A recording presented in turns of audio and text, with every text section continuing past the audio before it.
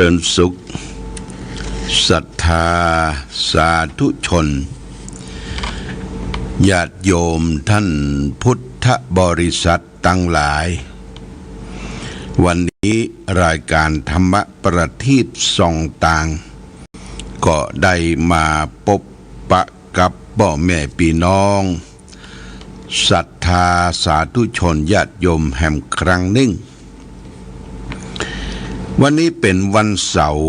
ที่1 เดือนพฤศจิกายนพุทธศักราช2568 November 2025 ตรงกับเดือน12ใต้เดือนยี่เหนือขึ้น11ค่ำปีมะเสงงูเล็ก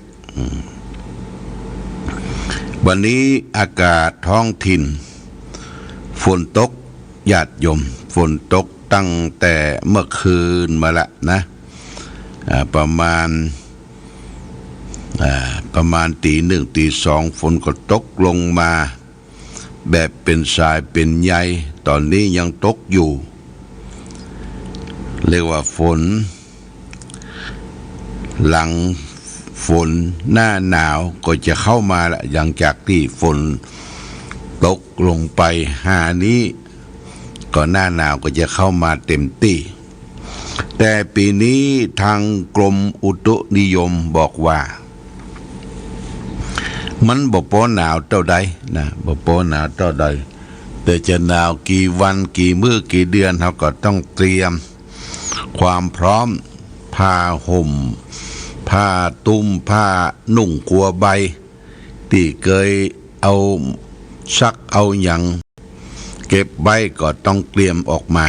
เพื่อรับหน้าหนาวหน้าหนาวนี่เป็นอากาศดีญาติโยมเป็นอากาศดีเป็นอากาศสดชื่นแจ่มใสไผก็บ่ต้องการที่จะให้อากาศมันร้อนจนเกินไปที่ประเทศยุโรปนะยุโรปตั้งอเมริกาสวิตเซอร์แลนด์ฝรั่งเศสเนี่ยแถวๆเนี่ยนอร์เวย์อย่างเนี่ยเป็นอากาศดีหนาวตลอดทั้งปีนะอากาศก็แช่มชื่นเบิกบานแจ่มใสอย่างเยอรมันเนี่ยญาติโยมเมื่อปีที่แล้วหลวงพ่อก็ได้ไปทัศนศึกษาที่ประเทศเยอรมันก็อากาศเพิ่นดีและก็มีพื้นที่ทำการเพาะปลูกเนี่ยนักนะเปิ้นก็ทำการเกษตรการเพาะปลูกของเปิ้นใช้เทคโนโลยีคำว่าเทคโนโลยีนี่ก็คือใช้ทางวิทยาศาสตร์เข้ามาช่วย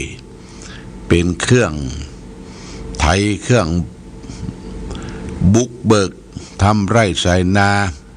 อย่างต่างๆเนี่ยปลูกเต้าปลูกแตงมีพร้อมทรัพย์ญาติโยมของที่ได้พลิตขึ้นมาจากท้องถิ่นจากชนบทเนี่ยบางที่เปิ้นก็จะมีจัดห้างร้านแปลงตุกาดแปลงห้างร้านบางทีก็เอาร่มมากางไว้หน้าสวนแล้วก็มีผลิตผลจากเต้าจากแตงจากอย่างเอามาตั้งไว้หั่นเปิ้นก็บอกราคาติดราคาไว้แล้วก็ทำเป็นบล็อกทำเป็นตู้ไว้ใส่สตางค์ญาติโยมบ่ต้องมีคนเฝ้าเพราะเปิ้นไว้เนื้อเชื่อใจซึ่งกันและกันถ้าเฮาไปพบการวางขายผิดผลในทางการเกษตรนี่ก็เอาสตางค์ไปซื้อที่เปิ้นติดราคาไว้ใส่ในบล็อกใส่ในตู้มีความ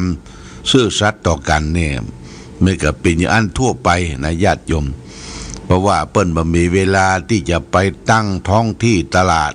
บางทีเดินทางมันไกลเฮาขี่รถผ่านไปเปิ้นมีจ้องขาวจ้องแดงปักไว้แสดงว่ามีผลทางการเกษตร บ้านเฮานี่ต้องเฝ้านะญาติโยมนะบ้านเฮานี่ต้องเฝ้าจนวันข้ามอ่ะจนบะมีขายเสี่ยงหรือขายบะมดนี่ต้องเฝ้าวันค่ำบ่เข้าบ่เฝ้านี่ก็เปิ้นจะซิวไปลักไป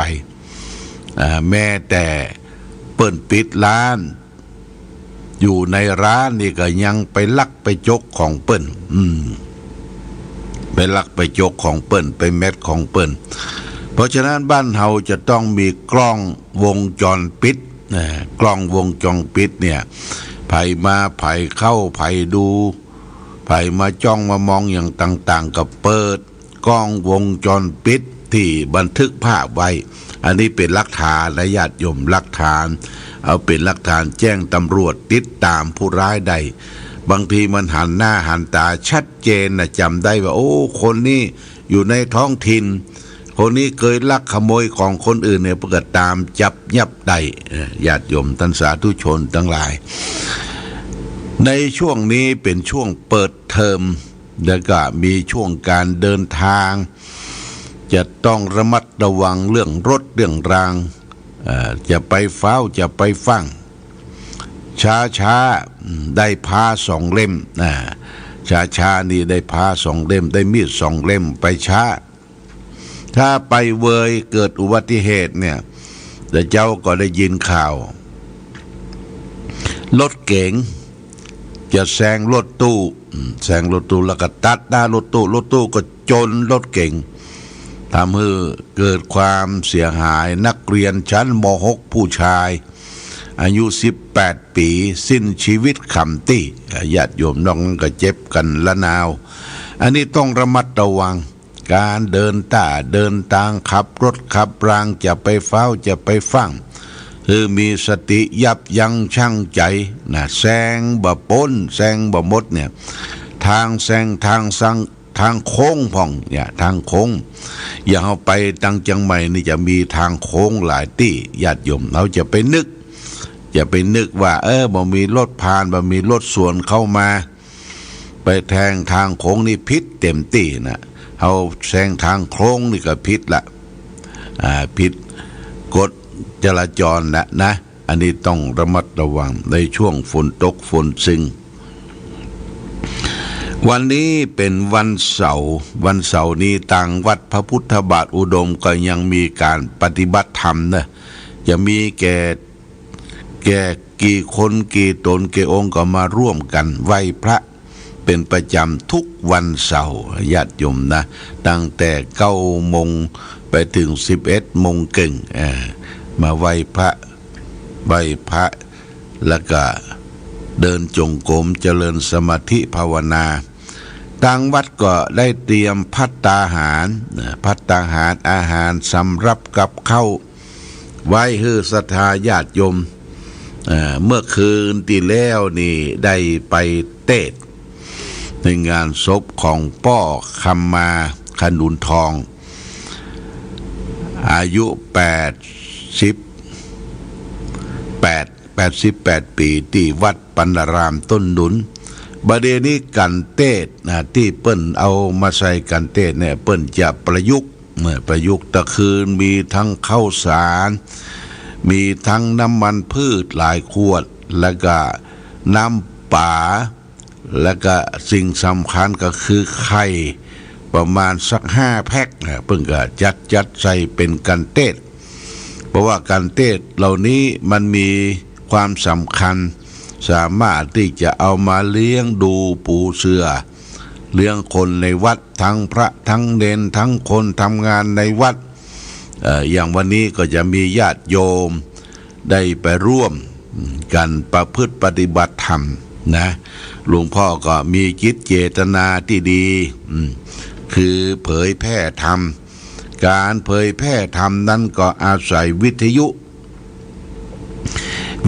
ที่เปิดขึ้นมาเนี่ยบหาผลกำไรแต่ประการใดญาติโยม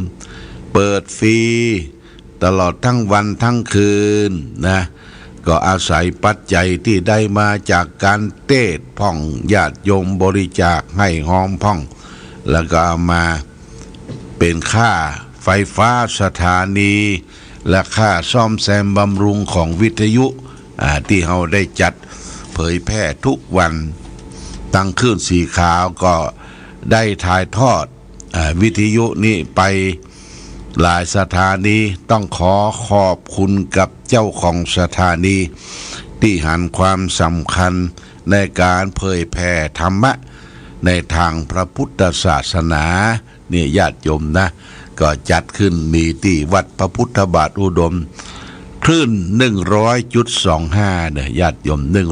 100.25 ถ้าใครมีวิทยุสักเครื่องนี่ก็ฟังตลอดทั้งวันทั้งคืนตอนเจ้าทำวัดสวดมนต์เจ้านี่ก็ตั้งแต่6 โมงเจ้าสวดมนต์แปรตอนค่ำก็18 นาฬิกา6 โมงเย็นก็สวดมนต์แปรกลางวันก็มีรายการธรรมะจัดจากลูกเจ้าพระสงฆ์จากสถานีต่างๆถ่ายทอดมานี่ต้องขออนุโมทนากับญาติโยมที่เปิดเครื่องรับฟังและก็บายบปก็ยังบริจาคให้หอมมาเป็นค่าไฟฟ้าสถานีบำรุงสถานีเฮาเมื่อช่วงแล้วเนี่ยมันเสียหายไปหลายวันทางช่างประจำนี่ก็เอาไปเปลี่ยนเครื่องตั้งในใช้งบประมาณ 30,000 กว่าบาทเนี่ยญาติโยมเงินที่เก็บไว้ในบัญชีคงค้างหมดปึ๊ดละเอาไว้ใจค่าซ่อมแซมสถานีก็คิดว่าโอกาสหน้ามีโอกาสเวลาปีหน้าฟ้าใหม่ปี69เขาควรจะทำบุญสักครั้งหนึ่งเพื่อจะได้หาทุนหารอดในการเผยแพร่พระธรรมคำสอนของพระพุทธเจ้าสถานีนี่ถ้ามันขาดไปหลายวันพี่น้องศรัทธาก็ง่อมงำหาถามมาว่าโอ้โทรศัพท์ไปหาตุลุงว่าสถานีเขาอย่างมันดักแป๊บดักปิ้งเนี่ยก็หมายความว่ามันเสียนะญาติโยมมันเสียเดี๋ยวนี้ก็ปกติดีละนะต้องขอบคุณท่านผู้ฟังทุกท่านแต่ว่านี่เป็นวันศุกร์สิ้นเดือนทางโรงเรียนผู้สูงอายุขององค์การบริหารส่วนตำบลเวียงได้อาราธนานิมนต์หลวงพ่อไปเปิดในการเรียนรู้ที่ปต.องค์การบริหารส่วนตำบลเวียงก็มีผู้คนไปลงเส้นลงการไปพบปะกันการไปโรงเรียนผู้สูงอายุนั่นน่ะเป็นการดีญาติโยมเป็นการดีบ่ใช่ว่าไปแล้วเพิ่นจะสอนกอไก่ขอไข่อย่างเริ่มต้นบ่ใช่ไปเพื่อพบปะ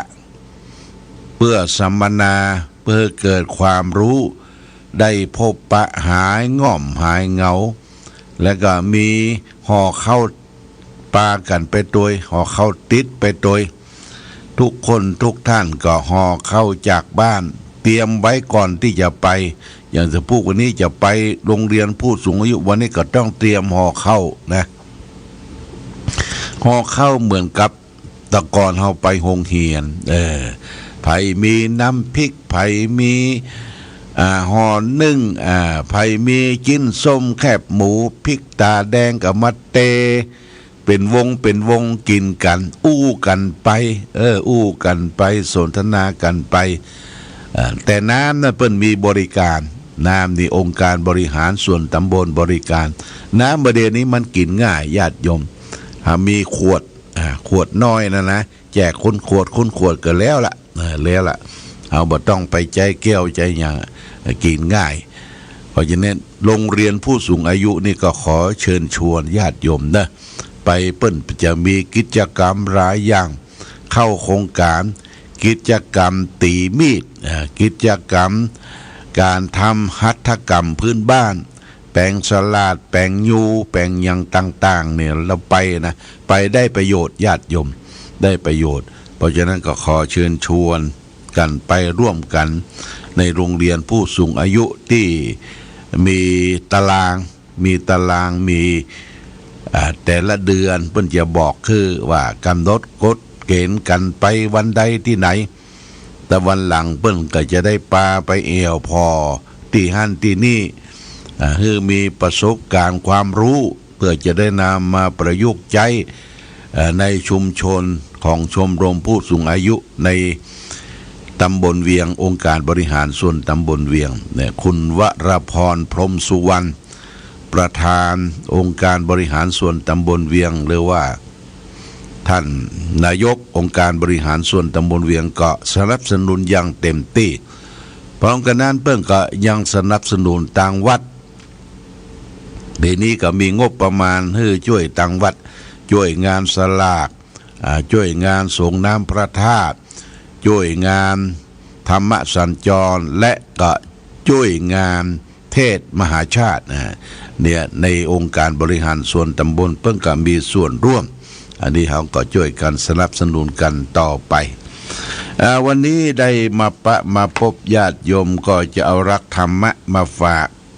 เป็นข้อคิดสะกิดเตือนใจที่จะได้นำไปประพฤติปฏิบัติในชีวิตประจำวันของเราวันนี้เอาเรื่องต่อของพระมหากษัตริย์พระมหากษัตริย์ที่ได้อู้กันมาหลายวันเพราะในช่วงนี้เป็นการไว้ทุกข์พระมหากษัตริย์คือพระบรมราชินีนาถพระนางเจ้าสิริกิติ์พระพันปีอัยกาเจ้าที่ได้ถึงแก่สวรรคตลงไปตะวานี่ก็ครบสตมวาล7 วันเพิ่งกระทำพระเจ้าอยู่หัวพระราชินีพระบรมสารีวงศ์ก็เสด็จไปที่นั่งดุสิตมหาปราสาทในพระราชวังในวัดพระแก้วทุกวันญาติโยมเขาก็ดูโทรทัศน์เนอะข้ามมาก็เปิดโทรทัศน์เปิดข่าวดูวันนี้เอาเรื่องของกษัตริย์มาอู้เรื่องสัก2 อย่าง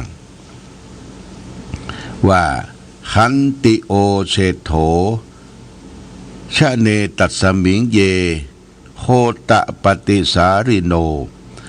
เปิ้นแปลว่าพระมหากษัตริย์เป็นผู้ประเสริฐสุดในหมู่ชนผู้อยู่ใต้บังคับบัญชาเป็นพระสุนิกรอยู่ด้วยสกุลเบิ่งก็ยกย่องเทิดทูนพระมหากษัตริย์ในสมัยครั้งพุทธกาลนั้นก็พระพุทธเจ้าก็ทรงตรัสเทศนาว่า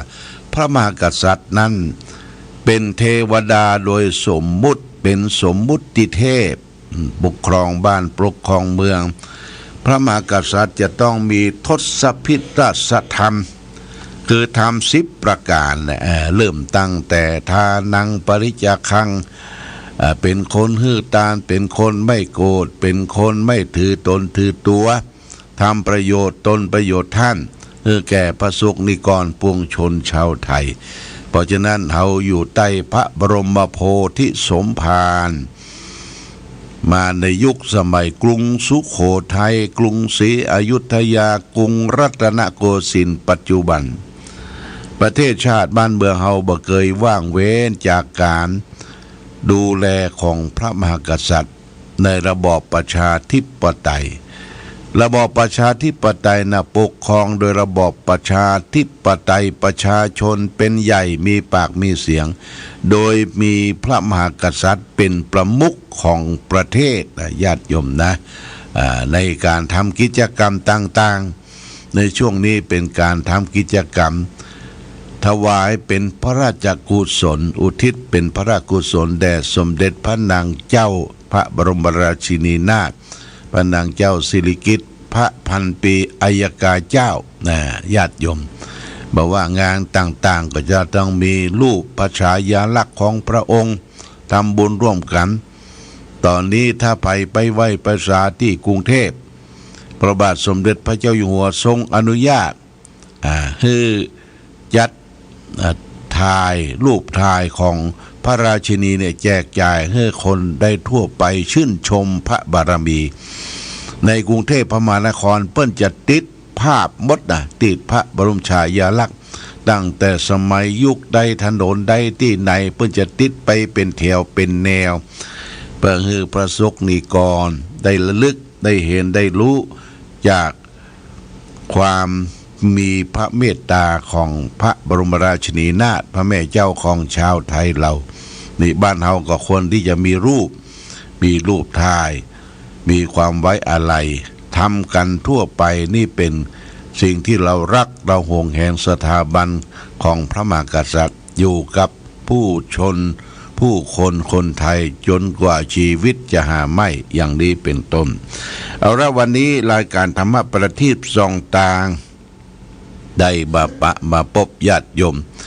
เดี๋ยว8 โมงเกินก็จะเดินทางไปที่วัดบ้านอายสันตุนเปามันจะได้วางศิลาฤกษ์สร้างกุฏิสงฆ์ก็จะได้ไปร่วมประมาณสัก9 โมง8 โมงเกินก็จะออกไปละนะโอกาสนี้ก็ความผาสุกความมีธรรมความเจริญถาวรจงมีแก่ศรัทธาสาธุชนญาติโยมทุกท่านรายการธรรมะประทีปส่องตางต้องขอลาก่อนขอผู้ฟังจงตั้งมั่นจิตหันษาด้วยธรรมะขององค์พระพุทธาได้นำพาให้เกิดความสุขสงบเย็นขอเจริญพร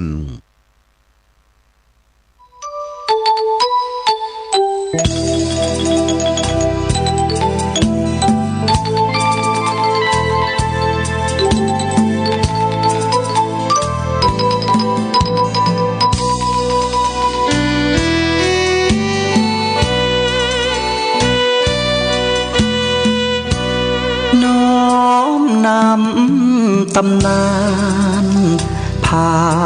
นทุกรุ่นองค์บุญหลวงพ่อแก้วทันตะจิตโตมีบุญญาบารมีมากโขมีพุทโธเป็นที่นำทาง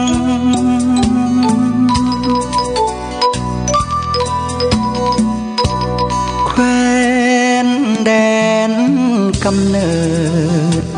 เกิดมาบ้านสันป่าคาอำเภอแม่อาย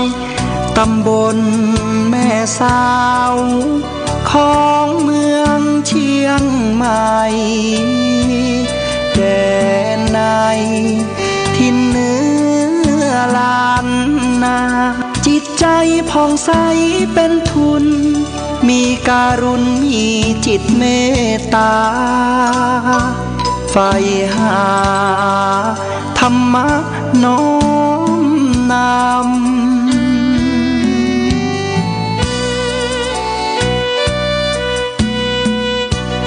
โยมพ่ออุ่นแม่ปอมาหิงสาบิดามารดาผู้เลี้ยงดูเส้นทางธรรมน้อมนำคำชูเดินสู่เส้นทางของผ้าเหลือง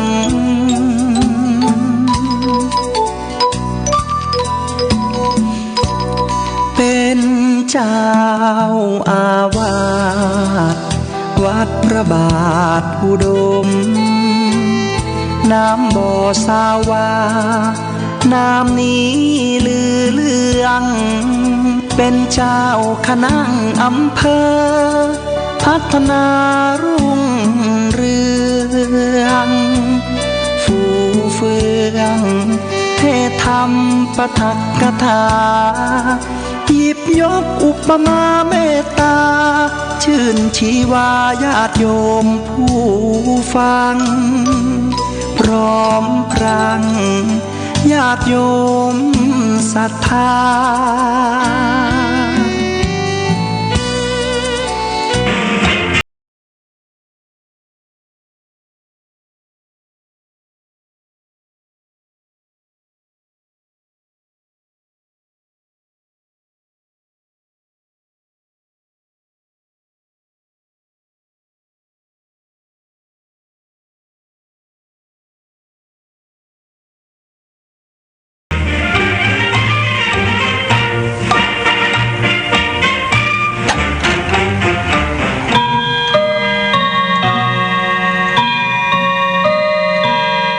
ธงชาติและเพลงชาติไทยเป็นสัญลักษณ์ของความเป็นไทย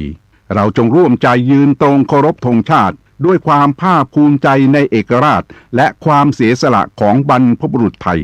ประเทศไทยรวมและเชื้อชาติไทยเป็นประชารัฐผ้าไทยของไทยทุกส่วนอยู่ดำรงคงไว้ได้ทั้งมวลด้วยแค่ล้วนหมายรักษาพันยินไทยนิรักสงบแต่ถึงรบไม่กล้าเอกราชจะไม่ให้ใครคุมขีสละเลือดทุกอย่างเป็นชาติทะเลพลังประเทศชาติไทยต้องมีชัยชโย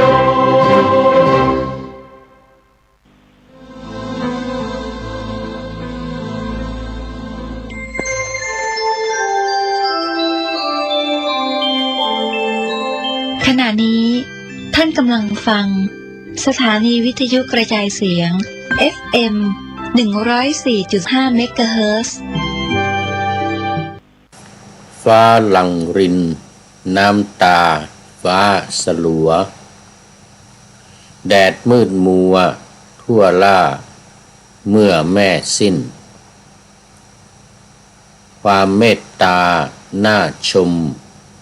ห่มแผ่นดินดับแสงรินเหลือเพียงลอยอาลัย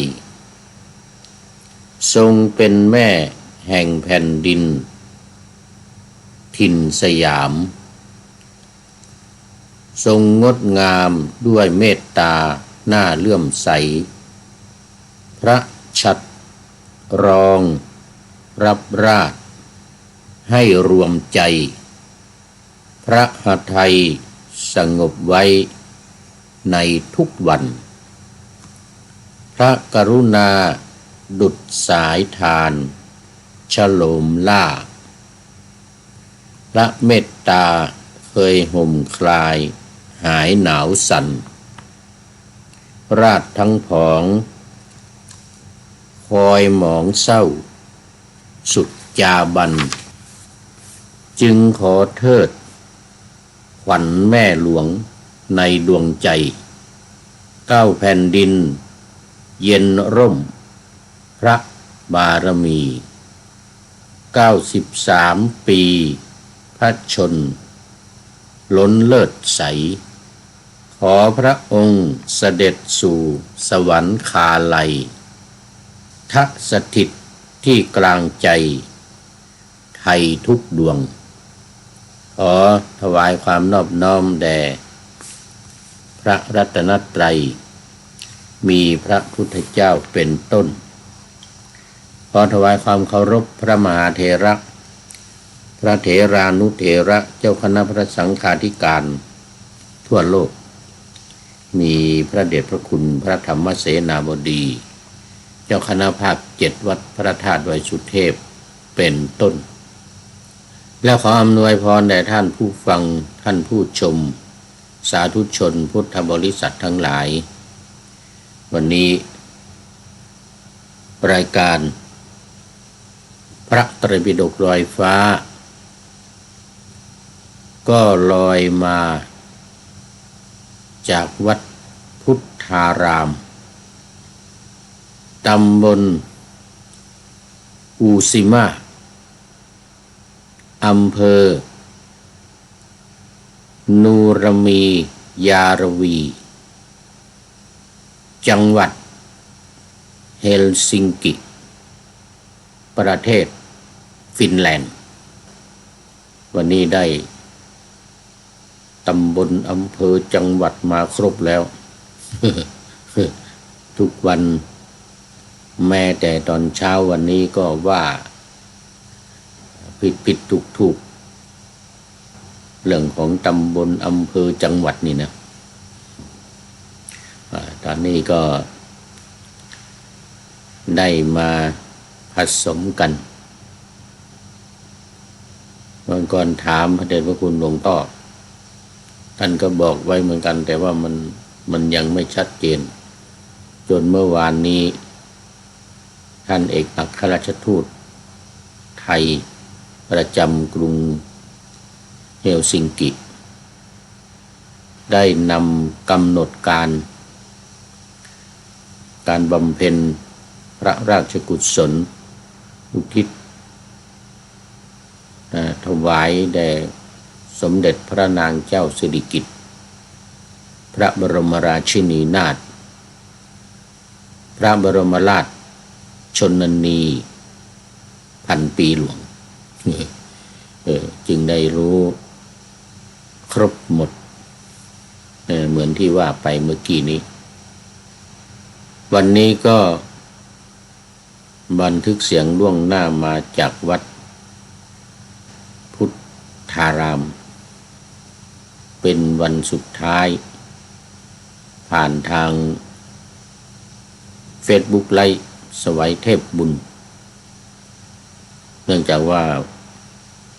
ตอนนี้ต้องรีบตุนรายการ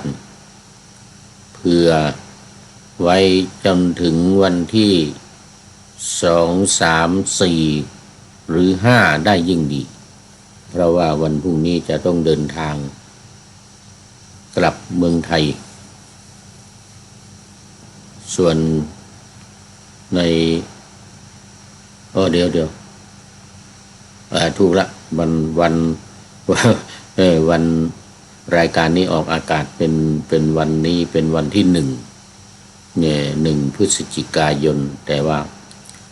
วันที่2ออกเดินทางถ้าวัน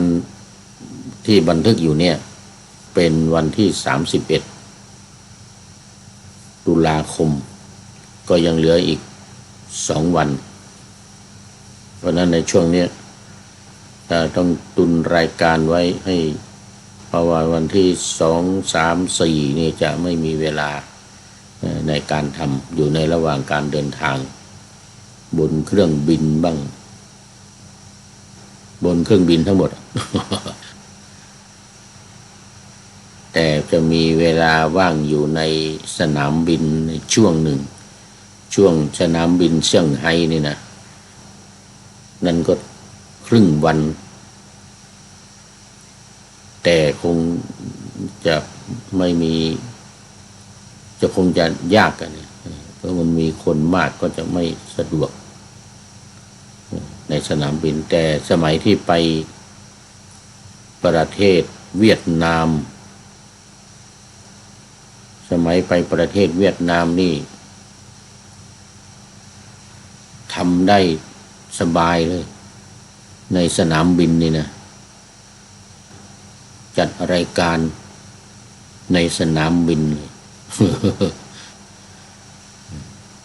เพราะคนก็มีมากเหมือนกันนะแต่ว่ามันไม่มีใครว่าอะไรแต่ทางยุโรปนี่ไม่ได้พูดเสียงดังในรถก็ไม่ได้คุยโทรศัพท์เสียงดังในรถก็ไม่ได้ในเครื่องบินในรถไฟนี่นะไม่ได้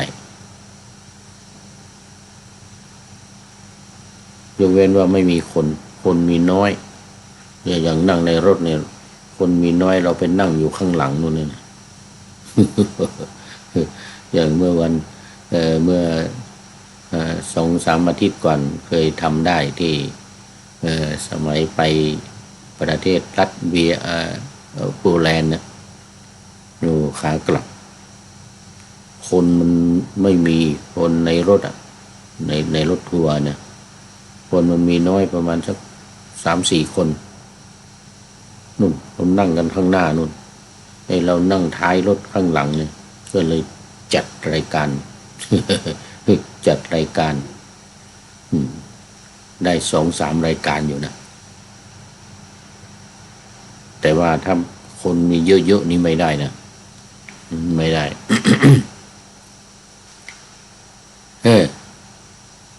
แล้ววันนี้ก็เพิ่งเสร็จกิจกรรมการสวดพระอภิธรรมวันนี้สวดพระสหัสนัยด้วยถวายเป็นพระราชกุศลเป็น ทักษิณานุปทานกิจอุทิศถวายแด่สมเด็จพระนางเจ้าสิริกิติ์พระบรมราชินีนาถในรัชกาลที่ 9เรียกกันว่าพระบรมราชชนนีพันปีหลวง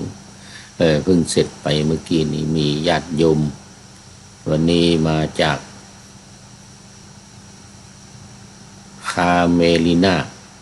มากัน 5-6 คนมาจากคาเมลิน่าแล้วก็มาจาก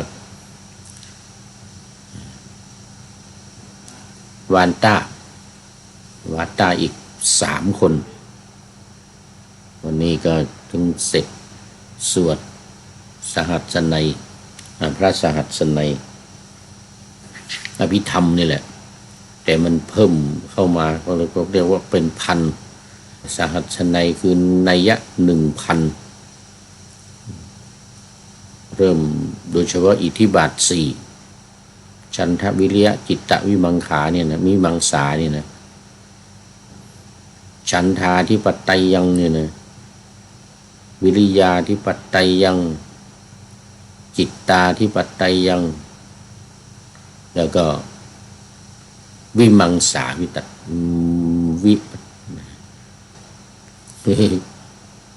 ก็มีอย่างอื่นอีกอย่างอื่นอีกหลายอย่างเป็นทำนองสนอเพราะดีเพราะว่าที่นี่พระเดชพระคุณหลวงพ่ออาจารย์มหานวลเคยสวดกันประจำเหมือนกันนะหลวงพ่อพระครูศรีญาณวิเทศหลวงพ่อเจ้าอาวาสวัดพุทธารามพร้อมกับพระธรรมทูตอีกหลายรูปท่านอาจารย์สมชายท่านอาจารย์ณรงค์ซึ่งเคยสวดกันเป็นประจำยิ่งสมัยพระบาทสมเด็จพระเจ้าอยู่หัวทรงเสด็จสู่สวรรคาลัยเมื่อ 2-3 ปีก่อนก็สวดกันทุกวันเหมือนกันนะสวดกันทุกวันจนจำหลวงพ่อนี่ไม่ดูเลยว่าได้ในหัวในสมองเลย ว่าได้ในหัวเลย จำไม่หมดเลยเนี่ย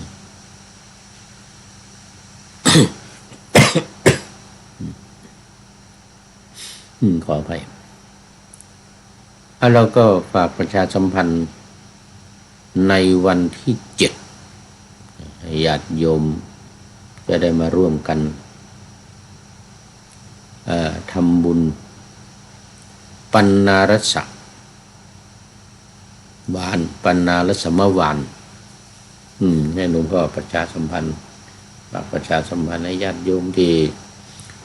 อยู่บริเวณอยู่ในประเทศฟินแลนด์นี่นะอยู่โดยเฉพาะในเฮลซิงกิคาเมลิน่าและบริเวณใกล้เคียงแถวนี้อูซิมาบ้างอะไรเนี่ยนูยารวีอะไรเนี่ยนะได้มาร่วมกันท่านเอกอัครราชทูตคุณโยมวรวุฒิก็จะมาเป็นประธาน15 วันเดี๋ยวอีกที50 วันเห็นว่าเป็นวันที่31 ตุลาคมนี่นะก็จะครบ50 วันจะไม่ถึง50 วันถ้าจะว่าผิดเพราะมันเหลืออีกไม่กี่วันนี่31นะตุลาพฤศจิกาน่าจะเป็นพฤศจิกาพฤศจิกาก็ไม่มี31นี่30หรือธันวา31 ธันวามึงอาจารย์ณรงค์31 ธันวาใช่ไหม31 ธันวา มีคมด้วยโอ้แล้วก็เป็นวันส่งท้ายปีเก่าต้อนรับปีใหม่ซะด้วยวันนั้นจะมีการสวดมนต์ข้ามปีกันด้วยนะเนี่ยตอนกลางวันก็เป็นวันตอนกลางวันก็สวดธรรมนิยามตอนเย็นสวดอภิธรรมสหัสนัยไปตอนเที่ยงคืนก็สวดมนต์ข้ามปีสวดใหญ่เลยวันนั้นสวดใหญ่เลยวันที่31 ธันวาคมเลยเนี่ยญาติโยมทั้งหลายจำมาไว้เลย50 วันจากนั้นก็รอไปอีกจนครบ100 วันจนครบ100 วันแล้วก็สุดท้ายการฟังเทศมหาชาติเวสสันดรชาดกของวัดพระธาตุดอยสุเทพทั้งกลางวันและกลางคืนเริ่มมาแล้วตั้งแต่วันที่22-23ตุลาคมที่ผ่านมานี้ไปจนถึงไปจนถึงวันที่3และวันที่4พฤศจิกายนวันที่3ก็ตอนกลางคืน1 ทุ่มเป็นต้นไปแล้ววันที่4ก็3 โมงเช้า9 นาฬิกาถึงเที่ยงวัน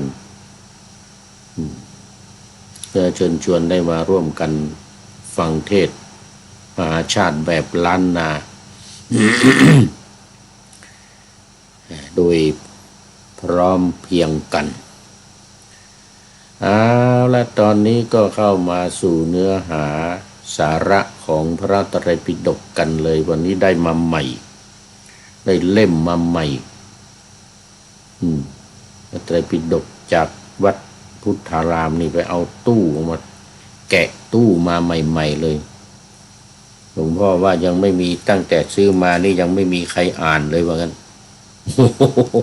ตั้งแต่เอาพระไตรปิฎกมานี่นะมันมีแต่ท่านคนเดียวนี่แหละว่างั้นนะมาเปิดอ่านพระไตรปิฎกว่างั้นนะ โอ้ถือว่าเป็นบุญอะไรอย่างเงี้ยนะเป็นบุญของวัดพุทธารามเลยว่าเป็นบุญของตู้พระไตรปิฎกแล้วว่างั้น ก็พอดีเอามาอ่านเพื่อที่จะนำออกอากาศทางFacebook ไลฟ์วันนี้วันก่อนก็เอามาเล่ม 1เป็นเล่มที่18เป็นเล่มที่29นี่มันเป็นฉบับมหามกุฏตราชวิทยาลัยถ้าเป็นพระไตรปิฎกฉบับมหาจุฬาเล่มสีฟ้าจะเป็นเล่มที่19แต่ว่าเล่มของมหามกุฏเนี่ยเป็นเล่มที่30เพราะว่าของมหามกุฏทำเล่มเล็กๆนี่เล่มเล็กๆอย่างนี้เนี่ยเล่มเล็กๆของมหาจุฬาเล่มใหญ่มี45 เล่มแต่ของมหามกุฏนี่มี91 เล่มนอกจากจะเล่มเล็กแล้วมีจำนวนมากแล้วนี่ที่พิเศษก็คือมีอรรถกถามาใส่ไว้ในชุดนี้ด้วยในพระไตรปิฎกนี้ด้วยคือจบสูตรไปสูตร 1นี่ก็จะเอาอรรถกถาที่พระเถรานุเถระทั้งหลายได้ทำอธิบายชี้แจงเกี่ยวกับพระสูตรนั้นๆมาไว้ด้วยอันนี้ก็เป็นการอธิบายชี้แจงของพระมหาเถระที่ทำสังคายนาในแต่ละครั้งโดยเฉพาะในครั้งที่6ที่ทำในประเทศศรีลังกาเนี่ยมันมีการจารึกลงในใบลานมีเขียนเป็นตัวอักษรนะว่างั้นนะเขียนเป็นตัวอักษรอันดับแรกก็เขียนเป็นอักษรสิงหนนะภาษาของประเทศศรีลังกาเนี่ย เป็นภาษาบาลีนี่แหละให้เขียนเป็นอักษรสิงหนเขาเรียกสิงหลิสเนี่ยเสร็จแล้วก็พระเดชพระคุณท่านพระพุทธโฆษาจารย์ก็ไปแปลมาแปลจากอักษรสิงหนนี่เป็นอักษรเทวนาครีของอินเดียไปเขียนเป็นอักษรเทวนาครีของอินเดียมาแล้วก็เอาเนื้อหาสาระในพระไตรปิฎกเนี่ยมาอธิบายเป็นเขาเรียกว่าเป็นอรรถกถานี่แหละนะท่านเจ้าพระคุณสมเด็จพระพุทธโฆษาจารย์ท่านอาจารย์ประยุทธ์โตได้อธิบายไว้ว่าคำว่าอรรถกถานี่ก็คือ dictionary ว่างั้นนะภาษาอังกฤษแปลว่าเป็น dictionary อธิบายเนื้อความอธิบายศัพท์อธิบายความของแต่ละเรื่องคาถาแต่ละคาถานี่มันจะมีคำว่าแก้อัดนะภาษาไทยเราเขียนว่าแก้อัดก็คืออรรถกถานั่นแหละคือเนื้อความเช่นอย่างพระพุทธเจ้าตรัสไว้1คาถาเนี่ย1คาถาก็ข้างล่างของคาถานั้นก็จะมีอัฏฐะคือมีเนื้อความอัฏฐะคาถานี่แหละอัฏฐะของคาถาที่พระพุทธเจ้าตรัสไว้เนี่ยเช่นอัตตาหิอัตโนนาโถโกหินาโถปโรสิยาอย่างนี้นะเป็นต้นนี่นะเป็นคาถาภาษาบาลีนะไม่ว่าจะเป็นปัทยาวัตรหรือวสันตติโลกหรือคาถาอะไรก็ตามใต้คาถาแต่ละคาถาที่ยกมาอธิบายนั่นนะที่ยกมาอ้างนั่นนะก็จะเป็นคำอธิบายเรียกว่าอรรถกถาในฉบับมหาจุฬาหรือฉบับหลวงหรือฉบับสยามรัฐฉบับต่างๆที่ผ่านมาเนี่ยฉบับหลวงก็จะมีแต่เนื้อความในพระไตรปิฎกเท่านั้นไม่ได้เอาคำอธิบายที่เป็นอรรถกถาที่พระเถรานุเถระทั้งหลายทำไว้มาลงด้วยเพราะนั้นในเล่มของมหามกุฏนี่มีเขาเรียกว่าอย่างพระสูตรเนี่ยเรียกพระสูตรและอรรถกถาแปลสังยุตตนิกายมหาวรรคมหาวารวรรคเล่มที่5ภาคที่1ซึ่งเรียงลำดับจาก1ถึง91เล่มเนี่ยนะมันก็จะเป็นเล่มที่30อย่างเงี้ยส่วนของมหาจุฬาใน45เล่มก็จะเป็นเล่มที่19อย่างเงี้ยนะเล่มที่18ผ่านมาก็ของมหามกุฏนี่เป็นเล่มที่29ดังนั้นก็จึงเป็นบุญเหมือนกันนะเป็นบุญเป็นกุศลอย่างยิ่งของตู้พระไตรปิฎกวัดพุทธารามเหมือนกันนะซึ่งตามที่เราทราบกันมาเนี่ยในแต่ละวัดในทั่วโลกนะทั่วประเทศไทยนะส่วนใหญ่จะปิดตู้ไว้ปิดกุญแจไว้ด้วย ปิดกุญแจไว้ด้วยใครจะมาอ่านนี่นะมันต้องขออนุญาตท่านเจ้าอาวาสก่อนนะแต่นี่ดีวัดพุทธารามนี่หลวงพ่อไม่ได้ใส่กุญแจหลวงพ่อบอกว่าเปิดได้เลยว่างั้นไม่ปิดกุญแจว่างั้น อยากจะให้คนอ่านว่างั้น อยากจะให้คนใช้นี่เล่มเอี่ยมอ่องเลยเนี่ยยังไม่มีใครเปิดเลยเนี่ย ยังไม่มีใครเปิดเลยเล่มไม่ถอดด้ามเลย เอาละนะเดี๋ยวพูดมากเดี๋ยวหมดเวลามาวันนี้สูตรที่4พรามณสูตรสูตรที่3จบไปก็คือสารีปุตตสูตรอยู่ใน อวิชชาวัคนี่วักเล็กนะวักเล็กวักใหญ่คือมหาวารวัคสังยุตตนิกายสุตตันตปิฎกเล่มที่30ฉบับมหามกุฏราชวิทยาลัยนะข้อที่12หน้าที่11นี่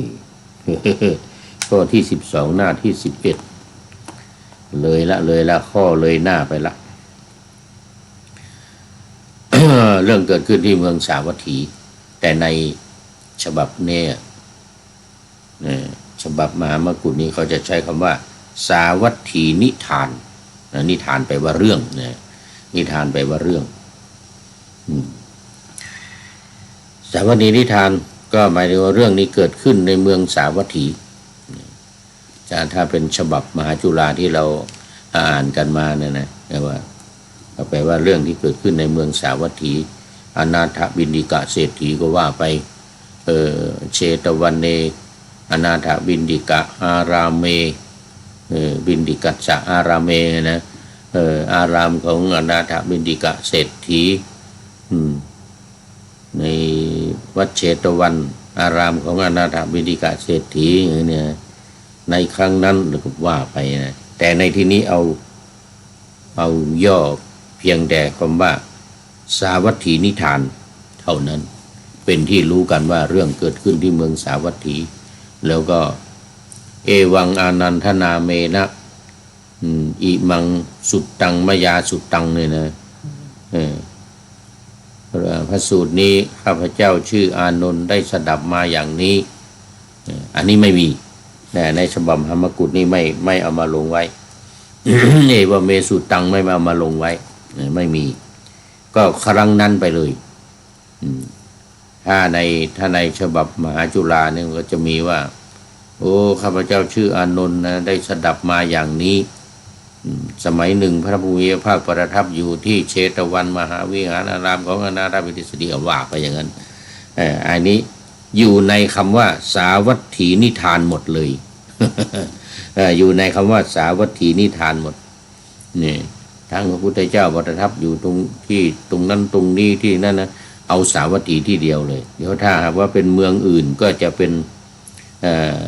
เมืองอื่นจะนิทานอะไรก็ว่าไปถ้าสมมติว่าเป็นเมืองราชคฤห์ใช่ไหมราชคฤห์นี่ก็จะเป็นราชคฤห์นิทานอย่างเงี้ยนะถ้าเป็นพาราณสีก็จะเป็นพาราณสีนิทานอย่างนี้นะเอารวมเลยเอาอยู่ใจความอยู่ในนั้นเลยเป็นที่รู้กัน เป็นที่รู้กัน เอามันมีอยู่ครั้งแรกครั้งเดียวครั้งนั้นเวลาเช้าท่านพระอานนท์นุ่งแล้วถือบาตรและจีวรเข้าไปบิณฑบาตยังกรุงสาวัตถีอันนี้เหมือนกันถือบาตรและจีวรนี่แหละสำนวนเดียวกัน ก็คือนุ่งห่มผ้าคำว่าถือจีวรนี่ก็หมายถึงว่าห่มจีวรไม่ได้ถือไปนะไม่ได้ถือไว้ด้วยมือแต่ว่าห่มไปนั่นแหละแต่เป็นสำนวนที่ติดกันไว้ได้เห็นชานุสโสนีพราหมณ์ออกจากกรุงสาวัตถีด้วยรถเทียมม้าขาวล้วนม้าเผือก บ้านเราว่าม้าเผือกช้างเผือกม้าเผือกนี่เขาบอกว่าม้าขาวล้วนได้ยินว่าม้าที่เทียมเป็นม้าขาวเครื่องประดับขาวตัวรถขาวประทุนรถขาวเชือกขาวด้ามประตักขาวร่มขาวผ้าโพกขาวผ้านุ่งขาวรองเท้าขาวพัดวาลวีชนีที่ด้ามพัด ก็ขาวว่าไงนะโอ้โหขาวหมดชนเห็นท่านผู้นี้แล้วพูดอย่างนี้ว่าท่านผู้เจริญทั้งหลายญาณประเสริฐหนอรูปของญาณประเสริฐหนอดังนี้ต่างพากันพูดเป็นเสียงเดียวกันเกลียวกราวดังกึกก้องไปทั่วหมดเลยว่าเห็นเป็นสีขาวหมดนึกถึงสีขาวนี่เราต้องนึกถึงวัดท่าซุงนะวัดหลวงพ่อฤาษีลิงดำนู่นเขาเรียกวัดอะไรที่จังหวัดอุทัยธานีไอ้นั่นหลังคาสีขาวหมดเลยหลังคาสีขาวเครื่องประดับอะไรต่างๆก็ส่วนใหญ่จะทำด้วยเงินนะด้วยเงินแล้วก็ถ้าเป็นทาสีนี่ก็จะทาสีบรอนทาสีบรอนสีมันเหมือนเงินนั่นแหละถ้าอยากเห็นหลังคาสีขาวนี่ต้องไปวัดท่าซุงวัดหลวงพ่อฤาษีลิงดำที่จังหวัดอุทัยธานี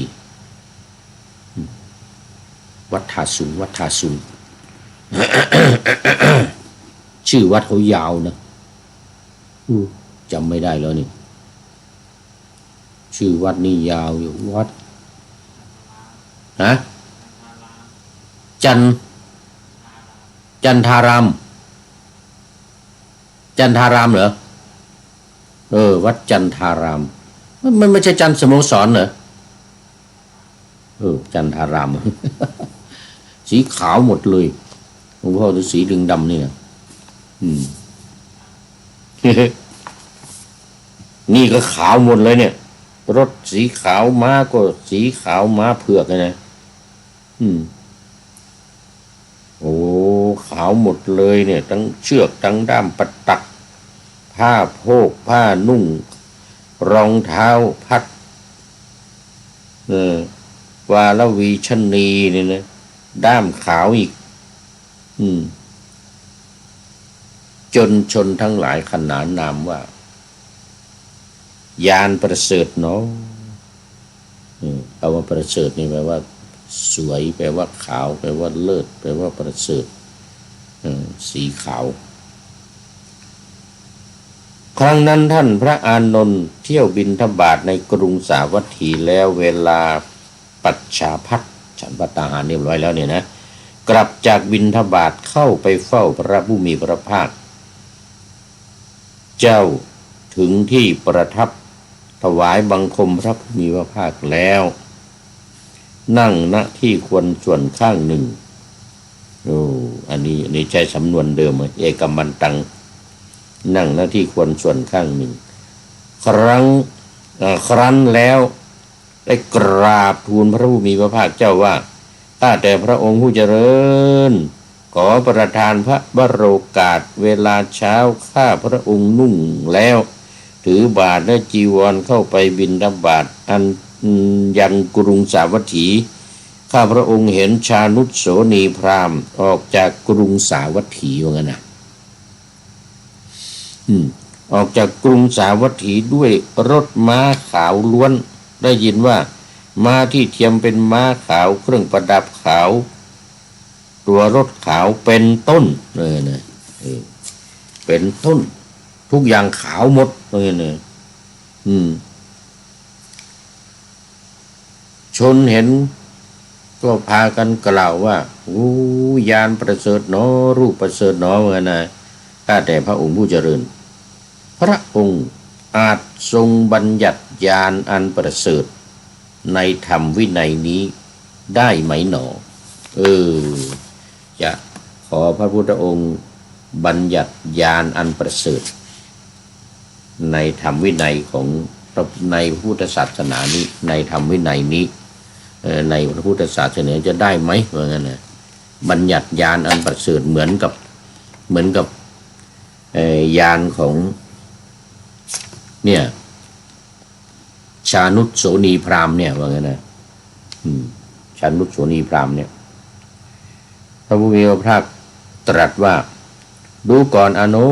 นท์อาจบัญญัติได้ คำว่ายานอันประเสริฐ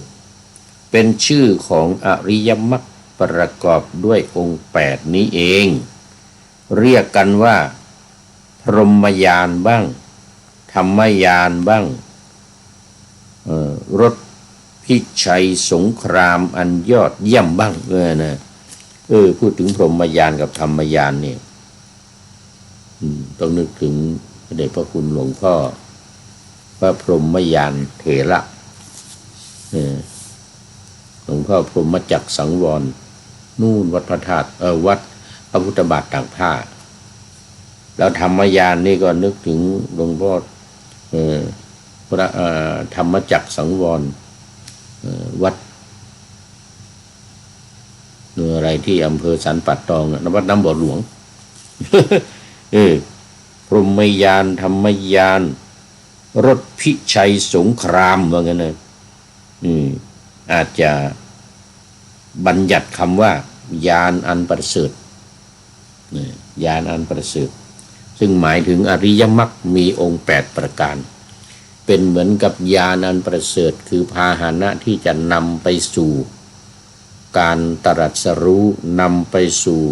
พระนิพพานหรือนำไปสู่โพธิญาณอะไรก็ว่าไปเนี่ยดูก่อนอานนท์สัมมาทิฏฐิที่บุคคลเจริญแล้วกระทำให้มากแล้วมีการกำจัดราคะเป็นที่สุดมีการกำจัดโทสะเป็นที่สุดมีการกำจัดโมหะเป็นที่สุดอานนท์สัมมาสังกัปปะอันบุคคลเจริญแล้วกระทำให้มากแล้วก็เช่นเดียวกันมีการกำจัดราคะเป็นที่สุดเป็นต้นดูก่อนอานนท์สัมมาวาจาสัมมากัมมันตะสัมมาอาชีวะสัมมาวายามะสัมมาสติและสัมมาสมาธิอันบุคคลเจริญแล้วกระทำให้มากแล้วมีการกำจัดราคะเป็นที่สุดมีการกำจัดโทสะเป็นที่สุดมีการกำจัดโมหะเป็นที่สุดดูก่อนอานนท์ข้อว่าญาณอันประเสริฐเป็นชื่อของอริยมรรคประกอบด้วยองค์8นี้เองเรียกกันว่าพรหมญาณบ้างธรรมญาณบ้างรถพิชัยสงครามอันยอดเยี่ยมบ้างนั้นพึงทราบโดยปริยายนี้แลพึงทราบโดยปริยายนี้แลพระผู้มีพระภาคเจ้าผู้สุคตศาสดาครั้นได้ตรัสไวยากรณ์ภาษิตนี้จบแล้วจึงได้ตรัสคาถาประพันธ์ต่อไปอีกว่าอริยมรรคญาณนั้นมีธรรมคือศรัทธากับปัญญาเป็นเอกเพื่อจะให้มันเป็นญาณเพื่อให้มันเป็นรถม้า มีศรัทธาเป็นทูปมีหิริเป็นงอนมีใจเป็นเชือกชักมีสติเป็นสารถีผู้ควบคุมรถนี้มีศีลเป็นเครื่องประดับมีฌานเป็นเพลามีความเพียรเป็นล้อมีอุเบกขากับสมาธิเป็นทูปความไม่อยากได้เป็นประทุนกุลบุตรใดมีความไม่พยาบาทความไม่เบียดเบียนและวิเวกเป็นอาวุธมีความอดทนเป็นเกราะหนังกุลบุตรนั้นย่อมเป็นไปเพื่อความเกษมจากโยคะพรหมญาณอันยอดเยี่ยมนี้เกิดแล้วในคนของในตนของบุคคลเหล่าใดบุคคลเหล่านั้นเป็นนักปราชญ์ย่อมออกไปจากโลกโดยความแน่ใจว่ามีชัยชนะโดยแท้จบพรามณสูตรที่4เอาคือท่านพระอานนท์ ขอพระพุทธองค์ขอต้อนรับคุณโยมธรรมชาติสัจธรรมกราบนมัสการขอรับพระครูจารย์เนี่ยมาแล้ววันนี้นึกว่าไม่มีใครมาแล้วตี 2แล้วเนี่ยตี 2:18 นาทีคุณโยมน่าจะไปกรีดยางมาเรียบร้อยแล้วหรือกำลังจะไปก็ไม่รู้นะกราบนมัสการขอรับเนี่ยนะสาธุสาธุอันนี้นึกว่าไม่มีใครแล้วกำลังพูดให้ผีฟังอยู่ กำลังบรรยายให้ผีฟังอยู่ตั้งใจว่านะมีโยมธรรมชาติสัจธรรมจากจังหวัดนครศรีธรรมราช FC ตัวจริงFC ตัวจริงมาแล้ววันนี้ ใกล้จะหมดเวลาพอดีเลยน่าจะเป็นท่านแรกแล้วก็เป็นท่านสุดท้ายแล้ว เพราะว่ากลางคืนนี้ FC ทั้งหลายหลับกันปุ้ยไปหมดแล้วหลับกันไปหมดแล้วเนี่ยมา โมทนาเป็นอย่างยิ่งท่านพระอานนท์กำลังขอพระพุทธองค์บัญญัติญาณอันประเสริฐในพระพุทธศาสนาบ้างเหมือนกันพระพุทธองค์ก็เลยบัญญัติอริยมรรคมีองค์8ประการนี่แหละไม่ต้องไปบัญญัติญาณอะไรหรอกว่ามันเป็นญาณอยู่แล้ว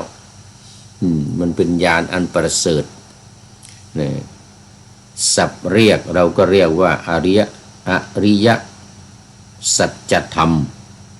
นี่มาพอดีเลยนี่สัจธรรมมาพอดีเลยนี่ธรรมชาติสัจธรรมมาพอดีเลยเราก็เรียกว่าอริยสัจธรรมอยู่แล้วว่างั้นมรรคมีองค์8ประการเนี่ยเป็นอริยสัจมีความจริงอันประเสริฐอยู่แล้วมันก็มาตรงกับญาณสีขาวของชานุสโสนีพราหมณ์ไอ้ที่ขาวหมดล้วนๆนั่นนะจนคนทั้งหลายเรียกว่าประเสริฐเนี่ยนะเรียกว่าญาณอันประเสริฐเนี่ยนะถ้าได้มาศึกษามารู้เกี่ยวกับอริยมรรคมีองค์8ประการนี้ก็จะยิ่งประเสริฐยิ่งกว่ายานขาวเทียมด้วยม้าขาวเทียมด้วยมีปัตตักขาวมีธูปขาวมีงอนมีอะไรต่างๆยอดเยี่ยมยิ่งกว่ายานของชานุสโสนีพราหมณ์แน่นอนว่างั้นนะเพราะอะไรเพราะว่าผู้ปฏิบัติผู้เจริญตามอริยมรรคมีองค์8ประการเนี่ยตั้งแต่สัมมาทิฏฐิสัมมาสังกัปปะสัมมาวาจากัมมันโตอาชีโววายาโมสติสมาธิแล้วเนี่ยย่อมจะเป็นผู้ที่ละราคะโทสะโมหะทำราคะโทสะโมหะเนี่ยให้เป็นที่สุดได้เพราะฉะนั้นญาณของพระพุทธศาสนาหรือญาณของตถาคตเนี่ยที่บัญญัติขึ้นมาว่าเป็นญาณอันประเสริฐเนี่ยอริยมรรคมีองค์8ประการเนี่ยนะมันจึงมีศรัทธาเป็นเอกศรัทธากับปัญญาศรัทธากับปัญญานี่เป็นเอกของญาณของรถนะที่ม้าขาวเทียมไปนั้นนะมีศรัทธากับปัญญาเป็นเอกนะแล้วก็มี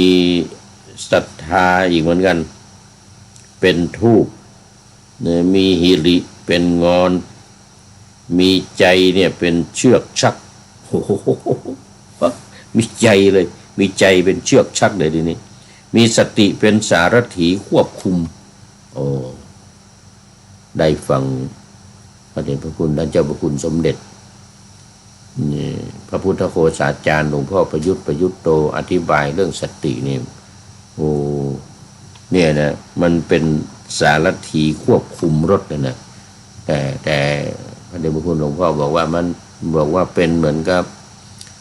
นายประตูที่จะคอยคัดบุคคลผู้ที่จะเข้าในห้องเข้าในบ้านเข้าใน พระราชวังหรือนายอะไรก็ตามนะ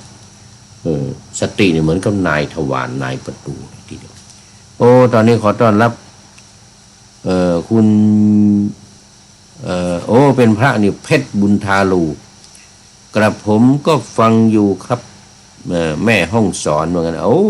จากแม่ห้องสอนเป็นพระมีรูปวัดใช้นามปากกาว่าเพชรบุญทาลูฟังอยู่จากแม่ห้องสอนโอ้นี่เป็น FC ก็ยิงเป็น FC เก่าเขามีเข้ามาหลายครั้งแล้วเพชรบุญทาลูนี่นะครับผมก็อยู่แม่ห้องสอนฟังจากแม่ห้องสอนจังหวัดแม่ห้องสอนก็ไม่ไกลจากเชียงใหม่ติดกันเลยเชียงใหม่แม่ห้องสอนลำพูน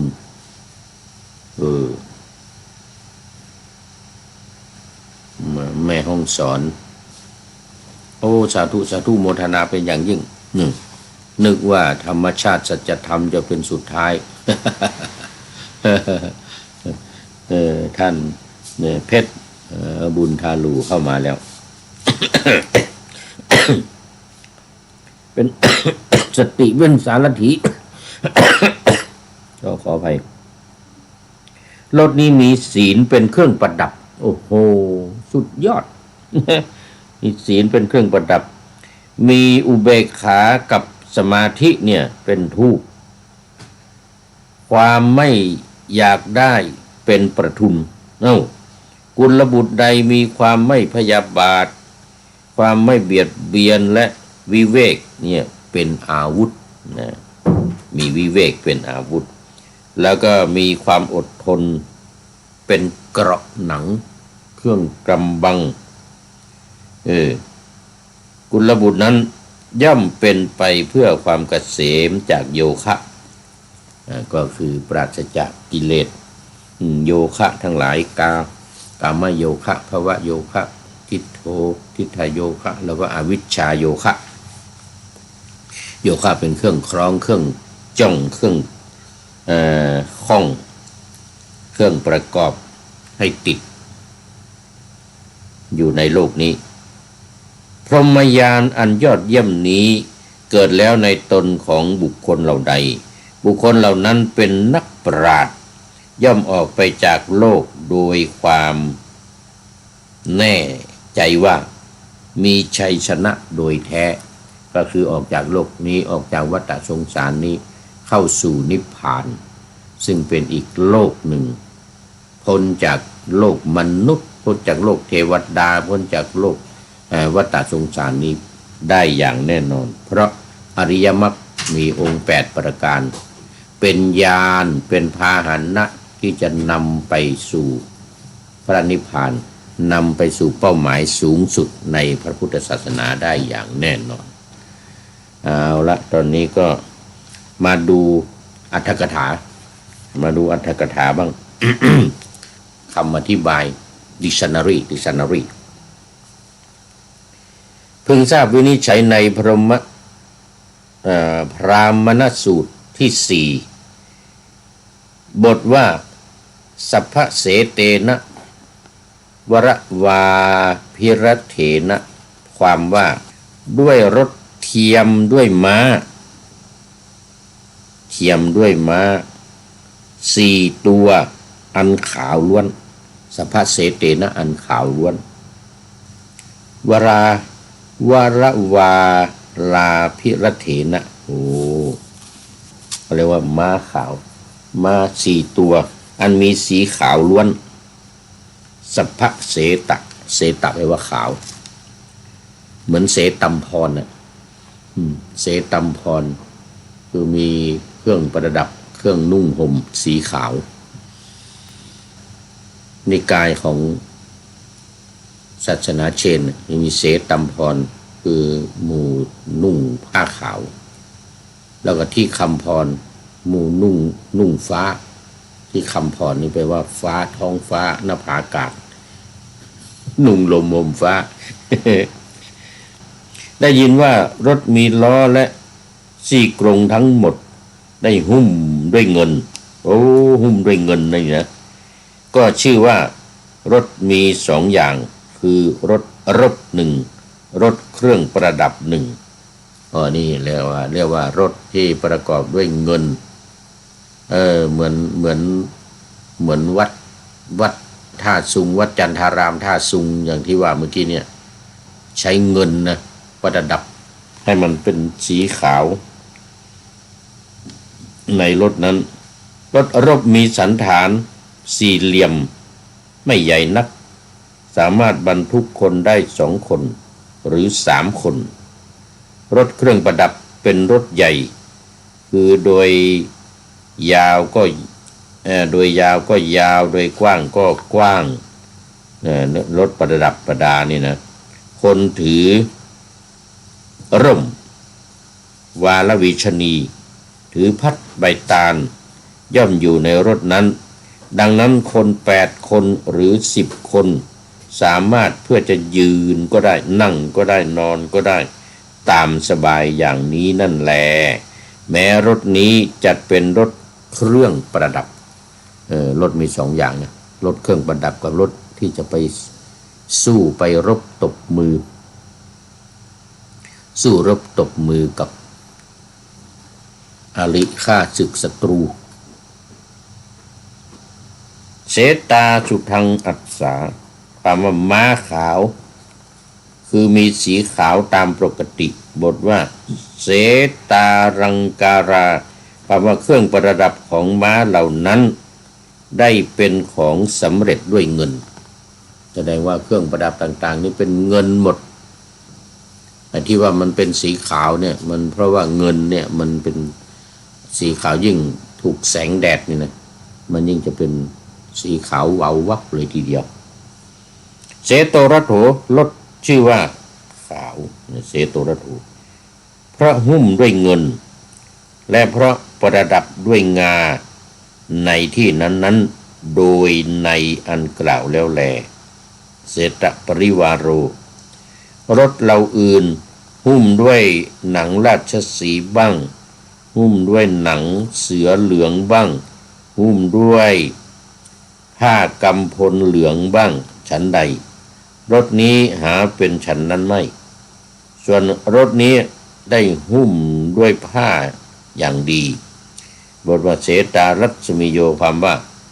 เชือกอันหุ้มด้วยเงินและแก้วประพานบทว่าเสตาปโตลัทธิความว่าแม้ด้ามประดับก็หุ้มด้วยเงินเสตาปโตทลัทธินี่นะก็เรียกว่าด้ามประดับก็หุ้มด้วยเงินเหมือนกันสรุปแล้วว่าที่ว่าเครื่องประดับต่างๆไม่ว่าจะเป็นธูปเป็นงอนเป็นเพลาอะไรต่างๆที่ว่าเป็นสีขาวเนี่ยนะมันคือประดับด้วยเงินคือทำด้วยเงินทั้งนั้น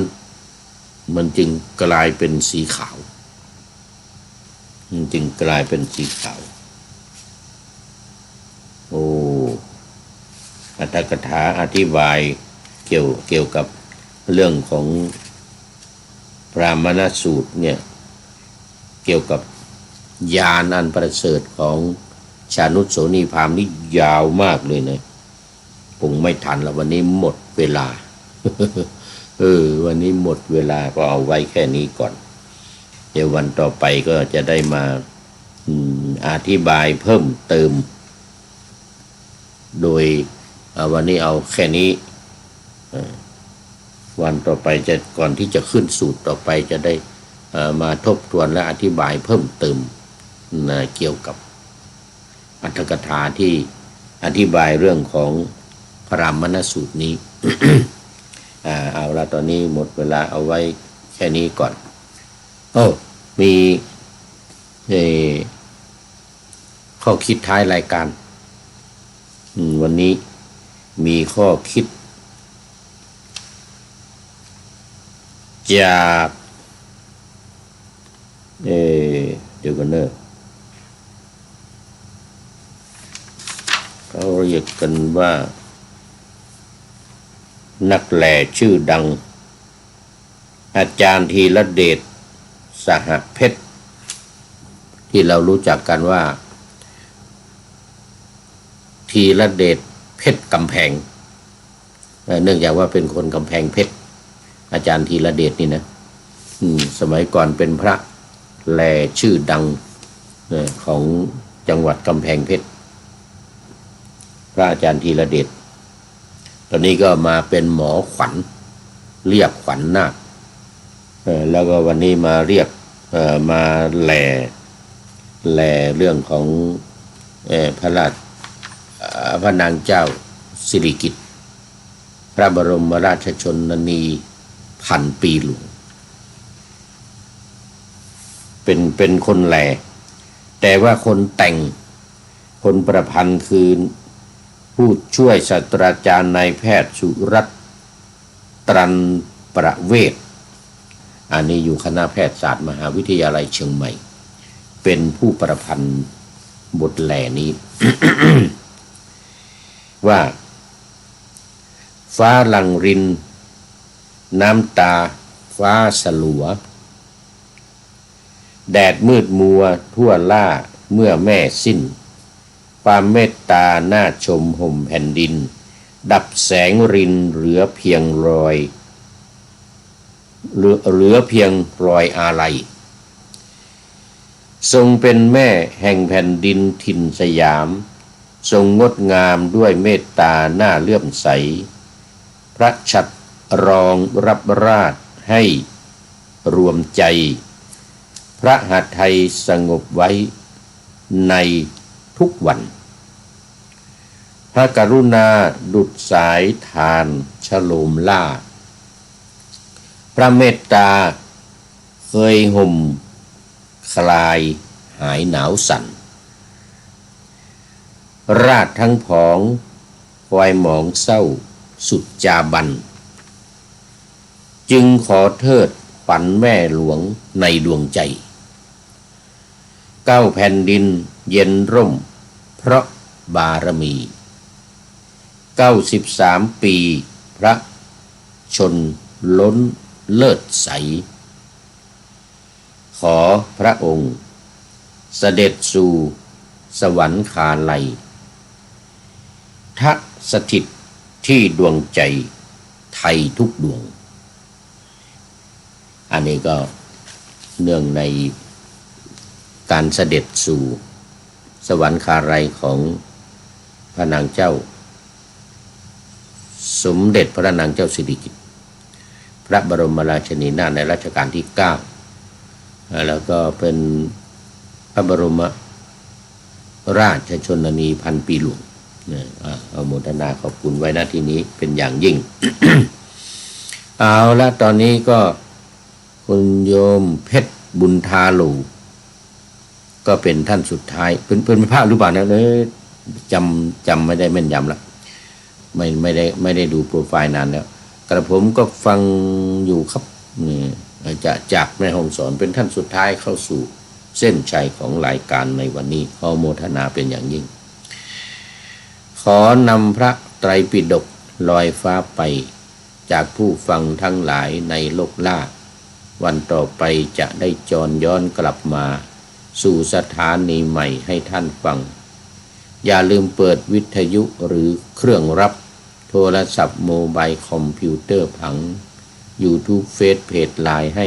ดังๆเพื่อชมฟังรายการวันต่อไปขอทุกท่านมีความสุขทุกคืนวันนำธรรมะประกอบการงานทั้งหลายเช่นขยันทำงานทางวาจากายใจขวัญขวายกิจการงานนาบำเพ็ญสาธารณประโยชน์เว้นสิ่งที่มีโทษโหดเยี่ยงสาประกอบแต่กรรมดีมีราคาแสวงหาเงินทองครองใจคนเสียสละพลทรัพย์นับมากน้อยไม่ให้ล้านก็ให้ร้อยไม่ด้อยผลเอื้อคนรวยช่วยคนยากฝากคนจนให้ทุกคนเท่ากันมาตรฐานเดียวขอเจริญพร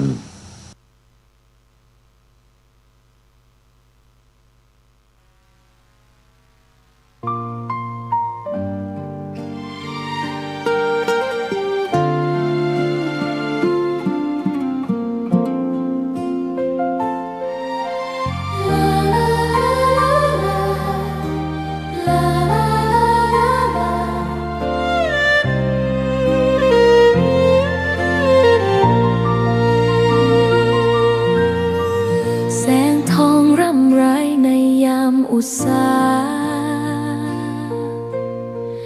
ยังเห็นพระเมตตาอยู่ทุกแห่งหน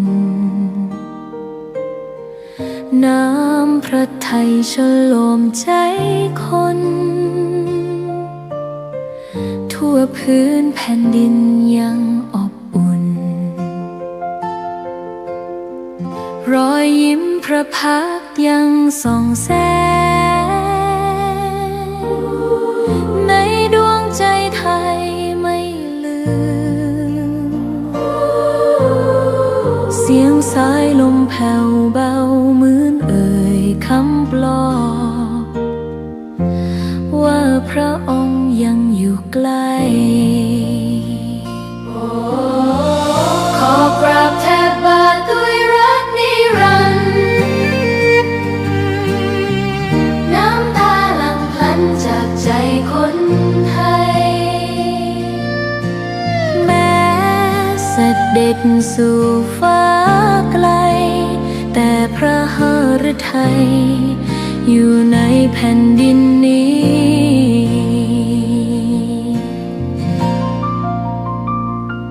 สวนดอกไม้ยังบานดังวันเก่าราวกับเจ้าดอกไม้รู้ว่าพระองค์จากไปแต่กลิ่นหอมยังพัดผ่านใจให้ระลึกถึงพระเมตตาแผ่นดินนี้ยังส่องสว่างด้วยพระคุณอันยิ่งใหญ่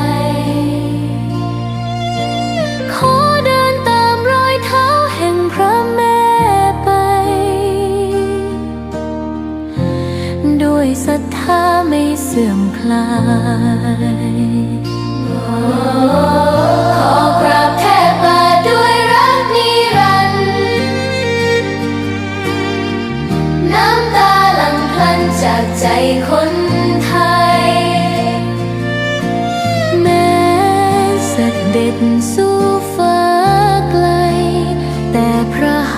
ฤทัยอยู่ในแผ่นดินนี้ดวงใจไทยทุกดวงขอพักดีขอถวายรักนี้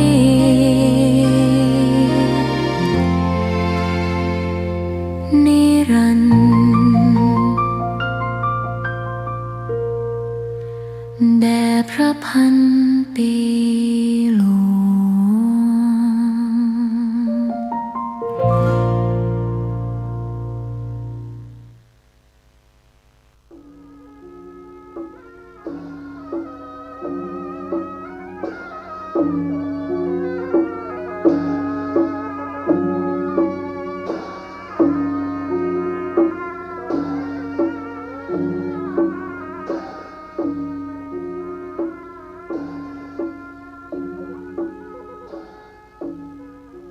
ขอความเจริญในธรรมและความผาสุกทางใจจงได้บังเกิดมีกับท่านสาธุชนคนดีผู้เจริญอยู่ในศีลผู้เจริญอยู่ในธรรมทุกท่านพร้อมกันนี้ขอยกมือ10 นิ้วตั้งจิตอธิษฐานกราบอาราธนาเอาคุณพระศรีรัตนตรัยคุณงามความดีที่ท่านทั้งหลายบำเพ็ญมาทั้งอดีตและกำลังจะทำเวลานี้เสื้อวัดเสื้อวาเสื้อบ้านเสื้อเมืองพระสยามเทวาธิราชกุลพ่อกุลแม่ผู้ฮือกำเนิดเกิดมาเป็นคนกุลครูบาอาจารย์ผู้ประสิทธิ์ประสาทวิชาความรู้สิ่งศักดิ์สิทธิ์ทั้งหลายอันรักษาบริเวณคงเขตล้านนาไทยมีพระบรมธาตุเจ้าดอยสุเทพกู้บ้านกู้เมืองของคนเชียงใหม่มีพระธาตุเจ้าหริพูนชัยจังหวัดลำพูนพ พระธาตุเจ้าลำปางหลวงจังหวัดลำปางพระธาตุเจ้าจ้อแฮจังหวัดแพร่พระธาตุเจ้าแจ้แห้งจังหวัดน่านพระธาตุเจ้าดอยตุงจังหวัดเชียงรายพระเจ้าตนหลวงจังหวัดพะเยาและพระธาตุเจ้าดอยกองมูจังหวัดแม่ฮ่องสอนตลอดถึงครูบาเจ้าศรีวิจัยนักบุญแห่งล้านนาไทยเป็นต้นขอยกมือ10 นิ้วกราบอารัธนาและเชิญชวนมาปกปักรักษาท่านพุทธบริษัททั้งหลายและท่านสาธุชนทั้งหลายผู้เปิดวิทยุรับฟังรายการเมื่อเจ้าวันนี้ทุกท่านทุกคนขอให้มีความสุขความเจริญยิ่งขึ้นไปก่อนที่จักได้ดำเนินรายการนี้ขอเชิญชวนมวลท่านผู้ใจบุญทั้งหลายได้ไหว้พระเพื่อให้เป็นสิริมงคลกับตัวกับครอบครัวกับการกับงานเดินทางต่อไปประนมมือขึ้นเน้อว่าพร้อมกันอะระหังสัมมาสัมพุทโธภควาพุทธังภควันตังอภิวาเทมิกราบสวากขาโตภควตาธัมโมธัมมังนัมมัสสามิกราบสุปฏิปันโนภควโตสาวกสังโฆสังฆังนะมามิกราบหันตมัยยังพุทธัสสะภควโตปุพพากนะมะกะลังกะโลมะเสนะโมตัสสะภะคะวะโตอะระหะโตสัมมาสัมพุทธัสสะนะโมตัสสะภะคะวะโตอะระหะโตสัมมาสัมพุทธัสสะนะโม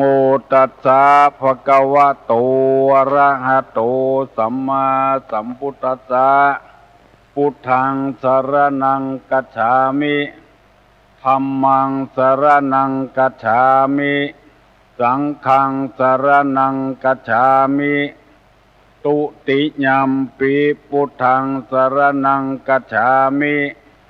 ตุติยัมปิธัมมังสรณังคัจฉามิตุติยัมปิสังฆังสรณังคัจฉามิตติยัมปิพุทธังสรณังคัจฉามิตติยัมปิธัมมังสรณังคัจฉามิตติยัมปิสังฆังสรณังคัจฉามิอิติปิโสภะคะวาอะระหังสัมมาสัมพุทโธวิชชาจารณะสัมปันโนสุขโตโลกาวิทูอนุตตโรปุริสาธัมมสารถิสัทธาเทวะมนุษสานังพุทโธภควติสวากขาโตภควตาธัมโมสันติติโกอากาลิโกเอหิปัสสิโกโอปัญญิโกปัจจตังเวทิตโพวินยูหิติสุปฏิปันโนภควโตสาวกสังโฆอุจุปฏิปันโนภควโตสาวกสังโฆญาญาปฏิปันโนภควโตสาวกสังโฆสามิจิปฏิปันโนภควโตสาวกสังโฆญาติตังจัตตาลิปุริสา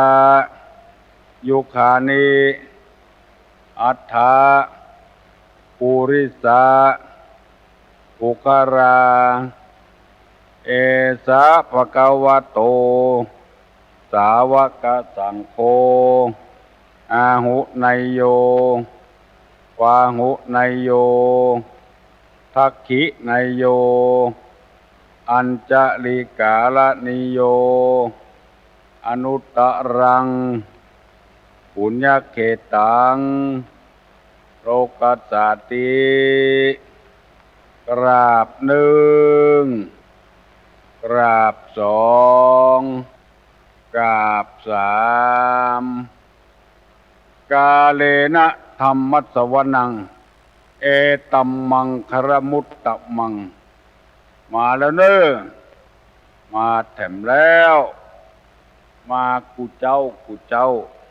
6 โมงถึง7 โมงเสียงก้องเสียงกองเสียงมองต่ำเข้าเสียงตุเจ้าเทศนาธรรมมาทำแล้วมาถึงในวัดมาถึงในห้องตุลุงตุป่อท่านพ่อครูมาถึงบ้านมาถึงบนเฮือนมาถึงในเฮือนมาถึงในมุ้งในสุดหม้อเข้าเตาไฟมาถึงเตาไฟมาถึงห้องน้ำมาถึงในรถที่กำลังขับอยู่บนถนนมาถึงกุฏิกุฏางที่พี่น้องทั้งหลายกำลังเปิดวิทยุฟังอยู่กูเจ้ามาถึงคนกำลังเดินออกกำลังมาเจ้าเอาวิทยุไปต่อยมาถึงในกาดมาถึงในสวนโอ้มาถึงกุฏิกุฏางเนอะแล้วก็มาถึงสถานีวิทยุต่างๆที่เปิ้นไฟเขียวฮึหลายที่หลายต่างแถวเม็ดแจ่มอมก่อยบุญก็มีและต่างประเทศอเมริกาก็มีที่เปิ้นส่งอินเทอร์เน็ตไปทางปูนตัวก็ฮับเอาปรากฏว่าทางอเมริกานี่คนไทยที่อยู่ภาคเหนือฟังกำเมืองหูเรื่องเปิดวิทยุรับฟังกันเมื่อเจ้าบ้านเฮานี่6 โมงอเมริกาปุ่นจะเที่ยงคืนเพื่อก็ยังเปิดวิทยุรับฟังกันอยู่ขอบคุณเนอะยินดีเนอะกับท่านผู้ใจบุญทั้งหลายได้เปิดวิทยุต่อกันเพื่อได้รับฟังรายการนี้และป่ายยังแถมบปอวัดต่างๆที่ตุเจ้าเปิ้นใจกว้างเปิดให้พี่น้องทั้งหลายได้ฟังต่อไปแถมเปิดเสียงตามสายพ่อหลวงกำนันบางที่เปิ้นก็เปิดอย่างเดียวกันธรรมะกระจายไปทั่วบ้านทั่วเมืองเพื่อจะได้ช่วยเหลือกันนำเอาพระธรรมคำสั่งสอนที่มีคุณค่าที่สุดเข้าไปถึงจิตถึงใจคนใดบ่หุ่มฟังธรรมบ่หุ่มปฏิบัติธรรมโอ้รู้สึกว่าจะนักแก่พองเด้อทั้งที่เฮาต้องการความเป็นธรรมอยู่แล้วคนปกครองของเฮาก็ต้องการความเป็นธรรมลูกน้องของเฮาก็ต้องการความเป็นธรรมเฮาเป็นคนไข้ต้องการความเป็นธรรมจากหมอเฮาเป็นหมอต้องการความเป็นธรรมจากคนไข้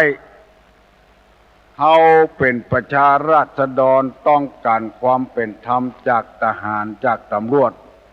ทหารตำรวจก็ต้องการความเป็นธรรมจากประชาชนราษฎรต้องการทั้งนั้นคำว่าความเป็นธรรมนั้นก็คือคนดีนั่นเองคนที่มีคุณธรรมนั่นเองผัว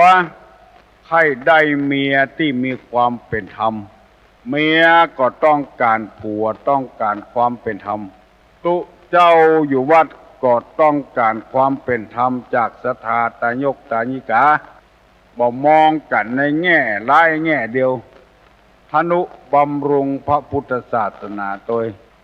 ศรัทธาก่ออย่างเดียวกันต้องการความเป็นธรรมจากทุเจ้าเมื่อเราต้องการความเป็นธรรมเจออีคนใดเบื่อธรรมะขี้ค้านฟังธรรมะตั้งข้อหาว่าแจ้งบัดแจ้งก็เปิดวิทยุรบกวนหูพี่น้องสิบสาวเจ้าบ้านก็นักแก่พงเด้อคนใดกึดเจออีนะนกหนูปูป่าเพิ่นล่าหากินกันหมดแล้ว6 โมงป่ายแล้วตัวยังบุ่มอยู่ที่นอนท่านอยู่ยังบ่ลูกเตื้อจะเอาชีวิตเอาอนาคตที่ไหนมาเป็นเครื่องประกันเครื่องอุ่นใจบ่มีแล้วอนาคตจะไปหวังให้มันเจริญรุ่งเรืองเป็นไปบ่ได้แล้วลูกเต้อตูลุงว่านะอย่าไปตั้งข้อหาว่าเปิ้นรบกวนเปิ้นก็ใครเฮาอยู่ดีมีสุขเฮาก็ใครอยู่ดีมีสุขการที่จะให้คนอยู่ดีมีสุขนั้นไม่ใช่ว่าร่ำรวยมีอำนาจวาสนามีบ้านหลังใหญ่ๆอย่างเดียวต้องมีคุณธรรมด้วยเน้อขอฮือปากันสนใจธรรมะนักๆเถอะแล้วเขาจะเข้าใจธรรมะว่าเป็นเจออีตอน30 นาทีหลังนี้ตุลุงมีเรื่องจะต้องประกาศหลายเรื่องตอนเจ้านี้จะนำเอาคุณธรรมมาฝากฝังพี่น้องสิบสาวเจ้าบ้านทั้งหลายด้วยเพื่อเอาจะได้รู้ว่าคนเฮาเกิดมาเป็นเจอีลูกและเฮาจะเข้าใจในธรรมซึ่งมันบ่เป็นพิษบ่เป็นภัยกับไผเข้าของเงินทองทรัพย์สมบัติยังเป็นพิษเป็นภัยอยู่ยศถาบรรดาศักดิ์ยังเป็นพิษเป็นภัยอยู่เปิ้นอวดอ้างยกย่องก็ยังเป็นพิษเป็นภัยกับเฮาอยู่ยกเข้าก็เลยเลินเล่อเพ้อตัวแต่คุณธรรมนี่มันบ่เป็นพิษเป็นภัยกับไผขอเฮือต้านผู้ฟังทำความเข้าใจกับธรรมะเหี่ยก่อนแล้วเขาจะรู้สึกว่ามันมีความจำเป็นถึงแม้เขาจะหู้แล้วก็ตามแต่คนอื่นก็ยังบ่หูเตื้อคือคนอื่นได้หูเหี่ยพ้องเฮาหูเหี่ยพ้องต่างคนต่างหูเนี่ยเพราะว่าเฮาตกลงปลงใจแล้วว่านับถือศาสนาอันหยังนับถือศาสนาใดก็ต้องฟังคำสอนของศาสนานั้นอย่างเฮาเจ้าพุทธทั่วไปนับถือพระพุทธศาสนาก็มีความจำเป็นอย่างยิ่งที่จะต้องเข้าใจในธรรมะเพราะศาสนานี้มีอยู่2 อย่างคือพระธรรมกับพระวินัยพระธรรมคือคำสอนพระวินัยคือคำสั่งทั้ง2 อย่างนี้เรียกว่าศาสนาศาสนาก็คือพระธรรมและวินัยนั่นเองก็เมื่อเอาเคารพนับถือพระธรรมวินัยศรัทธาในคำสั่งคำสอนแล้วเราจะไปชื่อว่านับถือพระพุทธศาสนาได้เชื่อได้สัมมโนครัวเขาก็มีอยู่นั่นแล้วถือศาสนาอะไรลงอยู่นั่นแล้วพอพานสระอุทอทหารทอธงแล้วไปรังเกียจพระธรรมพระวินัยก็จะชื่อว่าถือศาสนาพุทธได้จะได้บ่เอาเข้าจิตเข้าใจสักอย่างศีลก็บ่เอาธรรมก็บ่เอาคำสั่งคำสอนก็เบื่อศีล5 ข้อบ่ได้ก็ปฏิบัติบ่ได้สักข้อมันบ่ละอาตัวเก่าจะได้ว่าก็ว่าโดยเปิ้นแล้วบ่เคารพบ่นับไผไปฟังเรื่องเกียรติเนอฟังดีๆคิดดีๆนะท่านถือศาสนาอะไรถือศาสนาพุทธเวลาเปิ้นเทศน์กระจายเสียงก็โคตรเปิ้น รบกวนหูเจ้าบ้านกำลังรับกำลังนอนตุเจ้าก็ดีเจ้าบ้านก็ดีบ่มีศีลโอเถอะเปิ้นปฏิบัติตามจารีตตามห้อยต่างๆเนี่ยจะได้เกิดมาเป็นคนตึงเตื้อต้องศรัทธาในศีลเฮาเดือดร้อนตึงวันเพราะคนขาดศีลนั่นเองถ้าคนมีศีลกุคนเฮาไปเดือดร้อนจะได้ช่อกันโกงกันโลภอำอาเอากันคนมีอำนาจวาสนาคมเองเต็งแป้คนที่บ่มีอำนาจวาสนาค่ากินแรงแกงกินง่ายซื้อของมาจะเอามาใจได้ปีวันถูกลักเอาไปเหียเอาก็เดือดร้อนหมดฟังเบื่อศีลฟังเบื่อธรรมเตเนอเอากำลังฟังธรรมปฏิบัติธรรมกันอยู่ทุกวันนี้ศาสนาคืออะไรมันไปแค้วไปคาดจากศีลธรรมได้จะใดศาสนาคือศีลธรรมทั้งสองนี้ศีลกับธรรมเรียกว่าศาสนาเอาก็จะเข้าใจแล้วลุกนื้อปากันลุกอาบน้ำฟังธรรมเพื่อธรรมะเข้าถึงจิตถึงใจถ้าธรรมะบ่มาโลกาจะวินาศที่พุทธทาสเพิ่นว่าไว้โลกของเฮานี่จะวินาศเขาจะสังเกตว่าบ้านอื่นเมืองอื่นที่เพิ่นธรรมะบ่มาโลกาจะวินาศจะฆ่ากันติ๊กฤทธิ์อาวุธเอามาฆ่ากันชีวิตสิ่งเดียวหายากใช่ประทีปเทียนใต้ดับแล้วจุดคืนของหายากไม่จะตายชีวิตเนี่ยเขี้ยวร้อนเขายังใส่ได้ตาบหันยังติดใส่ได้อันนี้ชีวิตมันหาไปได้แล้วก็ยังมาฆ่ากันแกงกันอยู่ถึงวันไปฟังวิทยุทีวีไปอ่านหนังสือพิมพ์พบกันประเทศศรีลังกากับหมู่เท่ามินตั้งแต่เฮาบ่เกิดมาแล้วอยู่บ่มีความสุขมีอันหยังก็บ่มั่นคงเพราะปราศจากศีลปราศจากธรรมเพราะนั้นพี่น้องทั้งหลายท่านผู้ฟังทั้งหลายดำเนินชีวิตให้มันถูกต้องตามศีลตามธรรมเถอะฟังกันไปเตือนน้อยธรรมะจะทราบซึ้งเข้าในจิตในใจตุลุงได้นำเอาธรรมะมาเสนอให้พี่น้องทั้งหลายทุกวันเพื่อเชิญชวนท่านทั้งหลายปากันอยู่ในศีลกินในธรรม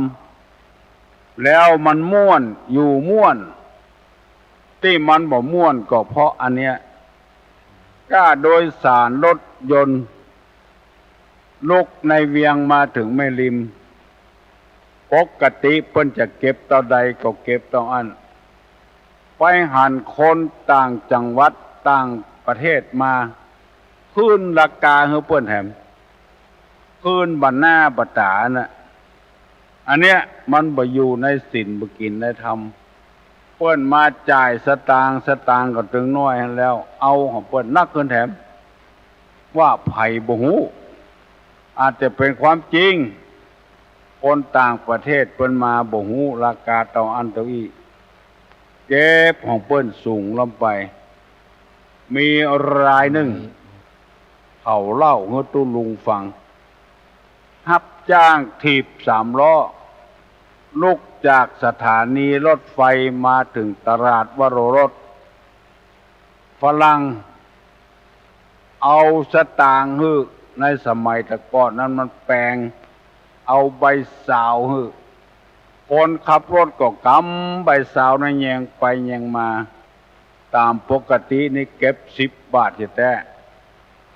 ฝรั่งเอาฮื้อสาวแงนพอหน้าฝรั่งพ่องพอใบสาวพ่องมันแปลงน้ำไปจะทอนฮื้อฝรั่งหันมันกำใบสาวพ่องแงนพอหน้าพ่องก็นึกว่าจะน้อยไปเลยจกเอาใบ100ฮื้อแถมใบวันนั้นบ่ต้องแยกการแล้วซื้อข้าวสารเหียปิกเมื่อบ้านละได้150 150แต่ก่อนนี่มันเป็น500ไปเดียวนี่ละอันเนี้ยแทนที่จะทอนนึกเปิ้นก็บ่ทอนกรรมหมู่เนี้ยเป็นกรรมบ่ล็อกก๊อกแก๊กแต่ว่ามันมีคุณค่าไปที่ไหนโดนชกกระเป๋าลักกระเป๋าเดือดร้อนขอฮึดเอาธรรมะมาใส่จิตใส่ใจกันก่อนเถอะถ้ามีธรรมะอยู่ในใจแล้วมันเหมือนกับต้นไม้ที่มีหากโตนบ่หวั่นไหวบ่วิตกฝนจะตกฟ้าจะห้องลมจะมาพัดไม้ต้นนั้นมันนึงบ่โค่นง่ายๆมันมีรากฐานดังที่ตุลุงนำมาเสนอตึงวันขอให้มีคุณธรรมไว้เหี่ยก่อนเถอะอันทรัพย์สมบัติเงินทองก้อยหามามุลุนไปฟังเอาตั้งนั้นเหี่ยก่อนเอาคุณธรรมไว้ให้กันเหี่ยก่อนเถอะบอกว่าบ้านบอกว่าวัดบอกว่าที่ไหนก็ตามโจ้ยกันขวนขวายไว้นักวิธีขวนขวายนี่ก็ไปใจยากหยังฟังจากทุเจ้าประเดี๋ยวนี้วิทยาศาสตร์มันเจริญรุ่งเรืองทุเจ้าออกประกาศกูเจ้าวันตลอดวันฝ่ายแถมเมื่อคืนบุญแถมไปฟังอย่างอื่นเพื่อฟังธรรมะกันเนี่ยก่อนฟังเข้ามันจะแทรกซึมเข้าในจิตในใจถ้าธรรมะบมาโลกาจะวินาศได้นำเอากรรมที่ว่าสาเหตุแห่งความล้มเหลวมาเสนอฮืดตั้นทั้งหลายฟังเป็นที่จับอกจับใจกันโทรศัพท์มาตั้งหลังใหม่มากมายวันนี้จะนำมาเสนอธรรมะสาเหตุแห่งความล้มเหลวในชีวิตของคนนั้นคิดใจดีๆเนอะ1ไม่เข้าใจผู้อื่น2ไม่ประมาณตน3ไม่เดียงสาต่อการ4ไม่สำนึกผิดชอบ5โลภโมโทสัน6เย่อหยิ่งยโส7โอ้ปดมดเท็จ8พบค้าเสเพน9เกลียดค้านต่องาน10ก่อหนี้สินพ้นตัวได้10ข้อแล้วอธิบายไปแล้วแต่ว่ายังบ่เต็มใจต่อใดเตื้อวันนี้จะขอเมตตาเวลากับท่านผู้ฟังทั้งหลายอธิบายข้อ10นี่แถมกรรมหนึ่งก่อหนี้สินพ้นตัวคือชอบเป็นหนี้เป็นสินบ่ชอบหิหาด้วยกำลังบากกำลังแหงกำลังความคิดยืมของเปิ้นติ๊กมันได้ง่ายมันเข้าง่ายมันได้ง่ายแต่กำออกปุ้นมันจะเดือดร้อนกินง่ายแล้วทายยากบางคนหนีละหนี้ละสินหนีละผัวหนีละลูกละเต้าหนีละบ้านละจองเพราะเหตุบ่ได้รับข้อมูลที่แท้จริงจากไผคือชอบยืมเงินเวลานี้แถมซ้ำให้นายทุนจึงแน่อยู่หั่นแล้วเพราะว่าเอาไปฝากธนาคารดอกเบี้ยมันน้อย175ตังค์ต่อปีถ้าเอาไปยืมคือเขายืมนี่ยังต่ำ3 บาทต่อเดือนมัน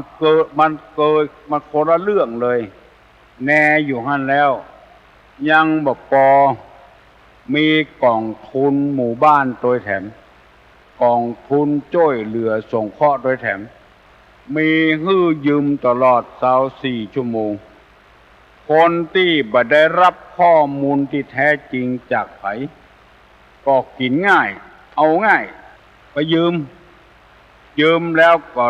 ไปซื้อของที่ตัวต้องการมันง่ายเกินไปตั้งแต่เกิดมาจนถึงบัดเดียวอายุ30บ่เคยหอมสตางค์ได้ไว้กำเตื้อ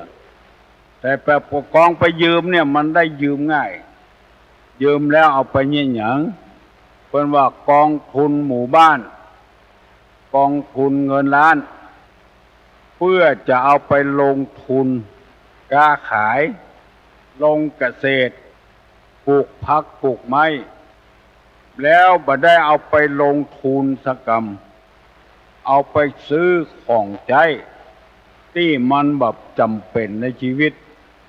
ที่เกิดที่สุดตึงวันในก่อโทรศัพท์มือถือกำมาอันก่อรถยนต์รถเครื่องเอาไปดาวเปิ้นหาหูไม่ว่าที่เฮาส่งเป็นเดือนนะเดือนเท่าใดลองมาบวกลบคูณหารพอเถอะดอกเบี้ยมันออก20%ต่อเดือนเอาไปส่งก็เปิดเป็นเดือนจริงส่งเตือนน้อยมันเป็น12 เดือนจะเอี้ย24 เดือนจะเอี้ย36 เดือนอย่างเงี้ย48 เดือนอย่างเงี้ยระยะนั้นเหมือนเขาติดคอก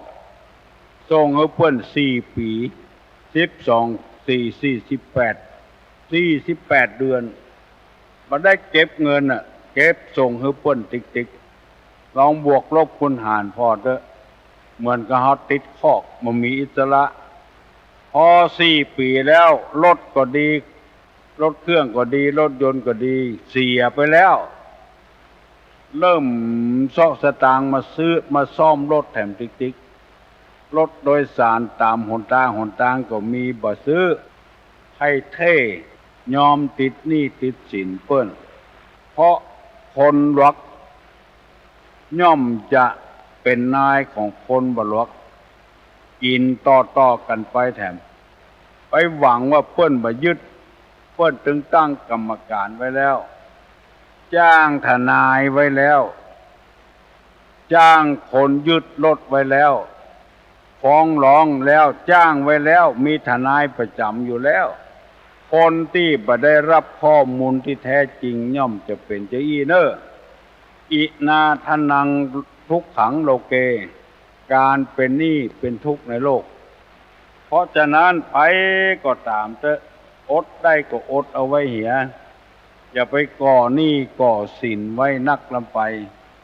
อนาคตมันจะไปบ่ไกลถ้ายืมมาลงทุนนี่ไปแถมยังซื้อหันซื้อนี่แล้วเอาไปขายได้กำไรมาเลี้ยงชีวิตเอาตื่นมันไปลงทุนแถมซื้อหมูมาเลี้ยงตวง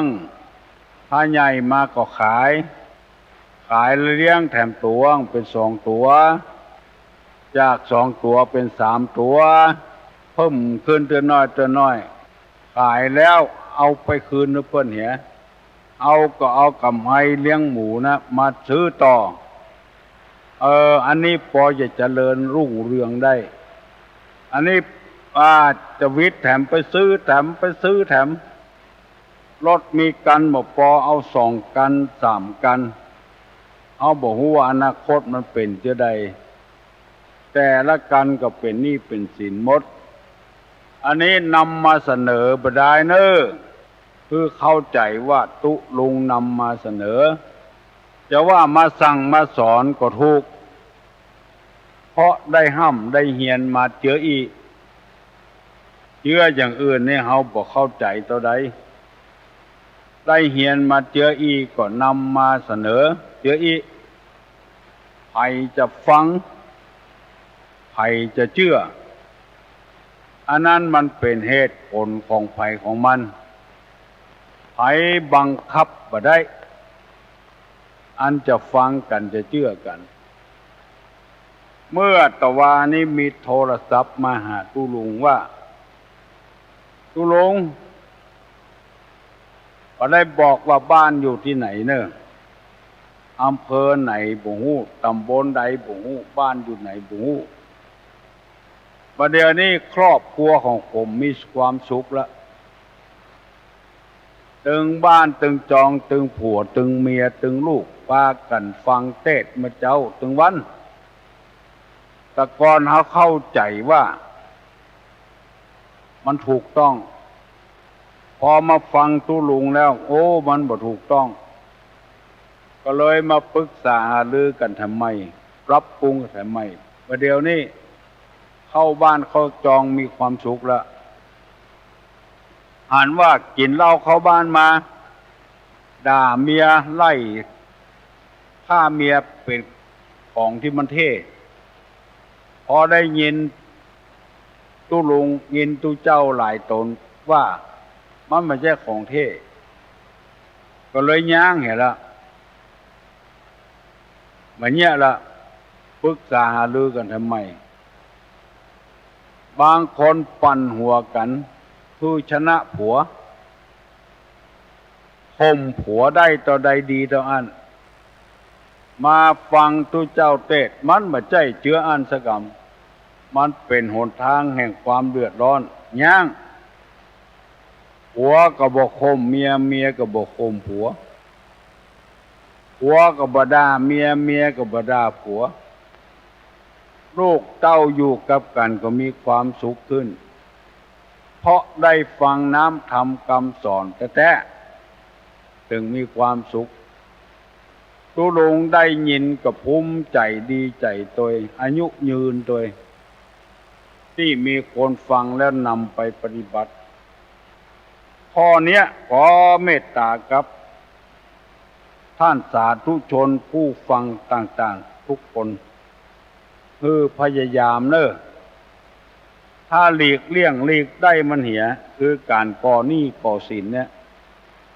ถ้าหลีกเลี่ยงบ่ได้ยืมหัวเพิ่นมาเพื่อมันได้กำไร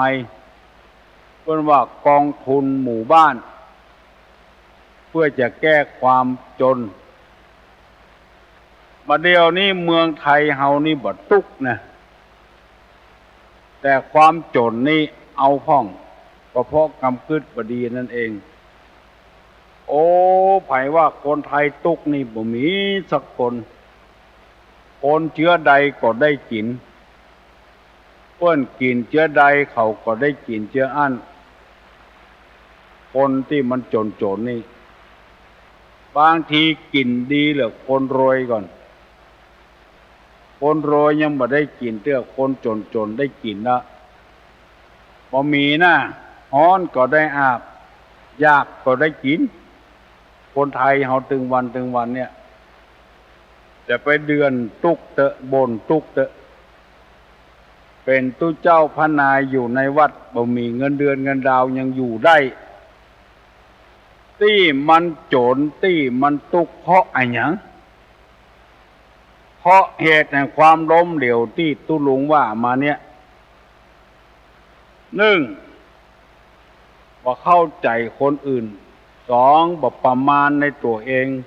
3บ่เดียงสาต่อการต่องาน5บ่สำนึกรับผิดชอบ4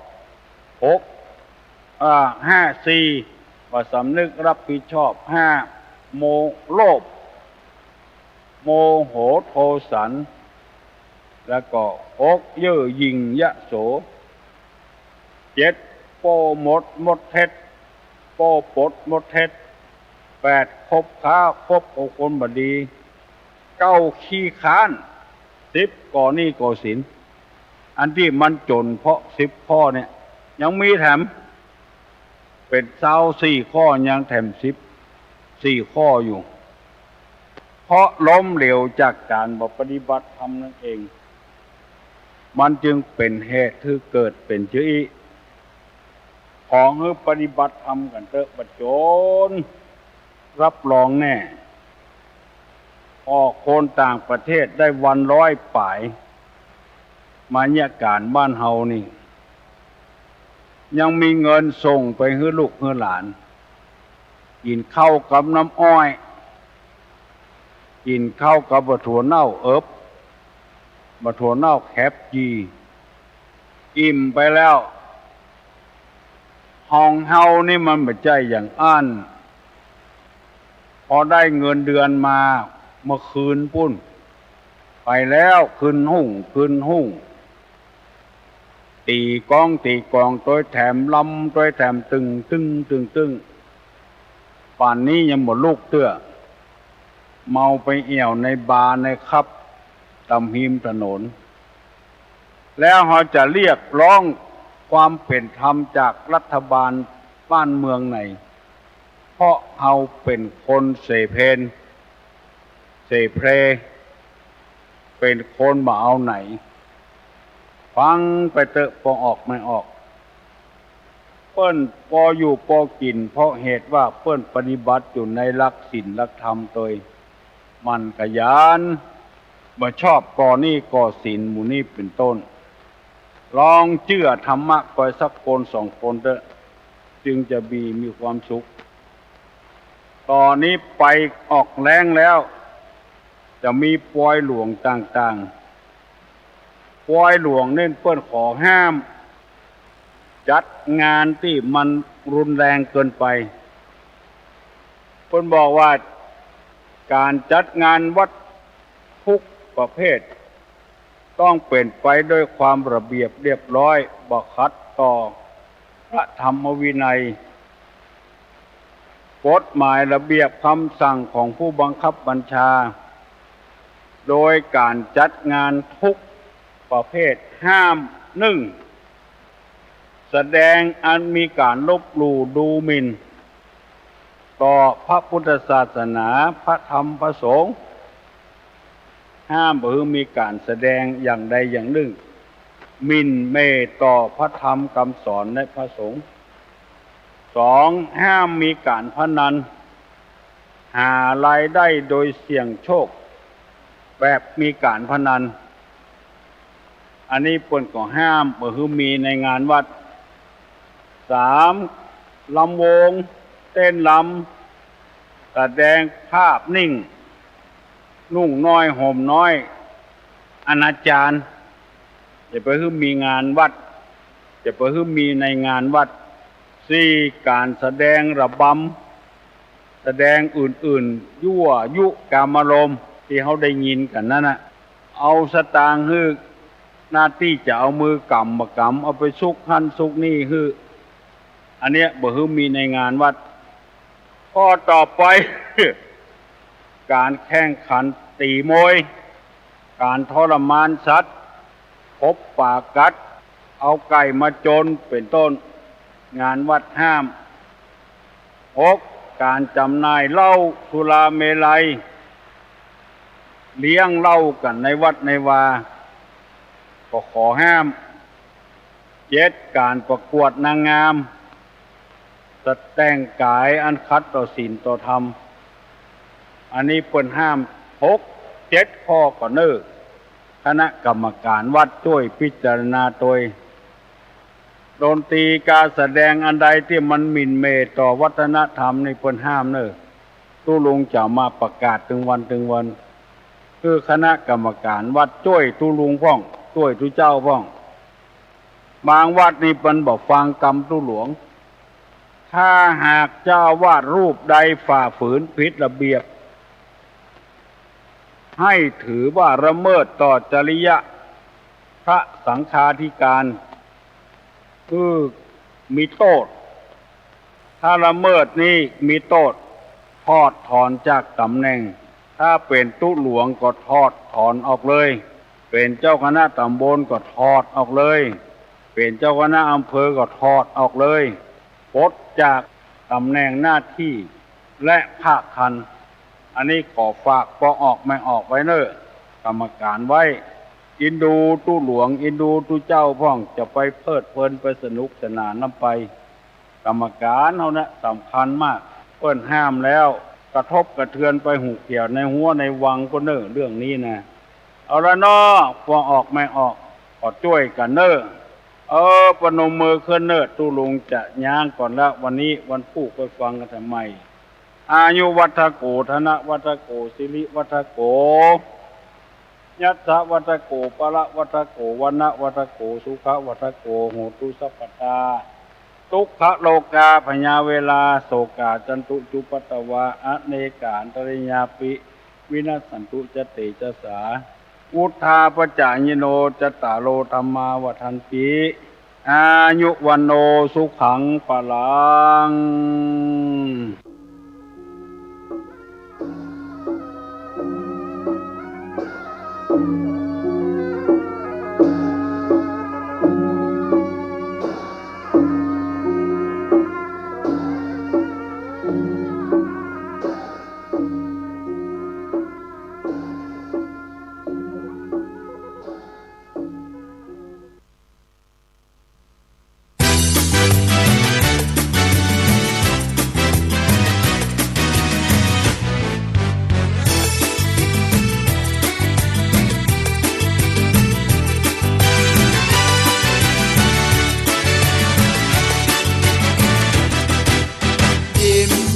ห็นแก้ม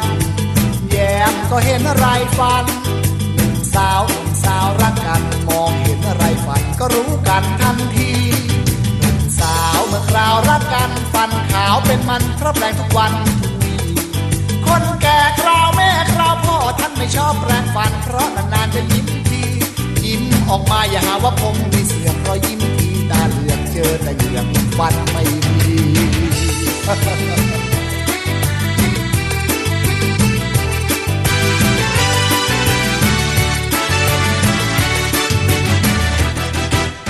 ยิ้มก็เห็นแก้มแย้มก็เห็นอะไรฟันหนุ่มสาวรักกันมองเห็นอะไรฝันก็รู้กันทันทีไก่ก็เห็นตีน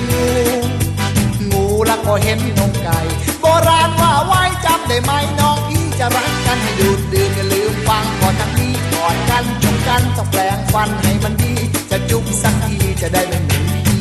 ฟัน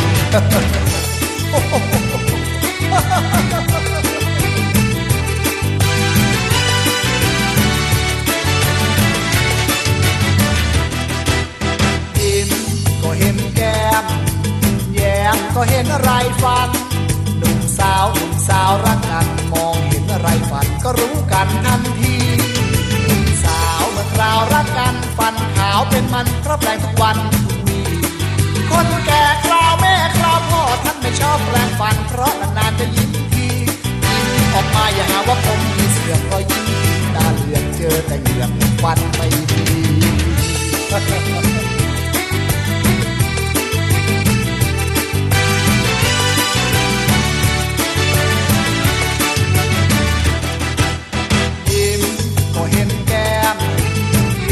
ก็เห็นอะไรฝันหนุ่มสาวรักกันมองเห็นอะไรฝันก็รู้กันทันทีไก่ก็เห็นตีน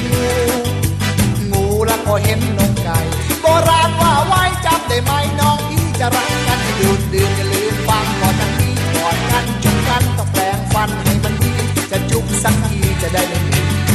ฟัน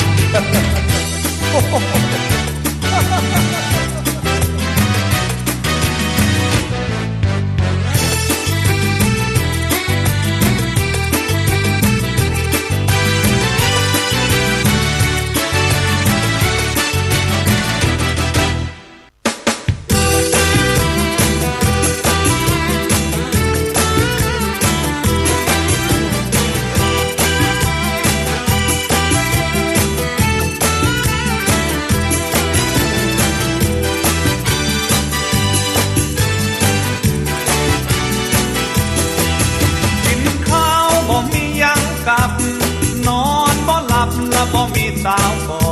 นสาวตาบอดกอดได้ก็บ่อุ่นสาวเนื้อนุ่มก็สินิ่มนอนล่างหากแม้นเคียงข้างไม่อุ่นนักแล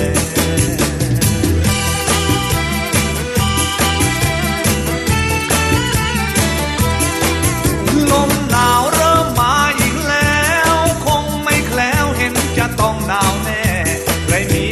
สาวก็คงสุขแท้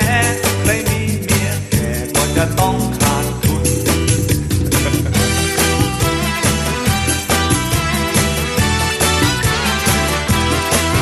กินข้าวบ่มียังกับ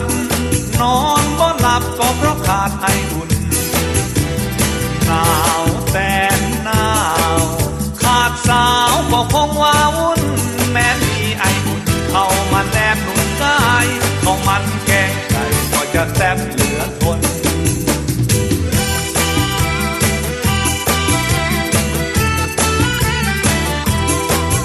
ลมหนาวเริ่มมาอีกแล้วคงไม่แคล้วเห็นจะต้องหนาวฝนไม่มีคู่หมายก็คงสุขล้นสุรชัยคนจนสิคงไม่พ้นหนาว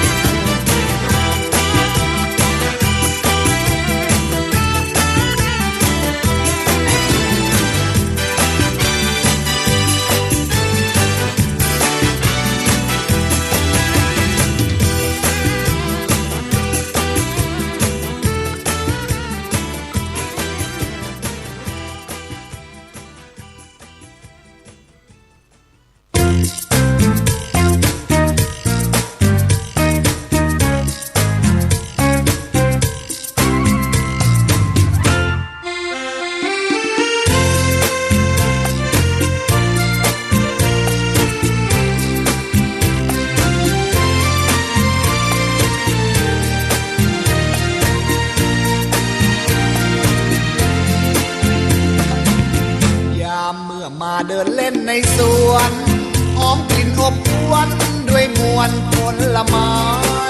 จะ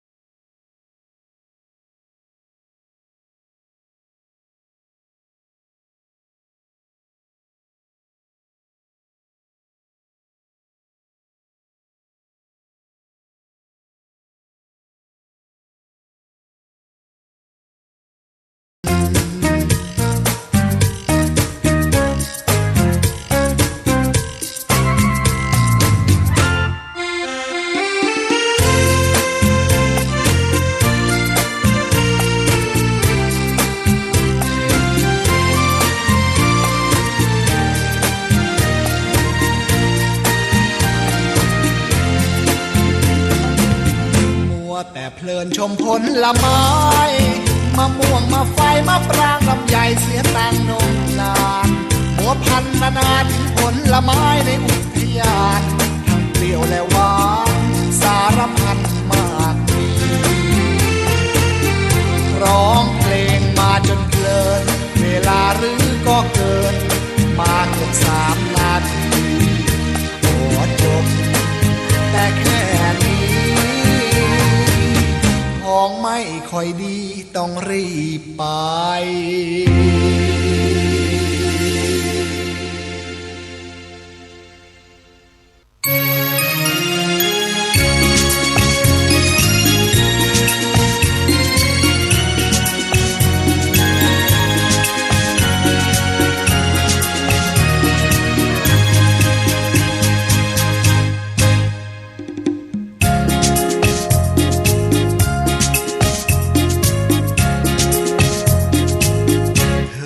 คนเดียวเท่านั้น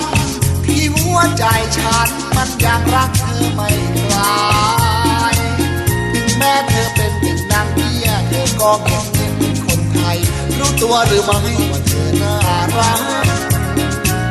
ปากเธอแดงจิ้มลิ้มวงพักของริมรักยิ่งฟังใจนักยิ่งคิดยิ่งพองยิ่งมองยิ่งสวยมวยจ๋าถึงงามเสียจริงที่รักผมชักใจเต้นเมื่อเห็นหน้าเธอปากคอคิ้วคางเหมือนดังใสสีประวัติศาสตร์นี้ว่างามเลิศเลอแม้แต่คุณทัพยังยอมพ่ายมอบรักสยบสมสักเธอเพราะเจอคำหวานและนางกล่อมใจเธอคนเดียวเท่านั้นที่หัวใจฉันมันยังรักเธอไม่คลายถึงแม้เธอเป็นถึงนางเบี้ยเธอก็เงียบเงียบบาดใจชายผมเสียมรอนังก็ยังรัก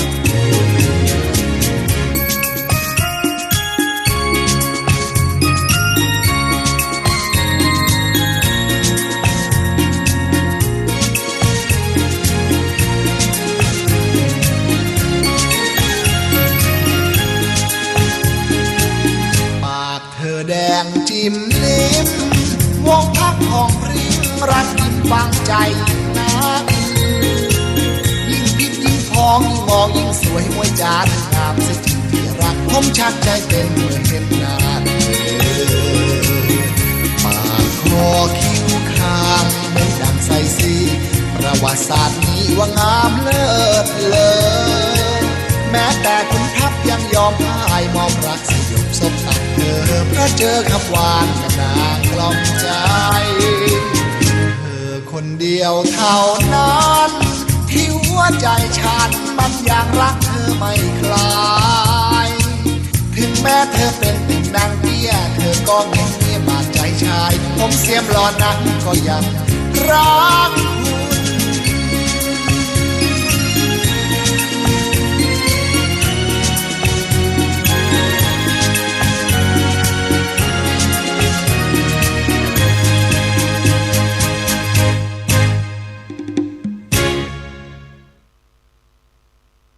กฐินทานคือสังฆทานบุญทานยิ่งใหญ่ขอเชิญร่วมทำบุญทอดกฐินสามัคคีถวายวัดทุ่งป่าเก็บตำบลหนองหานอำเภอสันทรายจังหวัดเชียงใหม่ในวันพุธที่ 5 เดือนพฤศจิกายนพุทธศักราช 2568 นี้สามารถทำบุญผ่านธนาคารกรุงไทยชื่อวัดทุ่งป่าเก็บเลขบัญชี 375-074-7407 หรือสอบถามที่เจ้าอาวาส 063-163-9950 ปัจจัยทั้งหมดเพื่อสมทบทุนซื้อที่ดินหน้าวัดที่ยังค้างอยู่ 900,000 บาทถ้วนเพื่อเป็นพุทธบูชาให้ทานที่ดินจะได้ความมั่นคงตลอดกาล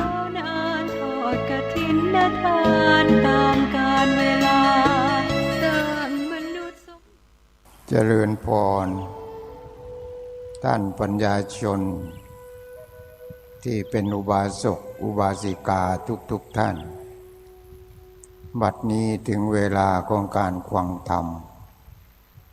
ก็ตั้งอกตั้งใจให้ดี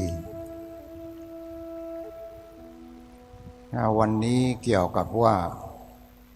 ก้าวขั้นการเข้าคอร์สปฏิบัติธรรมเนื่องในโอกาสของโยมยินดีเป็นวันเกิดวันที่17ก็เลยนัดเพื่อนสหธรรมิกทั้งหลายมาปฏิบัติธรรมกันทีนี้ก็อีกอย่างหนึ่งวันนี้ก็เป็นวันพิเศษโดยเฉพาะเป็นวันออกพรรษาให้เราเข้าใจว่าการออกพรรษาของพระคือแรมค่ำหนึ่งในวันนี้พระเข้าพรรษา3 เดือนทำพิธีออกในอุโบสถเมื่อวานคือ15 ค่ำแล้วก็ต้องออกแรม1 ค่ำคือตอนเช้าของคืนวันที่15นี้การออกพรรษาของพระก็ทำ2 อย่างอย่างหนึ่งก็แบบพระธรรมอย่างหนึ่งก็แบบวินัยแบบวินัยก็ต้องทำที่อุโบสถในอุโบสถนั่นคือแบบพระวินัยแต่แบบพระธรรมนี้เราไม่ได้ออกแบบพระวินัยแต่เป็นการออกจากความทุกข์เพราะฉะนั้นเราจะเห็นว่าในครั้งพุทธกาลมีพระบางพวก2 รูปบ้าง3 รูปบ้างกราบลาพระพุทธเจ้าเมื่อขอโอวาทจากพระพุทธเจ้าเสร็จเรียบร้อยแล้วก็หลีกไปจำพรรษาในป่าบ้างในภูเขาบ้างในถ้ำบ้างตามความเหมาะสมแล้วท่านก็ไปปฏิบัติเมื่อออกพรรษาท่านก็กลับมาเฝ้าพระพุทธเจ้าก็ใช้เวลา3 เดือนพอดีทีนี้ใน3 เดือนนั้นท่านปฏิบัติมีความเจริญก้าวหน้าอย่างไรท่านก็มาเท่ากับว่ามาขึ้นอารมณ์ในสมัยนี้ก็มากราบทูลผล กับพระพุทธเจ้ามาถึงกราบพระพุทธเจ้าเสร็จแล้ว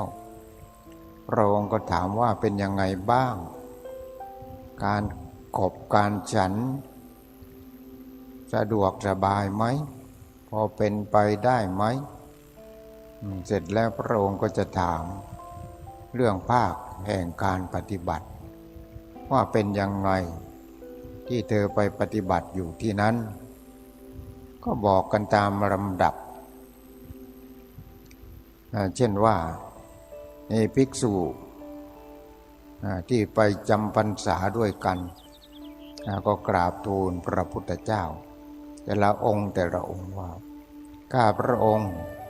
เมื่อจำพรรษาอยู่ก็อธิษฐานจิตคือพระนี่ต้องอธิษฐานจิตว่าเมื่อเข้าพรรษาจะไม่คิดนอกสถานที่คือเอาเฉพาะแต่ในบริเวณวัดเท่านั้นทีนี้ถ้าวัดมันกว้าง500 ไร่จะทำยังไงทีนี้ก็คิดกันอยู่ใน500 ไร่นั้นแหละทีนี้พระองค์ก็ยังไม่สาธุพอไปรูปที่สองอีกรูปที่สองก็กราบทูลว่าข้าพระองค์ในระยะที่จำพรรษาอยู่3 เดือนนั้นข้าพระองค์ก็จะให้จิต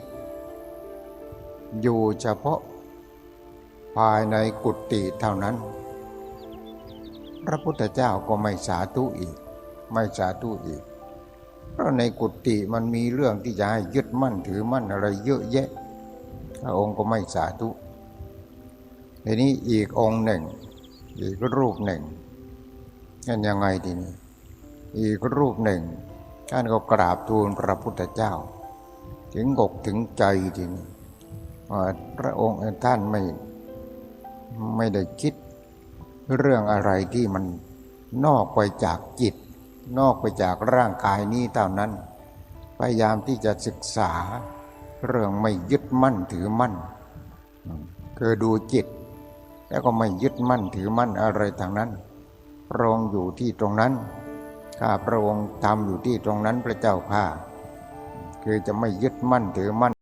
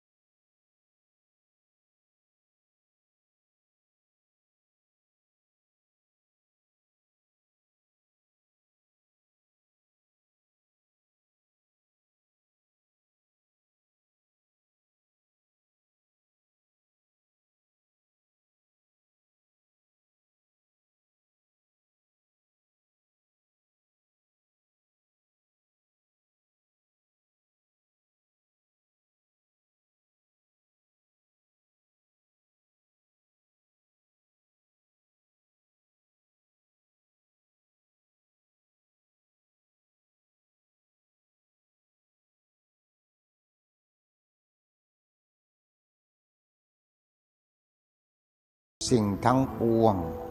ตาก็สิ่งทั้งปวงหูก็สิ่งทั้งปวงจมูกลิ้นกายใจก็สิ่งทั้งปวงรูปเสียงกลิ่นรสโผฏฐัพพะธรรมารมณ์ก็สิ่งทั้งปวงผัสสะทางตาหูจมูกลิ้นกายใจก็สิ่งทั้งปวง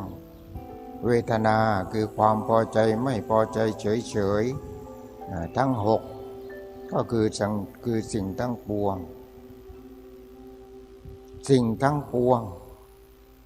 อันใครๆไม่ควรเข้าไปยึดมั่นถือมั่นทั้งตาทั้งรูปทั้งจักขุวิญญาณทั้งผัสสะทั้งเวทนาหรือว่ามันจะเลยเถิดไปถึงตัณหาก็รู้เท่าทันมันแล้วก็ไม่ยึดมั่นถือมั่นแล้วมันก็ดับทีนี้สิ่งทั้งปวงมันก็ดับเพราะว่าไม่เข้าไปยึดมั่นถือมั่นนั่นแหละคือว่างอยู่ที่ตรงนั้นพระพุทธเจ้าพระองค์ก็ตรัสถามว่านี่ภิกษุทั้งหลาย มีกุฏิอยู่หลังหนึ่งเป็นเรือนยอดหลังคาเป็นเรือนยอดเป็นเรือนยอดนี่มันก็ไม่มีสมัยนี้ก็มีสมัยก่อนสมัยโบราณโน้นคือทำแบบโดมอย่างนั้นมาทีนี้เมื่อมีกุฏิขึ้นมาหลังหนึ่งแล้วก็มีหน้าต่างอยู่ทางทิศตะวันออกเมื่อเวลาดวงอาทิตย์ขึ้นตอน2 โมง3 โมงเช้าแดดก็ส่องมาเมื่อแดดส่องมาทางหน้าต่างที่นี่แสงนั้นจะไปตกที่ตรงไหนภิกษุก็กราบทูลว่าจะไปตกอยู่ที่พื้นพระเจ้าค่ะพระองค์ก็ถามต่อว่าถ้าพื้นมันไม่มีแสงแดดนั้นจะไปตกที่ตรงไหนไปตกที่แผ่นดินพระเจ้าค่ะถ้าแผ่นดินไม่มีจะไปตกที่ตรงไหนจะไปตกที่น้ำพระเจ้าค่ะและถ้าน้ำไม่มีไปตกที่ตรงไหนจบนี่คือเรียกว่าว่างจากตัวตนว่างจากตัวตนทุกอย่างนี่มันว่างจากตัวตนไม่มีตัวตนว่างจากตัวตนทั้งนั้นเลยทุกอย่างเกิดดับว่างจากตัวตนเกิดดับว่างจากตัวตนเกิดดับว่างจากตัวตนก็คืออนิจจังนั่นอนิจจังคือมันไม่เที่ยงทุกขังอย่าเข้าไปยึดมั่นถือมั่นมันทุกอย่างเข้าไปยึดมั่นถือมั่นมันไม่ได้เพราะทุกอย่างมันไม่ได้เป็นอัตตามันไม่ได้อยู่นิ่งๆเราดูกับตาว่าอยู่นิ่งๆแต่ถ้าดูกับปัญญามันไม่ได้หยุดนิ่งเลยไม่ได้หยุดนิ่งเลยจึงเรียกว่าอนัตตาไม่ใช่เป็นอัตตาอนัตตาอนัตตาก็คือไม่ใช่อัตตานั่นเองไม่ใช่ตัวตนนั่นเองอนิจจังไม่เที่ยงทุกขังข้าไปยึดมั่นถือมั่นไม่ได้ไอ้ที่เป็นสุขเพราะเราก้าวไปยึดมั่นถือมั่นเราคิดว่าความสุขแต่ความสุขนั้นมันไม่ยั่งยืนไม่ถาวรความสุขนั้นมันก็เกิดดับพอเกิดดับก็สุขแวบเดียวหายไปแล้วแวบเดียวหายไปแล้วเราก็หาต่อทางตาก็หาต่อทางหูทางจมูกลิ้นกายใจแสวงหาต่อความสุขแต่มันไม่จริงเหมือนกับเราไปจับเงาอย่างนั้นมันไม่มีจับมันไม่ติดสักทีฉะนั้นสุขขังไม่ใช่ทุกขังต่างหากทุกขังแล้วเราเข้าไปยึดมั่นถือมั่นก็ทำให้เกิดทุกขังขึ้นมาอนิจจังทุกขังแล้วเราก็ไปคิดเอาเองเพราะความกลัวเพราะความโง่ก็คิดว่าเป็นอัตตา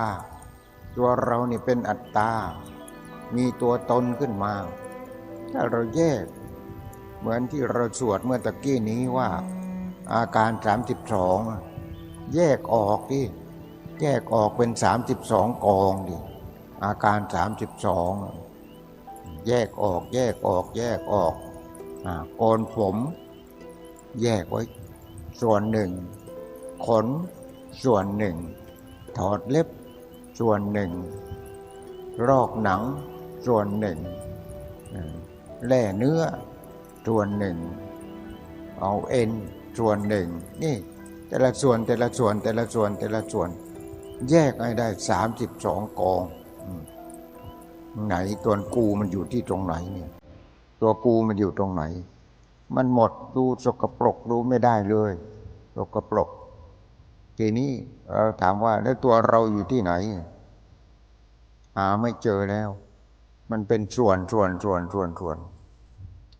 หรือว่าเราหรือว่าไม่ใช่เรานายโกฆาตเขาเรียกว่านายโกฆาตคือคนฆ่าโคเอาฆ่าโคเสร็จก็แยกส่วนไปเหลือหนังออกไปเนื้อออกไปเอ็นออกไปเนื้อสันออกไปเอาอะไรออกไปเป็นส่วน ทีนี้พอแยกออกไปเป็นส่วนแล้วถามว่าไหนตัวโคอยู่ตรงไหนจุดรวมมันเป็นตัวโคแต่พอแยกออกไปมันหมดอันนี้เรียกว่าลำไส้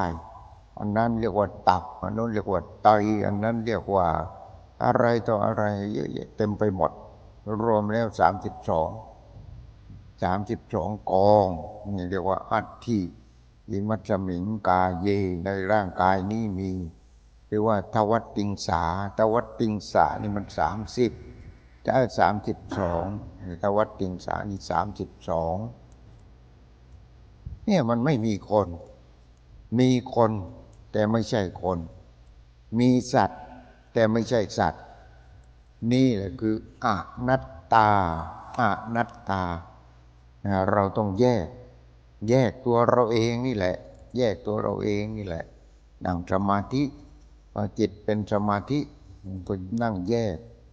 โกนผมไปไว้กองหนึ่งเอาขนไปไว้กองหนึ่งถอดเล็บไปไว้กองหนึ่งเอาหนังไปไว้กองหนึ่งถอดตัวเองนี่แหละถอดที่ตัวตรงนี้แหละก็เลยไม่รู้ตัวตนหายไปไหนนี่เรียกว่าอนัตตาทีนี้พอเห็นว่าอนัตตาคือมันไม่มีตัวตนพอมันไม่มีตัวตนก็พูดอีกคำหนึ่งว่าว่างจากตัวตนความรู้สึกนะว่างจากตัวตนไม่เข้าไปยึดติดในเนื้อหนังเอ็นกระดูกแล้วว่างจากตัวตนมีตัวตนนั่งอยู่ตรงนี้แต่มันก็ว่างจากตัวตนเห็นไหมเนี่ยเรียกว่าสุญญตาคือว่างจากตัวตน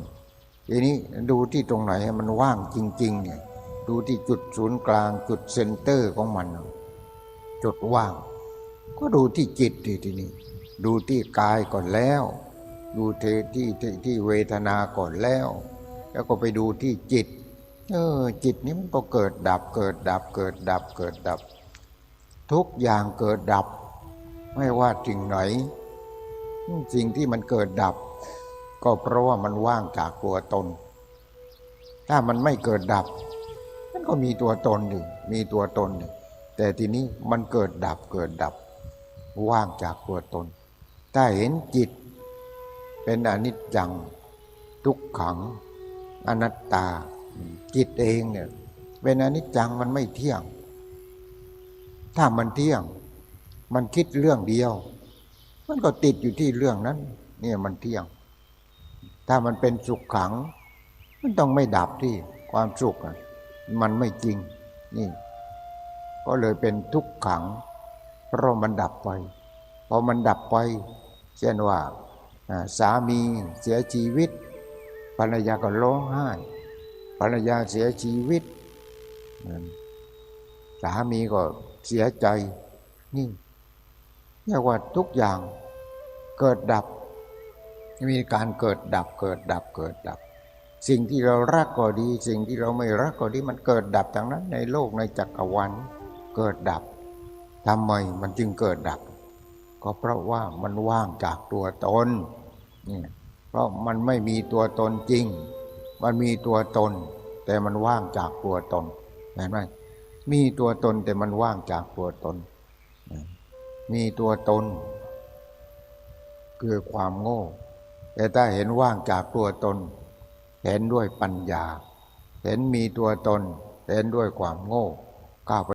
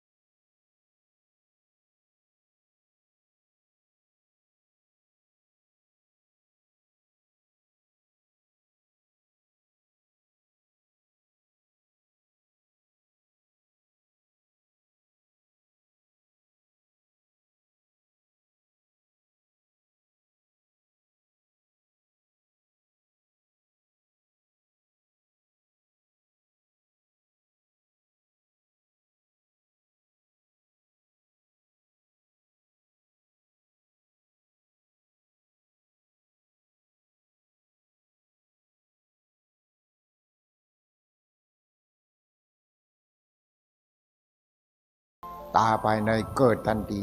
เกิดสติปัญญาขึ้นมาทุกข์ดับเกิดตาปัญญาขึ้นมาทุกข์ดับหมดเอาอะไรทีนี้เราจะเอาอะไรพวกเราเองจะเอาตานอกหรือจะเอาตาในถ้าเอาตานอกก็เหมือนที่ทุกวันเนี่ยมันหลอกหลอนเราทุกวันเลยสีเขียวก็ชอบสีแดงก็ชอบเขาบอกว่าจะซื้อรถสักคันหนึ่งจะเอาสีอะไรดีจะซื้อผ้าจากผืนซื้อเสื้อสักตัวหนึ่งเอาสีอะไรมันหลอกเราทั้งนั้นเลยสีอะไรอะไรก็อนิจจังทุกขังอนัตตาทั้งนั้นตากาไปยึดมั่นถือมั่นมันเป็นอย่างนั้นมันหลอกตานอกนี่มันหลอกแต่ตาในนี่มันจริงตาในมันจริงมันไม่หลอกใครคือตาปัญญาตาปัญญาพอความทุกข์ดับตาปะทุจิตแยกออกจากตาเลยแยกออกจากเวทนาเลยจิตแยกออกจากเวทนาไม่ยึดมั่นถือมั่นในเวทนานั้นไม่ยึดมั่นถือมั่นในสิ่งทั้งปวงนั่นแหละทั้งตาทั้งหูทั้งจมูกทั้งลิ้นทั้งกายทั้งใจไม่เข้าไปยึดมั่นถือมั่นว่าเป็นตัวกูว่าเป็นของกูว่าไม่เข้าไปยึดมั่นถือมั่นจิตที่มีสติปัญญามันก็หลีกออกจากความยึดมั่นถือมั่นเป็นจิตที่ไม่มีความยึดมั่นถือมั่นเห็นตามความเป็นจริงอย่างนั้นนี่เราปฏิบัติอย่างนี้ไม่ใช่ออกพรรษาบางคนก็รับศีลทั้งพรรษาแล้วได้อะไรบ้างมันหนักเข้าไปหนักเข้าไปหนักเข้าไปการปฏิบัติไม่ใช่รับศีลอย่างเดียวไม่ใช่รับพระรัตนตรัยอย่างเดียวรับพระรัตนตรัยก็ต้องปฏิบัติต้องศึกษาพระพุทธเจ้าพระพุทธเจ้าตัวจริงเป็นยังไงพระธรรมตัวแท้เป็นยังไงพระอริยสงฆ์ที่เป็นแก่นเป็นยังไงต้องศึกษาถ้าเราไม่ศึกษาเราดูกับตาเนื้อพระพุทธเจ้าก็คือพระพุทธรูปนั่นแหละพระธรรมก็คัมภีร์ใบลานต่างๆพระสงฆ์ก็นั่นแหละที่บิณฑบาตอยู่ทุกวันนั่นนี่ไม่เข้าใจก็เราไม่ได้ศึกษาให้ลึกลงไปพระพุทธเจ้าคืออะไรพระธรรมคืออะไรพระอริยสงฆ์คืออะไรไม่ศึกษาให้เข้าใจก็เลยไม่ถึงแก่นแท้ของพระพุทธเจ้าแก่นแท้ของพระธรรมแก่นแท้ของพระสงฆ์ถ้าถึงแก่นแท้ความทุกข์ดับหมดไม่มีเหลือดับหมดถ้าไม่กลัวตายมันก็จบนะคนถ้าไม่กลัวตายมันก็จบทีนี้ในงานนี้ในงานที่เรามาเข้าคอร์สปฏิบัติธรรมตามที่จริงมีคนมากกว่านี้แต่ว่ากรุงเทพน้ำกำลังที่จะท่วมกลัวน้ำท่วมกลัวน้ำท่วมบ้านน้ำท่วมทรัพย์สมบัติท่วมนั่นท่วมนี้เรากลัวน้ำท่วมแต่เราไม่เห็นน้ำท่วมกลัวน้ำท่วมไม่เห็นน้ำท่วมเป็นยังไงสองคำนี้กลัวน้ำจะท่วมบ้านท่วมช่องท่วมทรัพย์สมบัติไม่เห็นน้ำท่วมน้ำราคะท่วมที่จิตน้ำโทสะท่วมที่จิตน้ำโมหะความโง่ท่วมที่จิตท่วมทุกวันทุกวันทุกวันทุกวันสติปัญญาหายหมดเห็นไหมสติปัญญาหายหมดท่วมทุกวันยังไม่เห็นแต่มากลัวน้ำท่วมนี้น้ำท่วมนี้มันจะท่วมจะกี่วันมันก็ท่วมทุกปีเลยปีนี้มันท่วมหนักไปหน่อยหนึ่งก็ต้องทำใจไม่ต้องไปยึดมั่นถือมั่นอะไรมันที่เสียก็เสียไปเราเกิดมาเราไม่ได้เอาอะไรมาเลยไม่ได้เอาอะไรมาแล้วเราตายเราจะเอาอะไรไปไม่เอาอะไรทางนั้นนี่ไม่เอาอะไรทางนั้นเพราะฉะนั้นไอ้น้ำที่มันท่วมน้ำภายในนี่มันน่ากลัวกว่าน้ำภายนอกไม่ได้อะไรมันก็เลิกท่วมมันก็แห้งไปอะไรไปตามเรื่องของธรรมชาติดังนั้นไอ้น้ำภายในนี่น่ากลัวนี่คือการปฏิบัติแบบจริงแท้ ต้องปฏิบัติทำยังไงย้ายน้ำราคะมันท่วมย้ายน้ำโทสะมันท่วมย้ายน้ำคือโมหะมันท่วม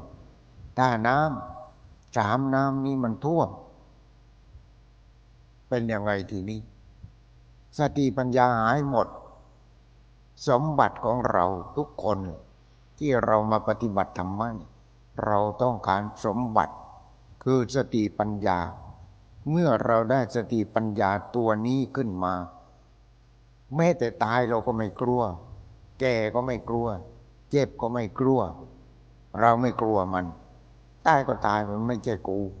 เจ็บก็เจ็บไปไม่ใช่กูแก่ก็แก่ก็ไปไม่ใช่กู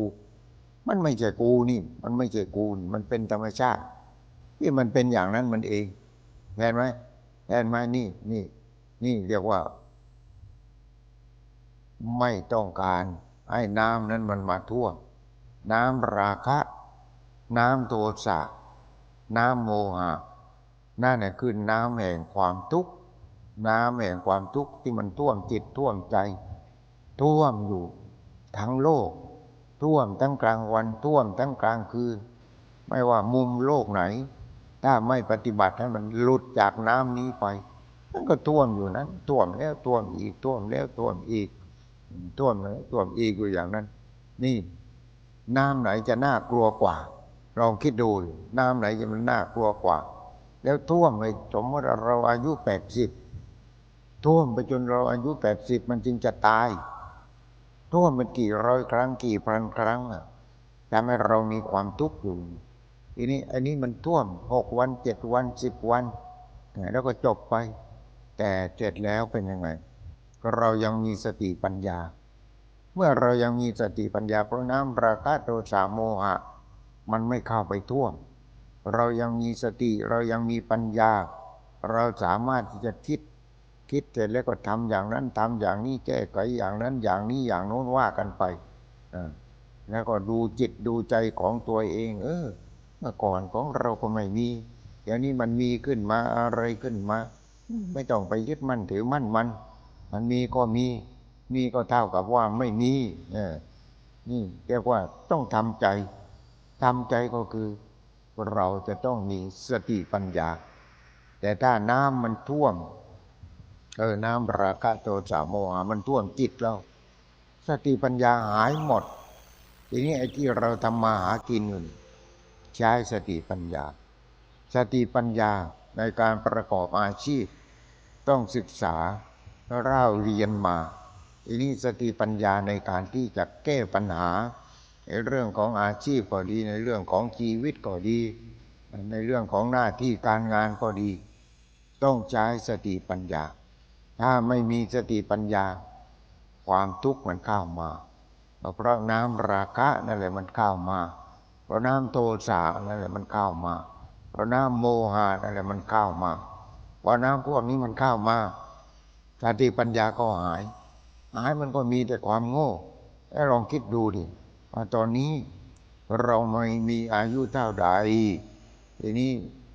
จนกว่าจะถึง80 ปีนะมันทุกข์ไปอีกกี่พันกี่ร้อยกี่หมื่นครั้งมันมีแต่ทุกข์แล้วทุกข์อีกทุกข์แล้วทุกข์อีกทุกข์แล้วทุกข์อีกให้น้ำนี้มันท่วมน้ำนี้มันท่วมทับแล้วทำไมเราไม่แสวงหาเกาะทำไมไม่แสวงหาที่พึ่งพุทธังสรณังคัจฉามิสรณังคือที่พึ่งเอาพระพุทธเจ้ามาเป็นที่พึ่งเอาพระพุทธเจ้ามาเป็นเกาะพระธรรมพระสงฆ์เอามาเป็นที่พึ่งเพราะว่าพระพุทธเจ้าท่านมีสติมีปัญญาที่สงบเย็นอยู่ภายในพระธรรมก็คือตัวสติปัญญาที่สงบเย็นเพราะไม่เข้าไปยึดมั่นถือมั่นอะไรพระอริยสงฆ์ที่เป็นพระอรหันต์ท่านก็หมดความยึดมั่นถือมั่นฉะนั้นเราจึงเอาพระพุทธเจ้ามาเป็นเกาะเอาพระธรรมมาเป็นเกาะเอาพระอริยสงฆ์หรือพระอรหันต์มาเป็นเกาะก็คือเป็นที่พึ่งเป็นที่ยึดเหนี่ยวในด้านจิตของเราให้จิตเราเป็นอันหนึ่งอันเดียวกันกับพระพุทธเจ้า เป็นอันหนึ่งอันเดียวกันกับพระธรรมเป็นอันหนึ่งอันเดียวกันกับพระอริยสงฆ์ทั้งหลายเหล่านั้นฉะนั้นเราจึงเปล่งวาจาว่าพุทธังสรณังคัจฉามิธัมมังสรณังคัจฉามิสังฆังสรณังคัจฉามิทุติยัมตติยัมแม้ครั้งที่สองครั้งที่สามกี่ครั้งกี่ร้อยครั้งกี่พันครั้งก็เอาพระพุทธเจ้าคือสติปัญญาที่ทำให้เกิดความสงบเย็นขึ้นมานั่นแหละเอามาเป็นที่พึ่งพระพุทธพระธรรมพระสงฆ์ก็คือตัวเดียวคือที่พึ่งของเราฉะนั้นคนสมัยโบราณคว้าแลบขึ้นมาพุทธังธัมมังสังฆังพุทธังธัมมังสังฆังตกร่องตกกลัวอะไรก็พุทธังธัมมังสังฆังทำให้ปราดพลั้งอะไรขึ้นมาพุทธังธัมมังสังฆังนี่แสดงว่าเขามีพุทธังธัมมังสังฆังอยู่ในใจเห็นไหมอยู่ในใจฉะนั้นนี่แหละสิ่งที่ศักดิ์สิทธิ์ที่เอามาคล้องไว้ที่ใจไม่ต้องคล้องคอคล้องไว้ที่ใจเมื่อคล้องไว้ที่ใจเป็นอันหนึ่งอันเดียวกันกับจิตกับใจแล้วเป็นยังไงทีนี้คนนั้นก็ไม่กลัวตายดิเขาไม่กลัวแก่ดิเขาไม่กลัวเจ็บดินี่ก็ไม่กลัวนะเขาไม่กลัวอะไรทั้งนั้นแล้วไม่ใช่ว่าไม่กลัวบ้าบินไม่กลัวด้วยการมีเหตุมีผลคือเห็นว่าทุกอย่างมันเป็นอนิจจังทุกอย่างก็ไปยึดมั่นถือมั่นไม่ได้ทุกอย่างเป็นอนัตตาไม่ใช่เป็นอัตตาทุกอย่างเป็นสุญญตาว่างจากตัวตนตื่นเช้าขึ้นมาแขวนพระเครื่องทันทีเลยไม่ใช่ไปเอาพระเครื่องมาแขวนคอตื่นเช้าขึ้นมาแขวนพระเครื่องยังไม่ทันลืมตาเลยลุกขึ้นนั่งวันนี้จะภาวนาอะไรสิ่งทั้งปวงว่างจากตัวตนสิ่งทั้งปวงว่างจากตัวตนสิ่งทั้งปวงว่างจากตัวตนเห็นทุกอย่างว่างจากตัวตนเห็นทุกอย่างว่างจากตัวตนทางนั้นนี่เลยสบายไปเลยวันนั้นก็สบายไปทั้งวันเลยเพราะเห็นทุกอย่างว่างจากตัวตนจิตเห็นทุกอย่างว่างจากตัวตนเห็นจิตว่างจากตัวตนเห็นกายว่างจากตัวตนเห็นเวทนาว่างจากตัวตนเห็นสรรพสิ่งในโลกในจักรวาลว่างจากตัวตนหมดเห็นว่าว่างจากตัวตนเป็นยังไงทีนี้นี่แหละคือผลที่เห็นอนิจจังเดินบันไดเหยียบบันไดขั้นที่หนึ่งเหยียบบันไดขั้นที่สองเหยียบบันไดขั้นที่สามเหยียบบันไดขั้นที่สี่โอ้โล่งไปเลยทีนี้นี่แหละคือบันไดที่จะทำให้เราหมดความทุกข์ให้เราหมดความทุกข์ทีนี้เราจะปฏิบัติแบบไหนปฏิบัติค่อยๆปฏิบัติไปแต่ให้มันต่อเนื่องหรือว่าปฏิบัติให้มันอุกฤษคือให้มันเข้มข้นถ้าเข้มข้นก็แบบพระจักกุบาลตาบอดถ้าเข้มข้นก็ตาบอดถ้าไม่เข้มข้นไอ้ตานอกก็ยังดีตาในก็ยิ่งแจ่มใสขึ้นเพราะอะไรตานอกก็ไม่ถูกยึดถือหูก็ไม่ถูกยึดถือจมูกลิ้นกายใจก็ไม่ถูกยึดถือก็ทำหน้าที่ไปในเรื่องของตาก็ทำหน้าที่ไปแต่ว่าจิตภายในกูจะไม่ยึดมั่นถือมั่นมึงว่ามึงเป็นตาของกูหูของกูจมูกของกูลิ้นของกูกายของกูใจของกูมีไว้ใช้แค่นั้นเองมีไว้ใช้แค่นั้นเองไม่เข้าไปยึดมั่นถือมั่นนี่การปฏิบัติที่ค่อยๆปฏิบัติไปปฏิบัติไปสบายแต่ว่าไม่เว้นระยะนี่เรียกว่ามีความเพียรติดต่อมีความเพียรที่ติดต่อกันนี่ทำอย่างนั้นนี่เราจะเอาแบบไหนก็บอกถามตัวเองว่าจะเอาแบบไหนจะเอาแบบเข้มข้นหรือว่าค่อยเป็นค่อยไปก็ได้เข้มข้นก็ได้สุดแล้วจะเราแต่ว่าอย่าเข้าไปยึดมั่นถือมั่นถ้าปฏิบัติเพื่อที่จะเอาพระนิพพานไม่ได้อีกแล้วพระนิพพานคือจิตที่มันดับแล้วมันว่างจากตัวตนเมื่อมันว่างจากตัวตนเห็นทุกอย่างว่างจากตัวตน เห็นจิตว่างจากตัวตนตาหูว่างจากตัวตนเห็นธรรมชาติทุกอย่างว่างจากตัวตนหมดเลยจะไปยังเอาอะไรอีกนิพพานมันอยู่ตรงไหนนิพพานมันอยู่ที่ไม่ยึดมั่นถือมั่นเมื่อไม่ยึดมั่นถือมั่นโดยเด็ดขาดมันก็ว่างจากตัวตนหมดทุกสิ่งทุกอย่างว่างหมดไม่มีอะไรเหลือจะไปเอาพระนิพพานที่ตรงไหนอีกทีนี้บางคนก็โน่นจะไปเอาพระนิพพานในชาติหน้าชาตินี้ที่มันจ่ออยู่นี่ยังไม่เอาเลยจะไปเอาชาติหน้าโง่มันในทุกชาติได้อย่างนั้นโง่มันทุกชาติเอาชาติหน้าที่มันใกล้ๆที่ตรงนี้ชาติหน้าที่มันใกล้ๆนี่อนาคตที่ใกล้ๆที่ตรงนี้ไม่ใช่อนาคตอันนู้นไปเกิดชาติหน้าไม่ใช่ถัดจากเวลานี้ไปก็เรียกว่าอนาคตแล้วอนาคตอันใกล้ๆอนาคตอันกลางๆอนาคตอันไกลไกลอย่าเอาอนาคตอันไกลอย่าเอาอนาคตในชาติหน้านู้นเอาอนาคตที่อยู่ใกล้ๆที่ตรงนี้อยู่ที่ตรงนี้นี่เรียกว่าอย่าไปเอาชาติอื่นเลยเอาชาตินี้เนี่ยเอาชาติปัจจุบันนี่แหละชาติปัจจุบันที่มีอายุประมาณสัก70 ปี80 ปี90 ปีในระยะนี้แหละเอาเต็มที่เลยเอาเต็มที่เลยแล้วชาติหน้าไปเกิดเป็นอะไรคุณรู้ว่าจะ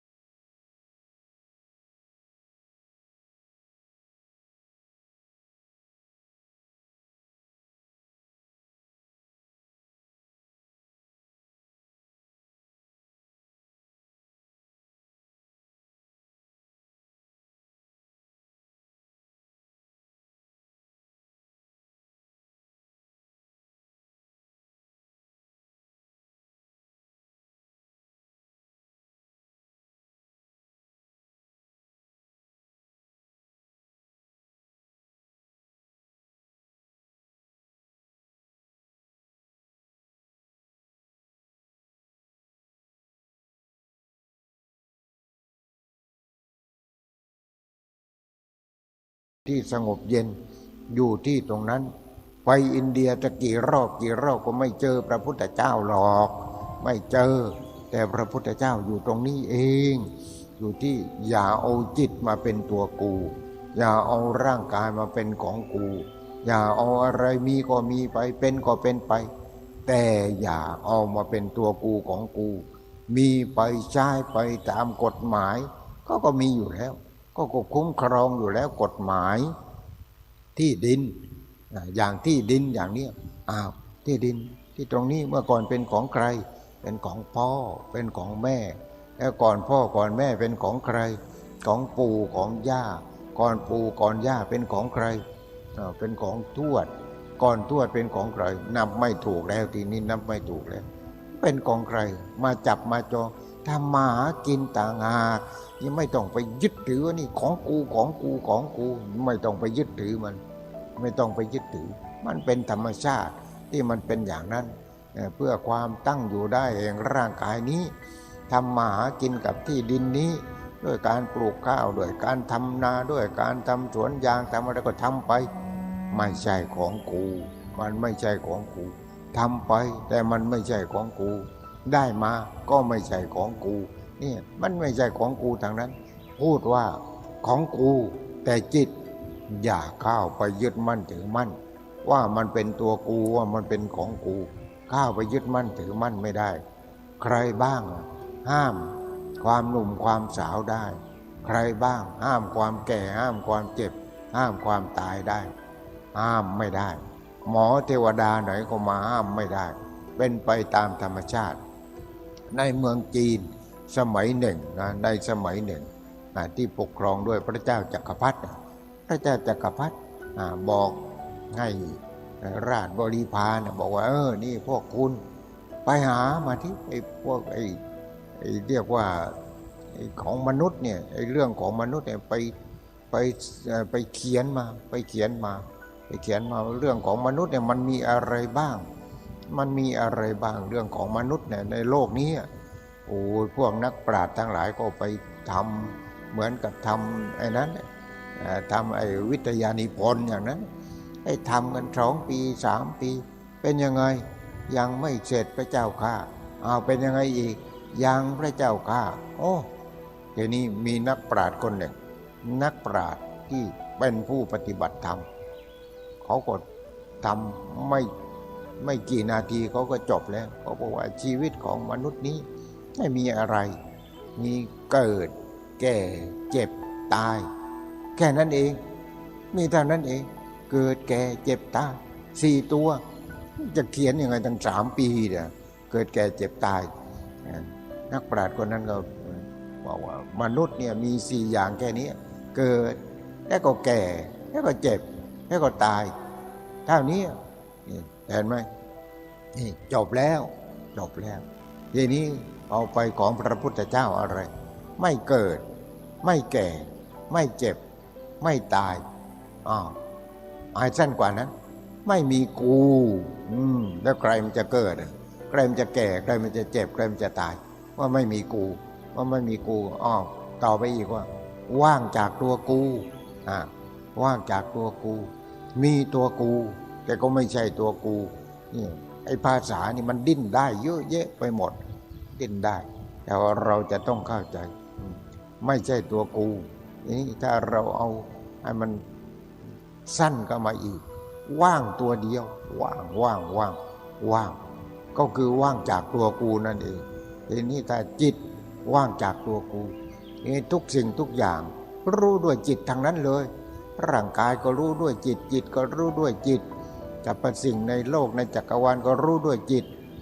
แต่เสร็จแล้วจิตมันรู้จิตเองนี่ว่างจากตัวกูถ้าจิตเองว่างจากตัวกูก็เท่ากับว่าไม่มีจิตมีจิตแต่ว่าไม่มีจิตเพราะจิตนั้นมันว่างจากความยึดมั่นถือมั่นเมื่อมันว่างจากความยึดมั่นถือมั่นว่าเป็นตัวกูเสียแล้วความเกิดมันจะมาจากไหนความแก่ความเจ็บความตายมันจะมาจากไหนว่างหมดนี่คือจิตว่างนี่คือจิตว่างถ้าจิตว่างแล้วก็ไม่ต้องเกิดอะไรเกิดตัวกู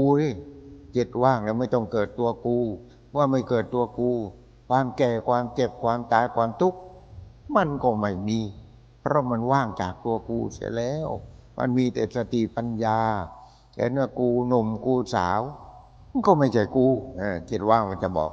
กูหนมกูสวยก็ไม่ใช่กูหล่อก็ไม่ใช่กูแก่ก็ไม่ใช่กูเจ็บก็ไม่ใช่กูตายก็ไม่ใช่กูอ้าวยาวไปไม่ใช่กู3 ตัวยาวไปเวลาจะตายเดี๋ยวมันเอาไม่ทันทำยังไงทีนี้เอาไม่ทันว่างจากตัวกูยาวเอาภาวนาตัวเดียวพอว่างหายใจเข้าว่างหายใจออกว่างพอเสร็จแล้วมันจะหมดลมหายใจอยู่แล้วว่างปรึ๊ดออกจิตที่มีปัญญาหลุดออกไปไม่ยึดมั่นถือมั่นแล้วเป็นจิตว่างแล้วเสร็จแล้วร่างกายก็ค่อยๆดับลงไปทีละนิดจนหมดลมทีนี้จิตว่างเป็นอะไรเป็นธรรมชาติที่มันมีอยู่แล้วที่พระพุทธเจ้าไปค้นพบนั่นแหละจิตว่างมันมีอยู่แล้วโลกนี้จะเกิดก็ดีไม่มีก็ดีไม่มีโลกนี้ก็ดีจักรวาลนี้จะมีหรือไม่มีก็ดีแต่ว่าจิตว่างเป็นธรรมชาติที่ว่างจากตัวตนเมื่อจิตว่างทุกอย่างว่างหมดว่างหมดจะเข้าไปยึดถืออะไรทีนี้นี่ความเกิดก็ว่างความแก่ก็ว่างความเจ็บก็ว่างความตายก็ว่างทีนี้เมื่อคนนั้นสมมติว่าเขามีอายุ60ก็เริ่มเข้าวัยชราแล้วเขาว่างแล้วอายุไปถึง80ได้กำไรตั้ง20ปีว่างอยู่ได้20 ปีจิตว่างอยู่เฉยๆทำไมช่วยเหลือเพื่อนมนุษย์ที่ก็มีความทุกข์นะเพราะจิตเขาไม่ว่างใครต้องการที่จะให้แก้ความทุกข์ก็พูดให้เขาฟังที่ต้องทำอย่างนี้ช่วยเหลือเขาอย่างนี้ช่วยเหลือคนอื่นได้ตั้ง20 ปีเนี่ยตัวเองจิตว่างแล้วได้ช่วยเหลือผู้อื่นอีก20 ปีอีก20 ปีอีกแล้วอย่างนี้มันจะหายไปไหนเนี่ยมันมีแต่ภูมิใจบอกไม่ถูกกันคือเรียกว่ามี2 อย่างเท่านั้นกิจกรรมที่เราเกิดมาในโลกนี้มี2 อย่าง1ช่วยเหลือตัวเอง2ช่วยเหลือผู้อื่นพระพุทธเจ้าช่วยเหลือตัวพระองค์เองจนถึงอายุเท่าไหร่ลองคิดดูดิพอ35เป็นพระพุทธเจ้าพอเป็นพระพุทธเจ้าจนถึง80ช่วยเหลือตัวเองช่วยเหลือผู้อื่น45 ปีเห็นไหมทีนี้เราไม่ต้องอย่างนั้นเราไม่ต้องอย่างนั้นแต่ว่าเราต้องพยายามที่จะช่วยเหลือตัวเองด้วยการปฏิบัติเมื่อเราช่วยเหลือตัวเองด้วยการปฏิบัติจนลุล่วงไปได้ด้วยดีเราก็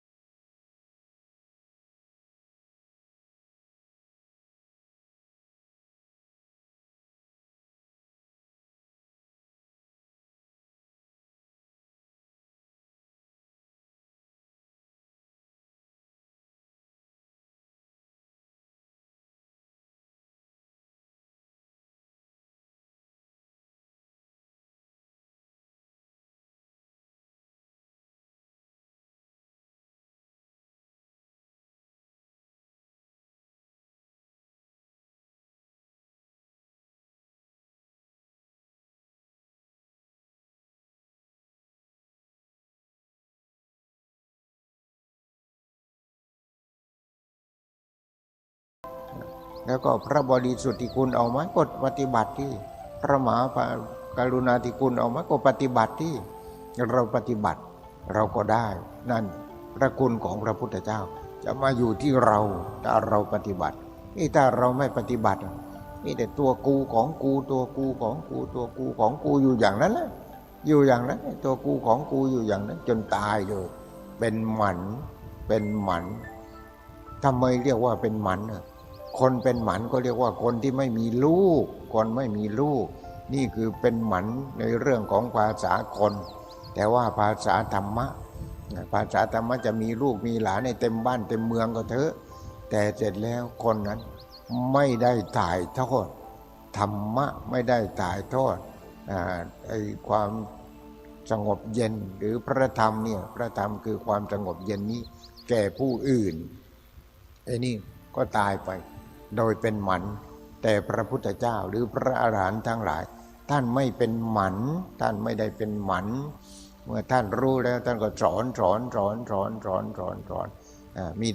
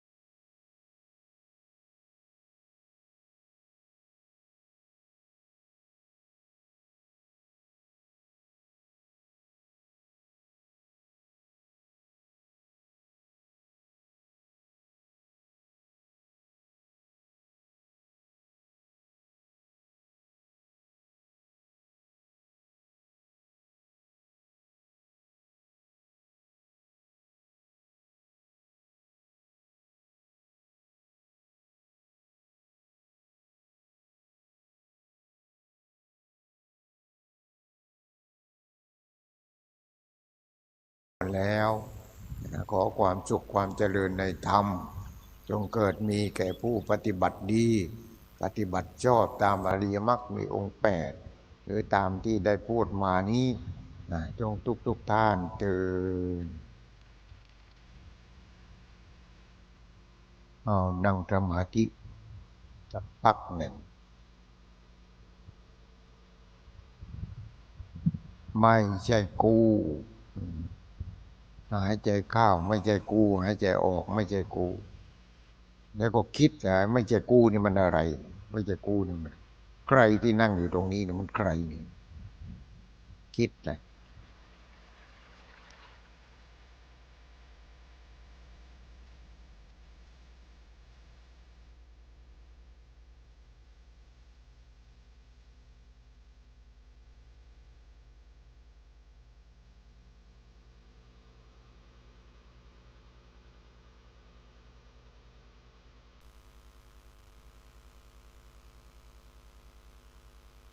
กฐินทานคือสังฆทานบุญทานยิ่งใหญ่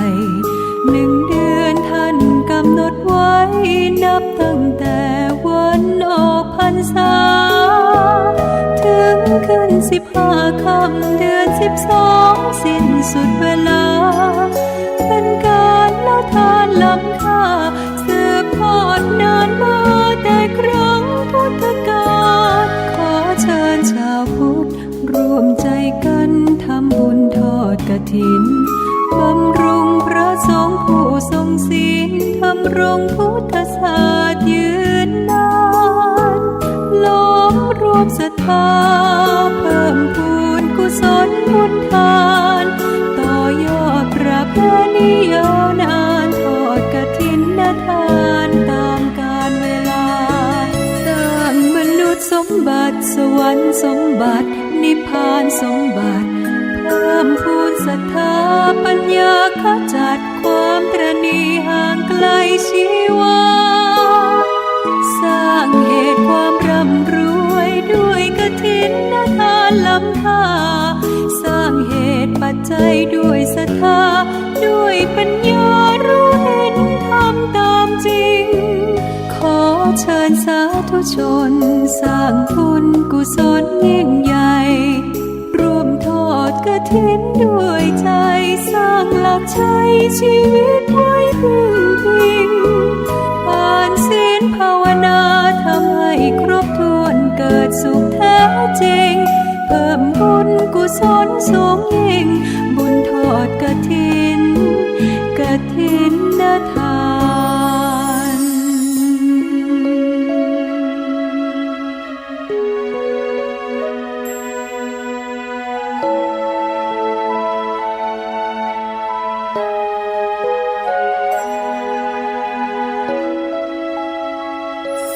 นมนุษย์สมบัติสวรรค์สมบัตินิพพานสมบัติ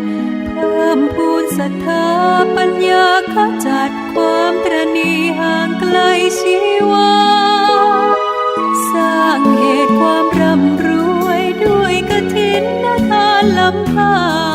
สร้างเหตุปัจจัยด้วยศรัทธาด้วยปัญญารู้เห็นทำตามจริงขอเชิญสาธุชนสร้างบุญกุศลยิ่งใหญ่ร่วมทอดกฐินด้วยใจสร้างหลักชัยชีวิตไว้พึ่งพิงทานศีลภาวนาทำให้ครบถ้วนเกิดสุขแท้จริง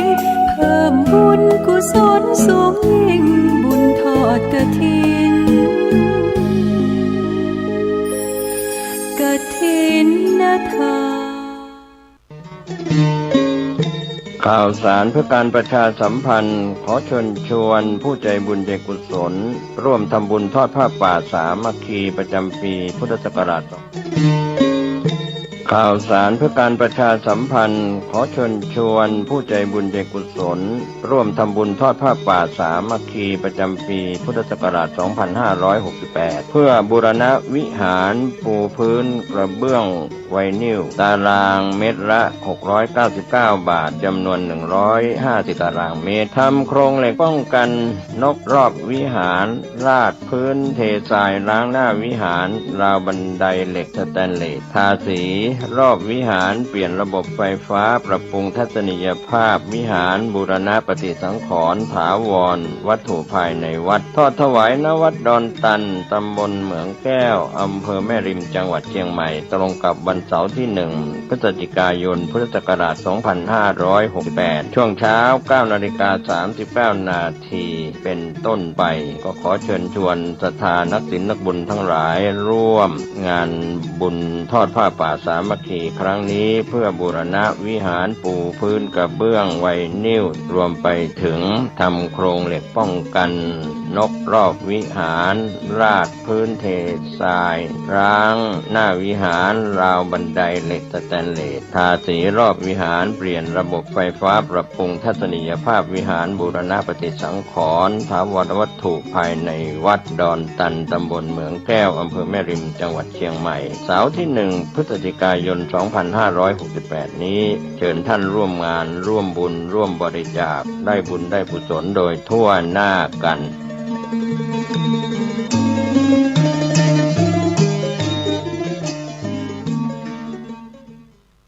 กฐิน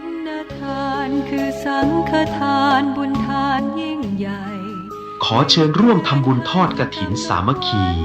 ถวายวัดทุ่งป่าเก็บตำบลหนองหานอำเภอสันทรายจังหวัดเชียงใหม่ในวันพุธที่ 5 เดือนพฤศจิกายน พุทธศักราช 2568 นี้สามารถทำบุญผ่านธนาคารกรุงไทยชื่อวัดทุ่งป่าเก็บเลขบัญชี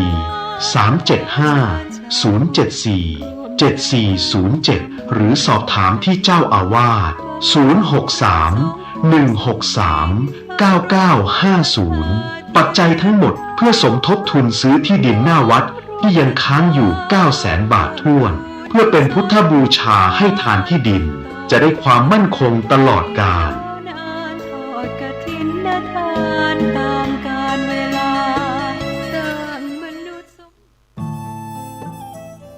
ท่านกำลังติดตามรับฟังสถานีวิทยุกระจายเสียงพระพุทธศาสนาแห่งชาติและสังคมคลื่นเพื่อการศึกษาพระพุทธศาสนาและวัฒนธรรมระบบ FM 104.5 เมกะเฮิรตซ์รายการต่อไปเป็นรายการคดีโลกคดีธรรม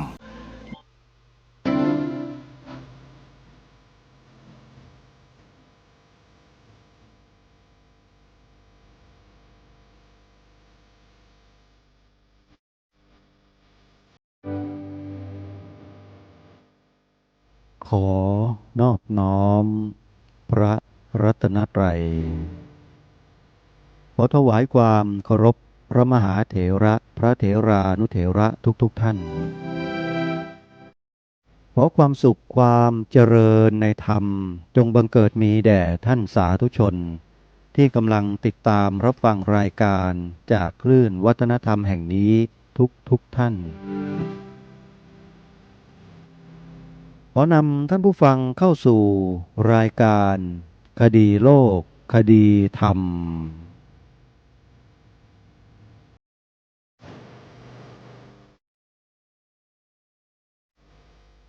ท่านสาธุชนท่านผู้ฟังทั้งหลายรายการคดีโลกคดีธรรมเรายังอยู่ในช่วงของการอัญเชิญบทพระราชนิพนธ์เทศนาเสือป่ามาอ่านให้พวกเราได้ทำการศึกษาเรียนรู้ร่วมกันวันนี้เป็นอีกวันหนึ่งที่หลายๆท่านตั้งอกตั้งใจที่จะติดตามสดับรับฟังบทพระราชนิพนธ์เทศนาเสือป่าซึ่งถือเป็นหัวใจสำคัญของประเทศไทยของเราซึ่งคนไทยไม่อาจปฏิเสธได้แต่ก็ดูเหมือนว่ามีคนไทยบางประเภทที่ปฏิเสธบทพระราชนิพนธ์เทศนาเสือป่าด้วยอาการกีดกันกีดกั้นไม่ให้มีการนำมาเผยแพร่ให้แก่เด็กและเยาวชนในโรงเรียนหรือทั่วๆไปซึ่งอันนี้มีกระแสที่สามารถทำความรู้สึกให้รู้เห็นให้เกิดขึ้นในสังคมปัจจุบันของเราได้แต่อย่างไรก็ตามถึงแม้ว่าทางส่วนราชการสถาบันการศึกษาจะไม่เอาใจใส่ไม่สนใจสิ่งเหล่านี้ก็ไม่เป็นไรถือว่าเป็นสิทธิเสรีภาพในยุคของโลกเสรีประชาธิปไตยซึ่งใครคิดอะไรพูดอะไรทำอะไรก็รู้สึกดูเหมือนว่าจะตามอกตามใจกันอยู่ตลอดเวลาแต่สำหรับบทเทศนาเสือป่าซึ่งเป็นบทพระราชนิพนธ์ขององค์พระบาทสมเด็จพระมงกุฎเกล้าเจ้าอยู่หัวนั้นทรงมีหลักการครองชีวิตครองตน ในการทำหน้าที่ของตนเองในฐานะ 1. เป็นคนไทย 2. เป็นพุทธศาสนิกชนไทย 3. เป็นทหาร 4. เป็นลูกเสือ 5. เป็นคนดีของสังคมในสถานะทั้ง5นี้จำเป็นที่จะต้องอยู่ในสังคมด้วยอาการฝืนบางอย่างสิ่งที่บอกว่าเป็นบางอย่างที่เราต้องฝืนนั้นซึ่งเป็นสิ่งถ้าหากว่าเราปล่อยให้จิตใจไหลไปตามบางอย่างดังกล่าวก็รังแต่จะสร้างปัญหาให้เกิดขึ้นในสังคมเพราะฉะนั้นบทพระราชนิพนธ์เทศนาเสือป่าตรงนี้อุปมาแล้วก็เหมือนกับเบรกสำหรับห้ามล้อถ้าหากว่ารถที่เคลื่อนไปข้างหน้าไม่มีเบรกก็รังแต่จะชนข้าวของชนรถด้วยกันเสียหายยับเยินได้และผู้ขับขี่อาจจะต้องถึงแก่ชีวิตหรือไม่ก็บาดเจ็บสาหัสโดยแท้เพราะฉะนั้นสังคมไทยของเราจำเป็นต้องมีเบรกก็คือเครื่องห้ามไม่ให้กระทำสิ่งที่นำไปสู่ความฉิบหายวายป่วงนั่นก็คือศีล5ซึ่งเรากำลังอัญเชิญบทพระราชนิพนธ์เทศนาเสือป่าในเรื่องของศีล5ซึ่งพระองค์ได้ทรงแสดงไว้นั้นมานำเสนอต่อท่านผู้ฟังเพราะฉะนั้นวันนี้เป็นอีกวันหนึ่งที่เราจะได้สดับรับฟังเรื่องของศีล5จากองค์พระบาทสมเด็จพระมงกุฎเกล้าเจ้าอยู่หัวรัชกาลที่6ซึ่งตรัสไว้เมื่อ100 ปีที่ผ่านมาเมื่อครั้งที่แล้วได้อัญเชิญบทพระราชนิพนธ์เทศนาเสือป่าในกันที่15มานำเสนอในหัวข้อเรื่องทุติยสิกขาบทสิกขาบทของคฤหัสถ์ข้อที่2ก็คือเรื่องของการลักขโมยโกงช่อโกงช่อฉนต่างๆซึ่งพระองค์ตรัสไว้ชัดเจนว่าอาการแห่งการขโมยนั้นไม่ว่าไพร่หรือว่าผู้ดีถ้าหากกระทำลงไปแล้วก็ถือว่าเป็นขโมยด้วยกันทั้งนั้นต่างกันตรงว่าพวกไพร่มีความสามารถขโมยได้ระดับไพร่ส่วนพวกผู้ดีก็มีการขโมยได้ในระดับของผู้ดีนั่นก็คือว่ามากน้อยเป็นไปตามฐานะของผู้นั้นโดยสรุปก็คือว่าไม่ว่าไพร่หรือว่าผู้ดีถ้าชื่อว่าลักของผู้อื่นแล้วโกงของผู้อื่นแล้วชื่อว่าชั่วหมดนี่คือบทพระราชนิพนธ์เทศนาเสือป่ากันที่ผ่านมาและโดยเฉพาะพระองค์ท่านทรงตรัสย้ำกับทหารเป็นพิเศษโดยมีความตอนหนึ่งจะขออัญเชิญมาอ่านซ้ำตรงนี้ก็คือว่าอันหนึ่งในส่วนหน้าที่นักรบของเราคือในเวลาทำสงครามเป็นต้นจะมีเวลาอยู่บ้างที่จะเปิดช่องให้นักรบเป็นขโมยได้ในเวลาที่เราไปรบในบ้านในเมืองอื่นเมื่อบ้านเมืองนั้นถูกทำร้ายโดยคำสั่งของผู้บังคับบัญชาหรือด้วยเหตุที่อยู่ในสนามรบก็ตามทหารมักหยิบฉวยสิ่งของซึ่งอยู่ในบ้านในเรือนเหล่านั้นโดยมากเป็นไปโดยเข้าใจว่าเพราะรบแล้วสิ่งของเหล่านั้นเป็นของข้าศึกเราจะหยิบฉวยเอาได้โดยไม่ผิดข้อนี้ไม่ถูกผู้ที่ถือพระพุทธศาสนาจะกล่าวเช่นนั้นไม่ได้เป็นทหารก็เป็นไปเป็นนักรบก็เป็นไปแต่ไม่มีใครอนุญาตให้เป็นโจรกองโจรกับกองนักรบมีวิสัยผิดกันมากกองโจรก็ถืออาวุธเช่นนักรบอยู่เราก็ถืออาวุธเหมือนกันแต่ผิดกันที่โจรนั้นอยากได้ก็แย่งเอาเรามีวินัยและมีธรรมะอยู่ในใจ เราไม่เบียดเบียนพลเรือนที่ไม่ได้เกี่ยวข้องในการรบสิ่งของถึงแม้ทิ้งเรี่ยราดกลาดเกลื่อนอยู่ในสนามรบสิ่งของเหล่านั้นเจ้าของเขามีเมื่อเขายังไม่ให้แก่เราเราถือเอาก็นับว่าเป็นขโมยเท่ากับเวลาไม่รบนี่คือลักษณะของการขโมยในหมู่ของนักรบซึ่งในสงครามที่มีอยู่ในโลกใบนี้ญาติโยมสาธุชนคงทราบข้อมูลข่าวสารกันอยู่เป็นปกติบุคคลที่อยู่ในสนามรบ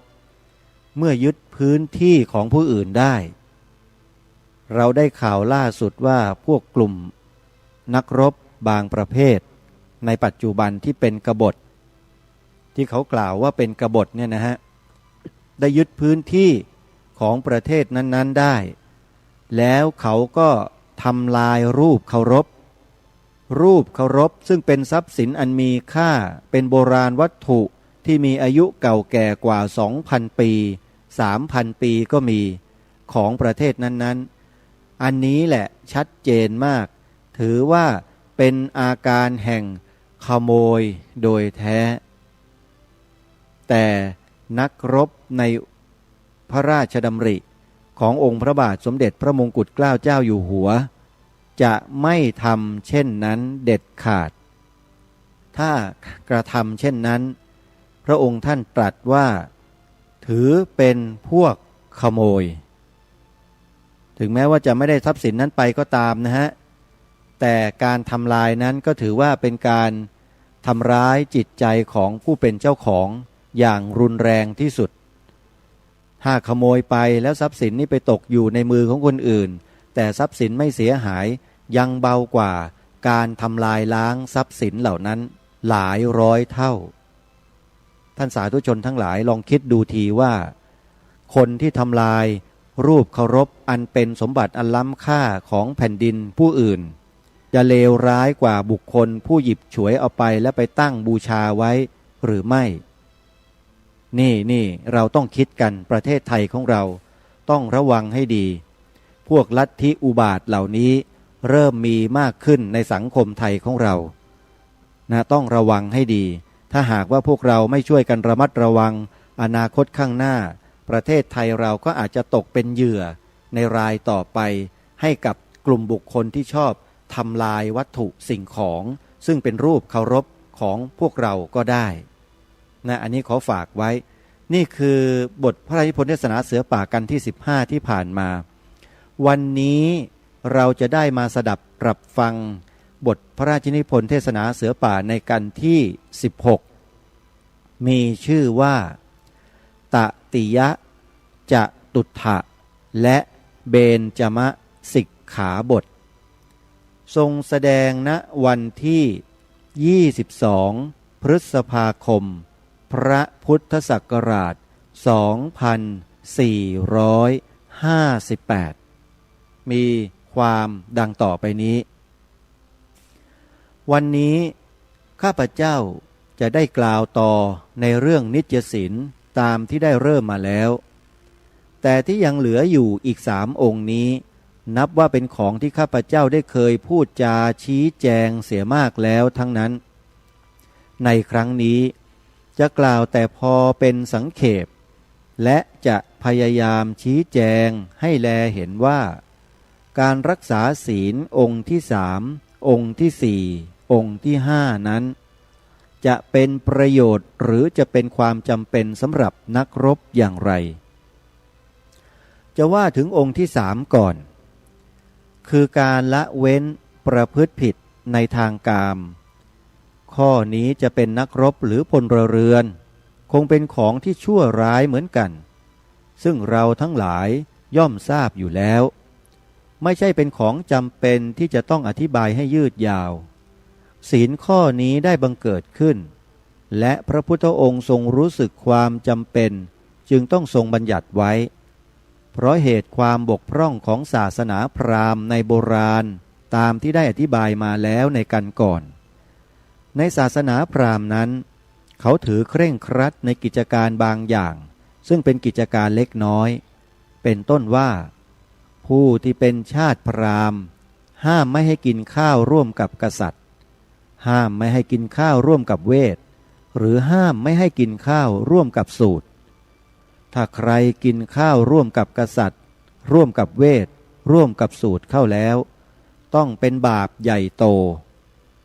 และมีข้อหยุมหยิมอย่างนี้อีกเป็นอันมากเพราะฉะนั้นข้อสำคัญใหญ่จึงลอดในตาเขาไปเสียข้อใดที่ไม่ได้ห้ามไว้แล้วเมื่อพราหมณ์ประพฤติเองทำเองแล้วพราหมณ์ผู้เดียวเป็นผู้ที่อ้างว่าตัวเป็นผู้ที่รู้ใจของพระเป็นเจ้าเพราะฉะนั้นสิ่งใดที่ตัวชอบประพฤติสิ่งนั้น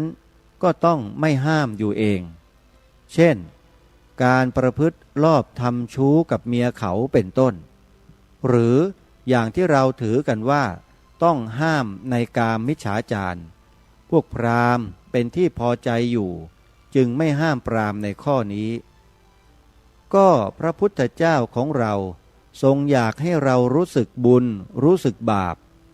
สิ่งใดที่ชั่วให้ละเสียสิ่งใดที่ดีให้ประพฤติข้อที่จะนับถือว่าชั่วหรือจะนับถือว่าดีอยู่ที่ตรงไหนอยู่ที่ใจคนโดยมากที่จะชอบหรือไม่ชอบนั่นเองถ้าสิ่งใดเราประพฤติไปคนโดยมากเขาไม่ชอบเขาติเตียนสิ่งนั้นเรียกว่าสิ่งชั่วหรือสิ่งใด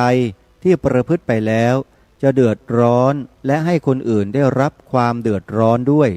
สิ่งนั้นก็ชั่วเหมือนกันสิ่งที่แน่นอนมีอยู่อย่างหนึ่งคือถ้าใครมาแย่งเมียเราก็โกรธเหมือนกันทุกคนเพราะฉะนั้นผู้ที่ทำชู้กับเมียเขาจึงนับว่าประพฤติชั่วข้อนี้เห็นได้ง่ายไม่ต้องหยิบอธิบายต่อไปอีกเลยเพราะฉะนั้นผู้ที่ทำชู้กับเมียผู้อื่นไม่ใช่อะไรนอกจากคิดถึงแต่ตัวเองเท่านั้นไม่ได้คิดถึงผู้อื่นแม้ถึงคราวตัวเองบ้างมีความโกรธผู้อื่นเขาก็โกรธเหมือนกันข้อนี้เป็นข้อที่เข้าใจง่ายแต่ขอให้ท่านนึกดูให้ดีอีกหน่อยถ้าไม่มีข้อห้ามกันเช่นนั้นมีทางที่เสียสำคัญอย่างหนึ่งซึ่งคิดไปแล้วใครๆต้องเห็นคือลูกจะไม่มีพ่อโดยมาก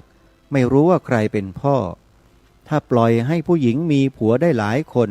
จะต้องไม่รู้ว่าใครเป็นพ่อพระพุทธองค์ได้ทรงเล็งเห็นว่าใช้ไม่ได้จึงได้ห้ามความข้อนั้นเสียแข็งแรงที่จริงคนโดยมากที่อยากจะคัดค้านศาสนาหรือที่อยากจะถือแต่หลวมๆก็ดีมักจะพูดว่ามีสิ่งบกพร่องบ้างถึงแม้จะชั่วก็ตามจะดีก็ตามเป็นของธรรมดาโลกจะเป็นของมนุษย์ก็ตามหรือจะเป็นของสัตว์เดรัจฉานก็ตามเป็นของธรรมดาโลกเพราะฉะนั้นถึงใครจะตั้งใจดีทักท้วงอย่างไรก็เหลือที่มนุษย์จะอดกลั้นและสิ่งหนึ่งซึ่งเขาเหล่านี้มักยกว่าเป็นของธรรมดาโลกคือความประพฤติมากในทางกามแต่ข้าพเจ้าขอถามท่านทั้งหลายว่าข้อที่ว่าประพฤติละหลวมในกามเป็นธรรมดาโลกจริงหรือขอให้ดูแต่สัตว์เดรัจฉานก็ได้สัตว์เดรัจฉานที่มันกำลังอยู่คู่ครองกันก่อนที่มันมีลูกแล้วมันไม่ได้แย่งกันเลยเมื่อมีลูกแล้วจึงจะขาดตอนแล้วจึงได้ปลดจากผัวเมียมันมิดีกว่าเราหรือข้อนี้จะสังเกตดูที่ไหนๆได้ทั้งนั้นแม้แต่สุนัขยังประพฤติได้เช่นนั้นเราเป็นอะไรเป็นคนไม่ใช่หรือเราจะประพฤติเลวกว่าสุนัขอย่างไรได้น่าอายเพราะฉะนั้นข้าพเจ้าเชื่อว่าข้อนี้ไม่ต้องบอกท่านทั้งท่านไม่ใช่คนธรรมดาเป็นเสือป่าดีกว่าคนธรรมดาแล้วข้าพเจ้าเชื่อว่าไม่ต้องบอกข้าพเจ้าขอเอาเป็นอันเชื่อได้เสียทีว่าท่านทั้งหลายคงจะไม่ประพฤติตัวเป็นอย่างสุนัขหรือเลวกว่าสุนัข เมื่อข้าพเจ้าเชื่อแน่เช่นนี้แล้วผู้ใดประพฤติไม่ตรงกับความเชื่อของข้าพเจ้าข้าพเจ้าจะเสียใจมากแต่ว่าตัวของผู้นั้นคงจะเสียใจมากกว่าข้าพเจ้าส่วนข้อที่ผิดในกามอาจจะเป็นได้แก่นักรบโดยเฉพาะก็คล้ายกับอย่างที่ได้กล่าวมาแล้วครั้งก่อน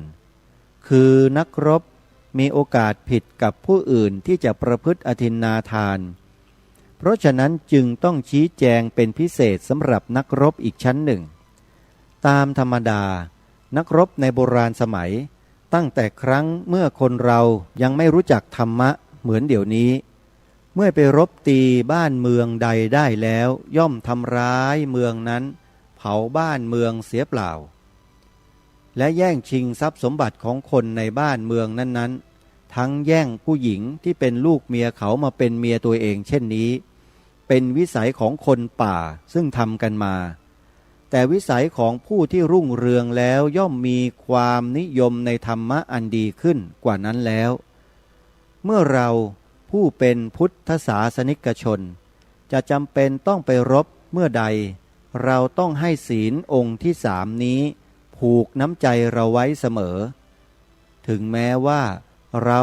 จะไปรบพุ่งที่ไหนและดินแดนใดจะตกอยู่ในมือเราก็ดีเราต้องตั้งใจไว้เสมอว่าบรรดาผู้หญิงในดินแดนเหล่านั้นที่เป็นลูกเขาเมียเขาเราจะต้องนับว่าเป็นผู้อ่อนกำลังกว่าเราเป็นผู้ที่ไม่ได้ต่อสู้เราไม่มีหน้าที่จะทำร้ายเรา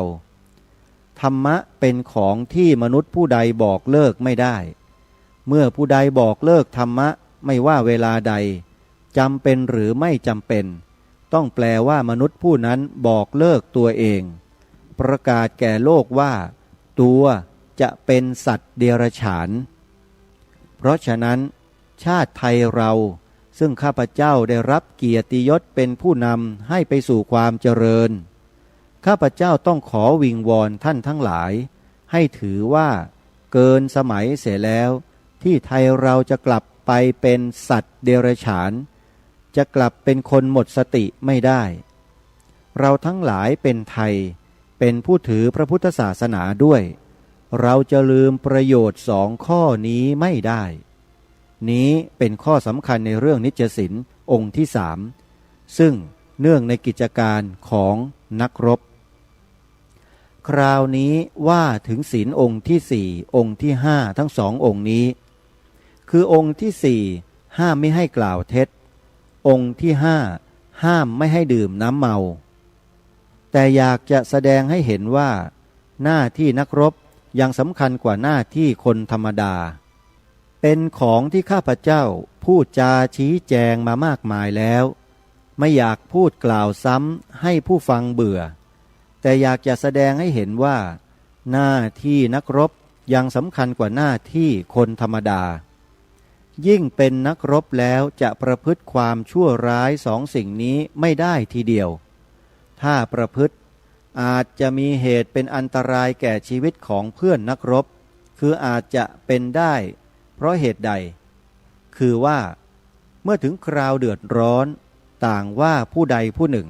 ได้รับใช้ไปสืบข่าวคราวข้าศึกให้สืบมาให้จงได้ภายในเวลา2 ทุ่มต่างว่าท่านไปและไปถึงที่ติดขัดไม่ได้ข่าวแต่ครั้นจะกลับมาโดยไม่ได้เรื่องเกรงว่าจะเสียไปและเกรงว่าจะถูกทำโทษท่านกลับบอกว่าพบแล้วข้าศึกมาอยู่ที่ถนนพญาไทแต่ข้าศึกไม่ได้มาอยู่ที่ถนนพญาไทคราวนี้เขาถามว่าข้าศึกมีกำลังเท่าไรเมื่อข้าศึกไม่มีอยู่ที่นั้นเลยจะบอกอะไรถูกจึงต้องปลดอีกชั้นหนึ่งว่าข้าศึกมีกำลัง2 กองพันทีนี้เขาถามอีกว่าตั้งหันหน้าไปทางไหนความที่ไม่รู้บอกว่าหันหน้าอยู่ทางเหนือคราวนี้รายงานของผู้บังคับกองร้อยเรื่องข่าวสำคัญต้องไปถึงผู้บังคับการให้หาตัวผู้มารายงานแล้วถามว่าแกเห็นข้าศึกอยู่ที่ไหนที่ได้บอกว่าอยู่ถนนพญาไทนั้นลืมเสียแล้วจึงบอกว่า ข้าศึกอยู่ที่ถนนทรงวาดผู้บังคับการถามอีกว่าข้าศึกมีจำนวนเท่าไรที่ได้บอกว่า2 กองพันนั้นลืมเสียแล้วจึงบอกว่าข้าศึกมีจำนวน3 กองพันครั้นถามอีกว่าหันหน้าไปทางไหนที่บอกว่าหันหน้าไปทางเหนือนั้นก็ลืมเสียแล้วจึงบอกว่าหันหน้าไปทางใต้เมื่อได้รับคำบอกเล่าเช่นนี้ผู้บังคับการรายงานว่าข้าพเจ้าขอรายงานว่ามีข้าศึกมาตั้งอยู่ที่ถนนทรงวาดมีกำลัง3 กองพันหันหน้าไปทางใต้ผู้บัญชาการมีคำสั่งให้ยกกองไปที่ถนนทรงวาดไปปราบปรามขับไล่ข้าศึกจากที่นั้นผู้บังคับการจึงมีคำสั่งด้วยวาจาให้ผู้บังคับกองยกไปณที่ซึ่งข้าศึกตั้งอยู่ตามที่รู้กันอยู่แล้วคือที่นั้นอย่างไรล่ะผู้บังคับกองจึงยกไปทางถนนพญาไทผู้บังคับการยกกองหนุนไปที่ถนนทรงวาดแต่ที่จริงข้าศึกมีกำลังตั้ง5 กองพันอยู่ที่ถนนใหม่นี่แหละแลเห็นได้ชัดทีเดียวว่าใช้ไม่ได้ทั้งนี้เพราะเหตุใดคือเพื่อรักษาเกียรติยศของตัวเอาคนไปตายเสียเป็นก่ายกองผลของการปลดมันเป็นเช่นนี้คราวนี้ว่าถึงศีลองค์ที่5คือการดื่มน้ำเมาพวกที่เป็นนักรบต้องแลเห็นความลำบากของการดื่มน้ำเมาเวลาปกติจะเป็นอะไรไม่สำคัญแต่เมื่อเราต้องไปทำการงานซึ่งจะต้องใช้สมองถ้าเราเคยกินเหล้าเสียแล้วจนติดพอเห็นเหล้าเข้าเราอดไม่ได้อย่างที่เขาเล่ากันว่าผู้ที่ติดเหล้ามากๆแม้แต่พอแลเห็นธงแดงก็อ้วกเสียแล้วถ้าเห็นข้าศึกถือธงแดงมาก็อ้วกเช่นนี้จะเป็นอย่างไรข้าศึกเขาก็หัวเราะเยาะเราแย่คราวนี้ต่างว่าเรากินเหล้าไปยืนยามเราไปยืนสบายอุ่นสบายลมจะพัดก็ไม่รู้สึกคราวนี้ข้าศึกมาเข้าจริงหรือไม่ใช่ข้าศึกก็ได้คนเดินมาเขาถามว่าใครก็เอะอะตึงตังยิงปืนไปเปรี้ยงเปรี้ยงเขาถามว่าคนมาเท่าไหร่ตอบว่า10 คนบ้าง8 คนบ้างหรือมันไม่ได้มาอาจจะเห็นเป็นมาก็ได้หรือมาเข้าจริงว่าข้าศึกมันหลอกก็ได้ข้าศึกมันมักทำได้ตามใจมันไม่ค่อยตามใจเราคือมันเลือกเวลาที่เราไม่รู้สึกโดยมากมักจะไปโดนเข้าเวลาที่เราไปหลงเพลินเขาย่องเข้ามาเวลาที่เรากำลังสบายลมพัดเย็นสบายยิ่งลมพัดเฉยๆกำลังพิงต้นไม้สบายเข้าล้อมสบายแน่เพราะฉะนั้นท่านทั้งหลายคงจะเข้าใจการที่ข้าพเจ้าพูดเป็นของที่ควรจะเห็นกันได้ง่ายไม่ใช่จะต้องห้ามปรามกันมากมายห้ามตัวเราเองดีกว่าเราก็เป็นผู้ใหญ่ด้วยกันแล้วไม่ใช่เด็กๆเล็กๆสิ่งใดที่กีดขวางแก่กิจการของเราก็ทิ้งได้ถ้าเป็นส่วนพวกทำงานที่มีกิจการประกอบแล้วสิ่งใดที่ทำให้เสียประโยชน์แก่กิจการนั้นเขาคงต้องเว้นเองไม่ต้องมีใครห้ามมิได้เพราะฉะนั้นเราทั้งหลายที่เป็นนักรบเสือป่าก็ดีทหารก็ดีที่มีหน้าที่กิจการเร่งรัดก็ต้องใช้สมองให้โปร่งอย่างน้อยต้องทำตามคำสั่งของนายให้มั่นคงมีอีกอย่างหนึ่งเราต้องการในตาสว่างเห็นอะไรเห็นจริงต้องการหูไวเมื่อมีเสียงแกรกกรากแล้วต้องได้ยินทีเดียวเมื่อต้องการเช่นนี้แล้วสิ่งใดทำให้เสียประโยชน์สิ่งนั้นต้องละเว้นเพราะฉะนั้นท่านทั้งหลายที่เคยไปซ้อมรบกับข้าพเจ้าคงได้สังเกตว่าบางเวลาห้ามไม่ให้สูบบุหรี่การสูบบุหรี่ที่จริงไม่ใช่เป็นของชั่วร้ายอะไรแต่เวลารบบุหรี่เป็นของอย่างที่จะนำให้ข้าศึกเข้ามาก็ได้การสูบบุหรี่จึงต้องห้ามเมื่อได้พูดกันกับท่านทั้งหลายโดยตรงๆเช่นนี้แล้ว ก็เป็นอันหมดข้อความนิจศีลที่ข้าพเจ้าได้ตั้งใจอธิบาย ในที่สุดแห่งเทศนานี้ข้าพเจ้าขอกล่าวคำชักชวนท่านเป็นพิเศษข้าพเจ้าขอชักชวนท่านทั้งหลายให้ระลึกถึงคุณพระพุทธเจ้าขอให้ระลึกว่าพระองค์ได้ทรงอุตสาหะพยายามที่จะสั่งสอนธรรมอันประเสริฐอันเป็นเครื่องคุ้มครองใจเราทั้งหลายย่อมทรงพระเมตตากรุณาแก่เราทั้งหลายยิ่งเสียกว่าบิดามารดาเพราะฉะนั้นเป็นหน้าที่ของเราผู้ได้รับคำสั่งสอนโดยความกรุณาของท่านแล้วควรต้องประพฤติกตัญญูรู้คุณพระพุทธเจ้าที่ทรงเป็นผู้นำหนทางให้เราแลเห็นสิ่งที่ดีงามจูงให้เรารู้จักประพฤติชอบเป็นผู้จูงเราให้พ้นจากความชั่วมาเป็นคนดีเป็นที่นับหน้าถือตาเมื่อต่อไปคนในโลกรู้จักพวกเราคนไทยดีมากขึ้นแล้วจะช่วยกันทำให้เขาต้องพูดว่าเราชาวไทยเป็นคนชาติหนึ่งซึ่งควรนับว่าเป็นตัวอย่างในความประพฤติอันดีงามตั้งอยู่เป็นธรรมไม่เบียดเบียนเพื่อนบ้านไม่คิดตั้งใจปองร้ายต่อผู้ใดขอจงให้ปรากฏแก่โลกบ้างว่าเราจะตั้งใจรักษาชาติเราจะตั้งใจรักษาศาสนาเราจะตั้งใจรักษาพระมหากษัตริย์ของเราให้สิ่งเหล่านี้คงที่อยู่อย่างที่เป็นมาแล้วเมื่อครั้งสมัยแห่งปู่ย่าตายายของเราเราจะไม่ตั้งใจทำความพินาศฉิบหายไปสู่บ้านเมืองใดทั้งสิ้นและแม้ผู้ใดจะจงใจนำความพินาศฉิบหายมาสู่เมืองเราทั้งหลายที่เป็นลูกผู้ชายชาวไทยที่มีกำลังกายที่มีแขนพอจะจับปืนจับดาบได้เราทั้งหลายจะจับปืนจับดาบป้องกันชาติไทยเอาตัวของเราเป็นรั้วบ้านของเราเองเพื่อป้องกันสิ่งที่เรารักหรือสิ่งที่เราถนอมมาตั้ง4,000 ปีแล้วนั้นไม่ให้เสื่อมเสียไปเพราะผู้อื่นมาแย่งชิงความข้อนี้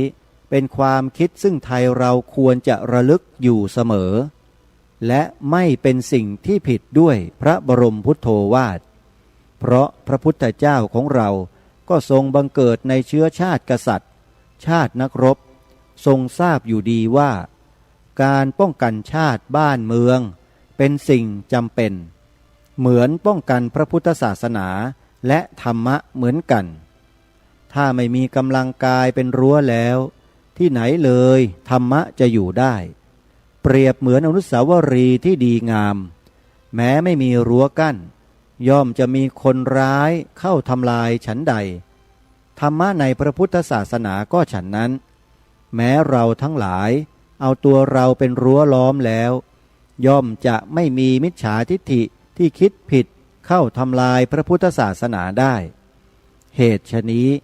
คนไทยเราทั้งหลายที่เป็นนักรบเราไม่ได้อุทิศตัวที่จะเป็นผู้ไปทำร้ายต่อเพื่อนมนุษย์โดยใจเหี้ยมโหดหามิได้เราอุทิศตัวเราทั้งหลายและอุทิศกำลังกายกำลังสติปัญญาไว้เพื่อป้องกันรักษาชาติศาสนาพระมหากษัตริย์สิ่งซึ่งเป็นที่เคารพรักใคร่ทั้งสามคือความเป็นไทยของเราอย่างหนึ่งความมั่นคงของชาติเราอย่างหนึ่งพระศาสนาของเราอย่างหนึ่ง3อย่างนี้ปู่ย่าตายายของเราได้ยอมสละเลือดเนื้อและชีวิตเพื่อป้องกันแล้วเราทั้งหลายผู้เป็นบุตรหลานย่อมมีหน้าที่จะต้องทำให้สมควรที่เป็นบุตรหลานของท่านต้องไม่ให้มีผู้ใดว่าได้แม้เมื่อเราจะล่วงลับดับขันไปแล้วจะได้ไปพบเห็นปู่ย่าตายายของเราอย่าต้องให้เราไปก้มหน้าต่อหน้าท่านข้อนี้เป็นข้อสำคัญซึ่งข้าพเจ้าเชื่อว่าถ้าท่านทั้งหลายให้เวลาตรองแม้วันละ5 นาทีแต่นึกเสมอทุกวันไป คงจะเป็นประโยชน์ยิ่งใหญ่ดีกว่าข้าพเจ้าหรือผู้ใดจะมายืนพูดกับท่านวันละ5 ชั่วโมงเพราะบรรดาผู้สอนหรือผู้ที่ทรมานไม่มีผู้ใดดียิ่งกว่าตัวเราเองผู้ใดทรมานใจตัวเองได้แล้วนับว่าเป็นผู้ที่ประเสริฐเป็นผู้สามารถยิ่งกว่าวีรบุรุษซึ่งสามารถทรมานผู้แพ้ได้ตั้งพันเพราะศัตรูภายนอกเมื่อมีดาบมีหอกแล้วก็จ้วงฟันตัวได้แต่ศัตรูภายในคือดวงใจเรานี้เป็นของปราบยากเพราะดาบภายนอกจะทิ่มแทงได้ยากต้องใช้น้ำใจของเราเองปราบแทนจึงจะได้เราต้องทรมานใจเราให้เหมือนอย่างนายสารถีที่ขับขี่ม้าชาติอาชาไนยให้เป็นไปให้ได้สมประสงค์ดังนี้จึงจะเรียกว่าเราทั้งหลายเป็นลูกผู้ชายชาติทหารจริงและว่าเราทั้งหลายเป็นมนุษย์จำเริญรุ่งเรืองจริงเป็นที่ควรนิยมนับถือทั่วโลกขอท่านทั้งหลายจงจำคำข้าพเจ้าไว้คงจะมีความสุขทั้งกายและใจต่อไปทั้งในบัดนี้และบัดหน้า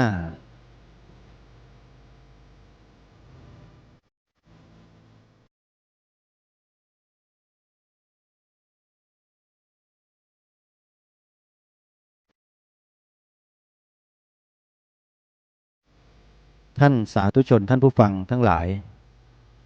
บทพระราชนิพนธ์เทศนาเสือป่าในกันที่16องค์พระบาทสมเด็จพระมงกุฎเกล้าเจ้าอยู่หัวได้ทรงตรัสถึงสิกขาบทที่เหลือ3สิกขาบทมาไว้ในกันเดียวกันซึ่งก็เชื่อเหลือเกินว่าท่านผู้ฟังที่ได้สดับปรับฟังในวันนี้จะได้ความรู้เรื่องของสิกขาบทซึ่งเป็นนิจศีลของพวกเราชาวพุทธที่เป็นคนไทยทุกท่านทุกคนเป็นอย่างดีเพราะพระองค์ท่านทรงยกข้ออุปมาอุปไมยง่ายๆเห็นภาพได้อย่างชัดเจนเป็นชีวิตประจำวันของคนเราที่เราประพฤติปฏิบัติกันอยู่และสามารถที่จะล่วงละเมิดได้โดยง่ายพระองค์ท่านได้ทรงเปรียบทรงอุปมาเปรียบเทียบความประพฤติของมนุษย์ซึ่งถ้าหากว่าไม่มีศีลเป็นเครื่องกำกับก็ไม่แตกต่างจากอะไรกับสัตว์เดรัจฉานเป็นสัตว์เดรัจฉานดีๆนี่เองหรืออาจจะยิ่งเลวร้ายกว่าสัตว์เดรัจฉานหลายเท่าท่านทั้งหลายการถือศีล5ให้เป็นนิจศีลถือเป็นเรื่องสำคัญของคนไทยทั้งประเทศถ้าหากว่าคนไทยในประเทศไทยหรือไม่ว่าจะอยู่ในหน่วยงานใดรับราชการประเภทไหนไม่มีศีล5ไม่ประพฤติตามศีล5ไม่อยู่ในกรอบของศีล5โดยการบังคับจิตใจของตนเองแล้วก็ไม่แตกต่างอะไรกับสัตว์เดรัจฉานพระองค์ท่านตรัสว่าไว้อย่างชัดเจนโดยเฉพาะตรัสกับพวกทหารและนักรบตรงนี้ต้องขอบอกกับท่านผู้ฟังทุกท่านว่าอย่าคิดว่าพระองค์ท่านทรงแสดงบทเทศนาเสือป่านี้ไว้เฉพาะแก่ทหารเท่านั้นนะไม่ใช่ฮะแต่ทรงแสดงเผื่อไว้ให้กับคนไทยทุกคนที่สามารถอ่านออกเขียนได้ฟังภาษาไทยรู้เรื่องเมื่อฟังแล้วอ่านแล้วศึกษาแล้วต้องนำไปประพฤติปฏิบัติเพราะพระองค์ท่านมิได้ทรงแสดงบ่อยทรงแสดงเพียงครั้งเดียวเท่านั้นและญาติโยมสาธุชนคนไทยทุกท่านลองคิดดูทีองค์พระมหากษัตริย์ทรงเสียสละเวลาส่วนพระองค์มาทรงแสดงบทเทศนาในลักษณะเช่นนี้ทางพระพุทธศาสนาแก่เราทั้งหลายเช่นนี้เนี่ยหาได้ยากเหลือเกินเมื่อทรงแสดงสิ่งอันล้ำค่าเหล่านี้ไว้แล้วเนี่ยจึงจำเป็นอย่างยิ่งที่เราคนไทยทุกคน จักต้องน้อมรับมาประพฤติปฏิบัติตามที่พระองค์ทรงตรัสสอนให้ได้ทางสภาพุทธบริษัทภาคประชาสังคมจิตอาสาซึ่งได้เคยย้ำมาหลายครั้งว่าที่เราจัดตั้งสภานี้ขึ้นมีที่มาที่ไปอยู่ประการหนึ่งอันเป็นสิ่งสำคัญก็คือบทพระราชนิพนธ์เทศนาเสือป่าการรวบรวมพุทธบริษัทให้ประกาศตนเองเป็นพุทธมามกะถือเป็นการตั้งธงรบอย่างหนึ่งในทางพระพุทธศาสนาธงรบอันนี้เป็นธงขาวบริสุทธิ์เหมือนดั่งที่พระองค์ได้ทรงพระราชทานธงไตรรงค์เอาไว้แล้วก็เป็นสีเดียวกันกับธงชาติคือสีขาวพระองค์ท่านได้ทรงพระราชทานความหมายไว้ชัดเจนว่าขาวคือบริสุทธิ์สีสวัสดิ์หมายพระไตรรัตน์และธรรมะคุ้มจิตไทยนั่นก็คือสีขาวในธงไตรรงค์หมายถึงพระรัตนตรัยและธรรมะที่มีอยู่ในพระรัตนตรัยทั้งมวลศาสนาพุทธจึงเป็นสถาบันหลักเพียงศาสนาเดียวที่องค์พระบาทสมเด็จพระมงกุฎเกล้าเจ้าอยู่หัวได้ทรงยืนยันไว้อย่างชัดเจนถ้าหากว่ามีไอ้อีผู้ใดก็แล้วแต่มาบิดเบือนบทพระราชนิพนธ์ของพระองค์ไปเป็นอื่นถือว่าบุคคลคนนั้นเป็นบุคคลที่อกตัญญูต่อพระองค์ท่านคนที่อกตัญญูต่อองค์พระมหากษัตริย์ถามว่ายังคงเป็นคนอยู่หรือไม่แต่สำหรับรายการคดีโลกคดีธรรมขอบอกว่าไม่ใช่คนท่านสาธุชนทั้งหลายการที่ทางรายการคดีโลกคดีธรรมได้อัญเชิญบทพระราชนิพนธ์เทศนาเสือป่ามาอ่านออกอากาศในครั้งนี้และหลายๆครั้งที่ผ่านมานั้นมีวัตถุประสงค์และเป้าหมายที่ชัดเจนก็คือว่าต้องการขจัดความเป็นสัตว์เดรัจฉานออกจากจิตใจของคนใครทำได้มากได้น้อยอันนี้แล้วแต่กำลังความสามารถของแต่ละคนแต่ทุกคนต้องทำเพราะถ้าไม่ทำในประเทศไทยของเราก็จะมีสัตว์เดรัจฉานเพิ่มมากขึ้นอันนี้คือข้อใหญ่คือข้อสำคัญที่สุดเป็นการแก้ปัญหาสัตว์เดรัจฉานล้นประเทศโดยถูกทางแก้กันที่ต้นสายปลายเหตุต้องแก้แบบนี้เท่านั้นฮะแก้อย่างอื่นไม่ได้ให้คุณไปแก้กฎหมายเท่าไรให้ไปเขียนกฎหมายออกมาอย่างไรคุณก็แก้ไม่ได้การเขียนกฎหมายการตรากฎหมายนั้นเป็นเพียงแค่เหตุที่นำไปสู่การแก้ได้เป็นปัจจัยขออภัยเป็นปัจจัยหนึ่งเท่านั้นที่จะนำไปสู่การแก้ได้แต่ทุกวันนี้แม้แต่ปัจจัยเองก็ยังไม่ทำกันเลยกฎหมายของบ้านเมืองเป็นปัจจัยหนึ่งที่จะนำไปสู่การแก้ปัญหาสัตว์เดรัจฉานล้นประเทศได้แต่เขาก็ไม่ทำกันในกรณีนี้คืออะไรคือการบัญญัติรับรองให้ศาสนาพุทธเป็นศาสนาประจำชาติไว้ในกฎหมายรัฐธรรมนูญนั่นแหละคือการสร้างปัจจัยเอาไว้ในเบื้องต้นเพื่อนำไปสู่การแก้ปัญหาที่ต้นเหตุไอ้นี่อะไรเรียกร้องบอกชี้แจงแสดงเหตุผลไปตั้งไม่รู้กี่กระบุงพวกนักร่างกฎหมายเหล่านั้นก็ไม่เห็นดีไม่เห็นงามด้วยยังปฏิเสธกันพันละวันผลจากการบล็อกโหวตผลจากการยกมือในสภายกทีไรพุทธศาสนาตกไปทุกทียกทีไรพุทธศาสนาก็ตกไปทุกทีมีแต่มือคัดค้านไม่เห็นด้วยมีแต่มือคัดค้านไม่เห็นด้วยแล้วอย่างนี้ เราจะกำจัดความเป็นสัตว์เดรัจฉานออกจากประเทศไทยให้ลดน้อยถอยลงไปได้อย่างไรท่านสาธุชนทั้งหลายนี่คือสิ่งที่น่าเป็นห่วงและเป็นสิ่งที่อันตรายต่อสังคมประเทศชาติไทยของเราอย่างยิ่งภาวะแห่งความเป็นสัตว์เดรัจฉานที่มีอยู่ในร่างมนุษย์ทุกวันนี้ท่านว่ามันลดน้อยถอยลงหรือว่ามันเพิ่มขึ้นท่านลองตรองดูทีเดี๋ยวจะหาว่าผู้ดำเนินรายการนั้นปากจัดพูดจารุนแรงพูดจากล่าวหาว่าร้ายก็ท่านลองนึกดูตรองดูสักทีสิว่าภาวะการแห่งความเป็นสัตว์เดรัจฉานที่อยู่ในร่างมนุษย์ทุกวันนี้มันลดลงหรือว่ามันมีเพิ่มขึ้น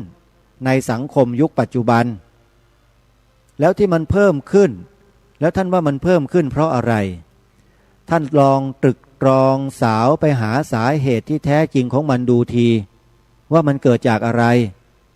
ถ้าหากว่าท่านคิดไม่ออกเดี๋ยวทางรายการจะบอกให้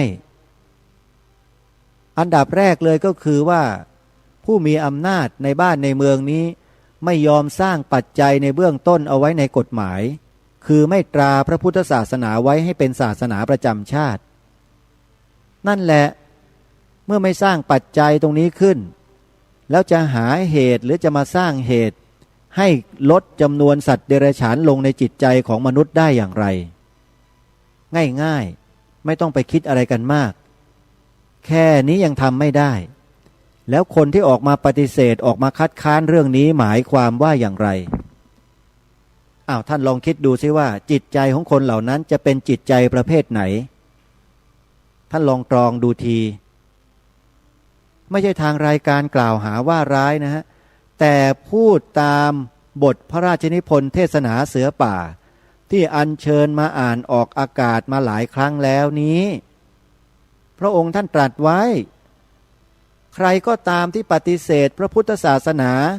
ไม่ยอมรับนับถือพระพุทธศาสนาอย่างถูกต้องจริงจังตามบทพระราชนิพนธ์เทศนาเสือป่านี้แล้วเนี่ยถือว่าผิดหมดไม่ถูกต้องแล้วใครก็ตามที่พูดบอกว่าศีลธรรมไม่มีความจำเป็นในยุคนี้เนี่ยพูดอย่างนี้ก็ผิดไม่ถูกต้องแล้วใครที่คัดค้านไม่ยอมยกพระพุทธศาสนาให้ขึ้นเป็นศาสนาประจำชาติโดยตราโดยบัญญัติไว้ในกฎหมายรัฐธรรมนูญให้เป็นปัจจัยสำคัญในการสร้างมนุษย์ให้เป็นมนุษย์เนี่ยสิ่งนี้ก็พูดไม่ถูกต้องเพราะฉะนั้นท่านสาธุชนทั้งหลายความจำเป็นยังมีอยู่ตลอดเวลาถ้าหากประเทศนี้ยังปกครองกันด้วยกฎหมายการตราศาสนาพุทธให้เป็นศาสนาประจำชาติไว้ในกฎหมายรัฐธรรมนูญนั้น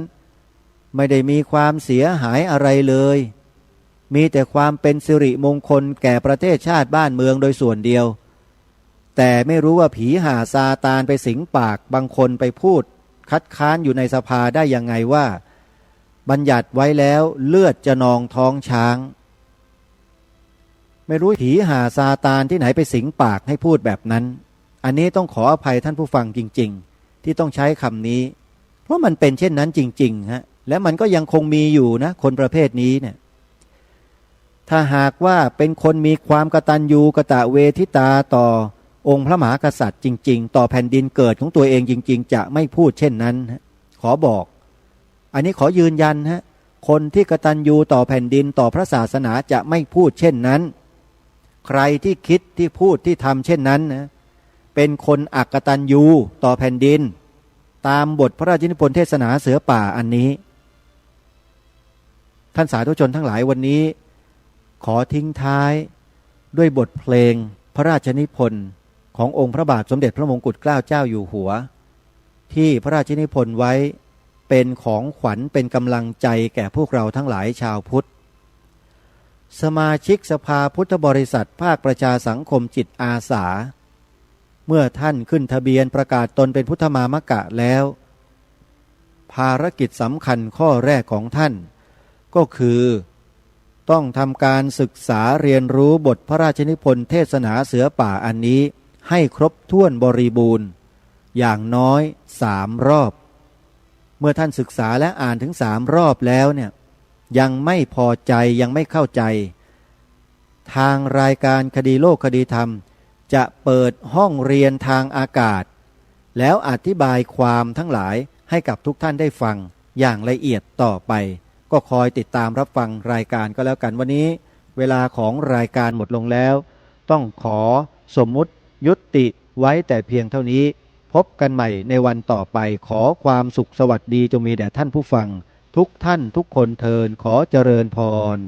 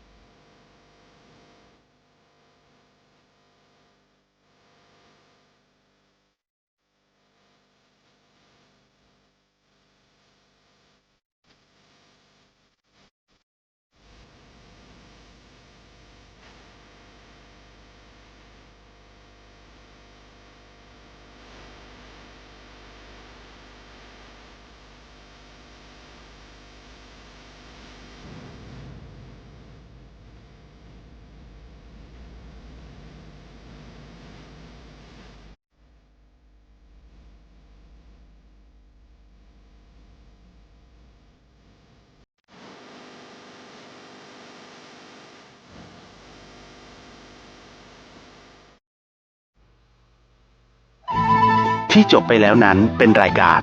คดีโลกคดีธรรมดำเนินรายการโดยพระครูปลัดณรงค์ฤทธิ์ ข่าวสารเพื่อการประชาสัมพันธ์ขอเชิญชวนผู้ใจบุญใจกุศลร่วมทำบุญทอดผ้าป่าสามัคคีประจำปีพุทธศักราช 2568 เพื่อบูรณะวิหารปูพื้นกระเบื้องไวนิลตารางเมตรละ699 บาทจำนวน150ตารางเมตรทำโครงเหล็กป้องกันนกรอบวิหารราดพื้นเททรายล้างหน้าวิหารราวบันไดเหล็กสแตนเลสทาสีรอบวิหารเปลี่ยนระบบไฟฟ้าปรับปรุงทัศนียภาพวิหารบูรณะปฏิสังขรณ์ถาวรวัตถุภายในวัดทอดถวายณวัดดอนตันตำบลเหมืองแก้วอำเภอแม่ริมจังหวัดเชียงใหม่ตรงกับวันเสาร์ที่1 พฤศจิกายนพุทธศักราช 2568 ช่วงเช้า 9:39 นาที เป็นต้นไปก็ขอเชิญชวนศรัทธานักศีลนักบุญทั้งหลายร่วมงานบุญทอดผ้าป่าสามัคคีครั้งนี้เพื่อบูรณะวิหารปูพื้นกระเบื้องไวนิลรวมไปถึงทำโครงเหล็กป้องกันนกรอบวิหารราดพื้นเททรายร้างหน้าวิหารราวบันไดเหล็กสแตนเลสทาสีรอบวิหารเปลี่ยนระบบไฟฟ้าปรับปรุงทัศนียภาพวิหารบูรณะปฏิสังขรณ์ถาวรวัตถุภายในวัดดอนตันตำบลเหมืองแก้วอำเภอแม่ริมจังหวัดเชียงใหม่เสาร์ที่1 พฤศจิกายน 2568 นี้เชิญท่านร่วมงานร่วมบุญร่วมบริจาคได้บุญได้กุศลโดยทั่วหน้ากัน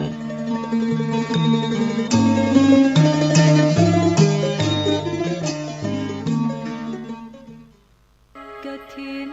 ทานคือสังฆทานบุญทานยิ่งใหญ่ขอเชิญร่วมทำบุญทอดกฐินสามัคคี ถวายวัดทุ่งป่าเก็บตำบลหนองหานอำเภอสันทรายจังหวัดเชียงใหม่ในวันพุธที่ 5 เดือนพฤศจิกายน พุทธศักราช 2568 นี้สามารถทำบุญผ่านธนาคารกรุงไทยชื่อวัดทุ่งป่าเก็บเลขบัญชี 375-074-7407 หรือสอบถามที่เจ้าอาวาส 063-163-9950 ปัจจัยทั้งหมดเพื่อสมทบทุนซื้อที่ดินหน้าวัดที่ยังค้างอยู่ 900,000 บาทถ้วนเพื่อเป็นพุทธบูชาให้ทานที่ดินจะได้ความมั่นคงตลอดกาลทอดกฐินทานตามกาลเวลาการบรรยุสงฆ์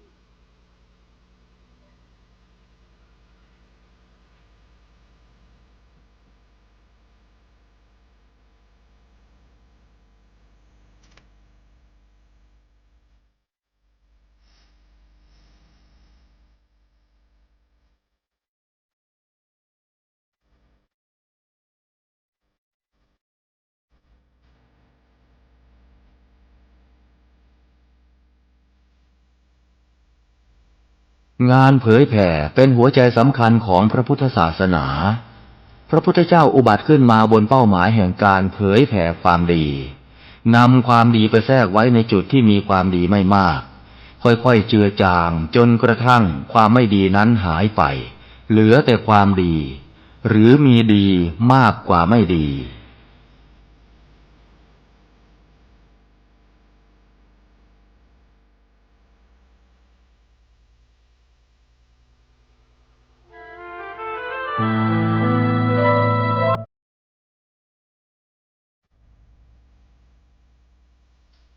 นักเผยแผ่จึงเปรียบเสมือนหมอที่วินิจฉัยโรคแล้วค่อยๆทดลองยาเมื่อเห็นว่าให้ยาถูกโรคก็คอยดูแลไม่ให้เกิดโรคแทรกซ้อนตามขึ้นมาอีกหมอต้องไวต่อการเรียนรู้เรื่องโรคและวิธีรักษาโรคฉันใดพระสงฆ์ซึ่งเป็นเสมือนจิตแพทย์ของสังคมก็ไวต่อการเปลี่ยนแปลงของโลกและวิธีบำบัดโรคที่มากับโลกฉันนั้น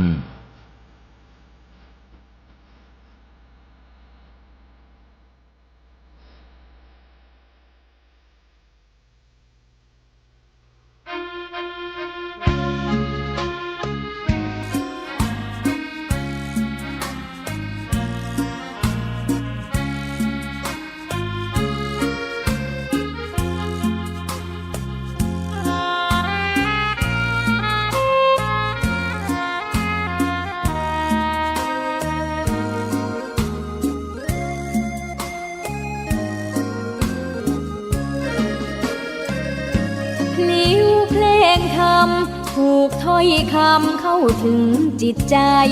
ฟังรายการวิทยุเสียงใส5 เมกะเฮิรตซ์บริหารและจัดการโดยวัดป่าแดงมหาวิหารส่งกระจายเสียงจากเลขที่71หมู่ที่14บ้านใหม่หลังมอ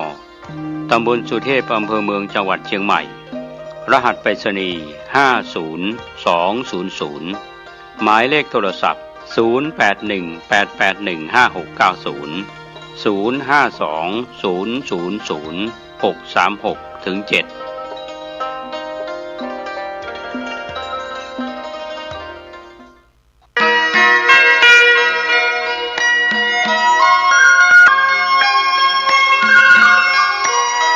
สารเพื่อการประชาสัมพันธ์ด้วยทางคณะศรัทธาสาธุชนคณะสงฆ์จังหวัดเชียงใหม่องค์กรเครือข่ายชาวพุทธจังหวัดเชียงใหม่ได้จัดกฐินสามัคคีทอดถวายกับพระภิกษุที่จำพรรษาณพุทธมณฑลเชียงใหม่อำเภอดอยรอจังหวัดเชียงใหม่ตรงกับวันที่3 พฤศจิกายนพุทธศักราช 2568 ช่วงเช้า 9 นาฬิกามีพระเดชพระคุณพระเทพมังคลาจารย์เจ้าคณะจังหวัดเชียงใหม่เป็นประธานฝ่ายสงฆ์พร้อมด้วยคณะศรัทธาสาธุชนทั้งคณะสงฆ์คณะศรัทธาภายในภายนอกองค์กรเครือข่ายชาวพุทธร่วมพิธีทำบุญทอดกฐินสามัคคีเพื่อถวายกับพระภิกษุที่จำพรรษาณพุทธมณฑลจังหวัดเชียงใหม่ตรงกับวันที่3 พฤศจิกายนเวลา 9 นาฬิกาเป็นต้นไปร่วมงานสามัคคีพุทธมณฑลเชียงใหม่อำเภอดอยรอจังหวัดเชียงใหม่ได้บุญได้กุศลได้คุณงามความดีท่านที่จะติดต่อสอบถามและร่วมทำบุญติดต่อได้ที่ 0818829199 ร่วมบุญทอดกฐินสามัคคีรายละเอียดต่างๆได้บุญโดยทั่วหน้ากัน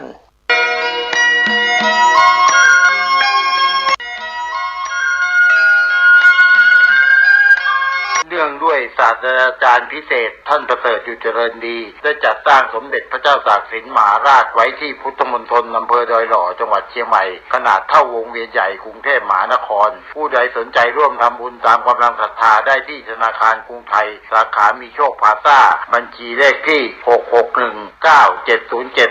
66197074775 ขอให้ผลบุญตามส่งให้บรรลุมรรคผลนิพพานในเวลาอันควรและหากยังไม่ถึงนิพพานเพียงใดขอคำว่าไม่มีอย่าได้บังเกิดขึ้นสาธุสาธุสาธุ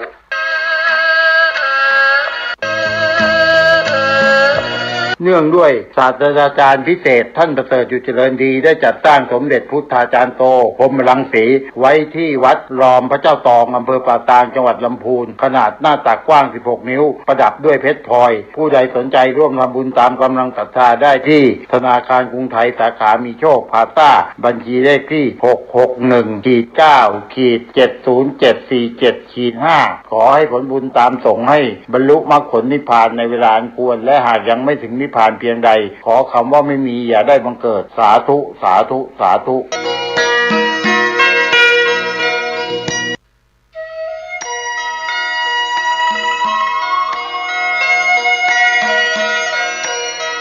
ข่าวสารเพื่อการประชาสัมพันธ์งานบุญงานกุศล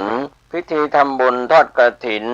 พระราชทานวัดท่าตอนพระอารามหลวงตำบลท่าตอนอำเภอแม่อายจังหวัดเชียงใหม่ตรงกับวันที่2 พฤศจิกายนพุทธศักราช 2568 ช่วงเช้า 9 นาฬิกาเป็นต้นไปโดยมีพระเดชพระคุณพระเทพมังคลาจารย์เจ้าคณะจังหวัดเชียงใหม่เป็นประธานฝ่ายสงฆ์ขอเชิญชวนศรัทธานักศีลนักบุญทั้งหลายได้ร่วมงานในพิธีกฐินพระราชทานวัดท่าตอนพระอารามหลวงตำบลท่าตอนอำเภอแม่อายจังหวัดเชียงใหม่2 พฤศจิกายนเวลา 9 นาฬิกาเป็นต้นไปท่านที่จะสอบถามและร่วมทำบุญติดต่อได้ที่ 0818829199 ก็เป็นงานบุญงานกุศลพิธีทอดกฐินพระราชทานของวัดท่าตอนพระอารามหลวง2 พฤศจิกายนช่วงเช้า 9 นาฬิกาเป็นต้นไปเชิญท่านร่วมบุญร่วมงานกฐินพระราชทานของวัดท่าตอนได้บุญได้ความดีโดยทั่วหน้ากัน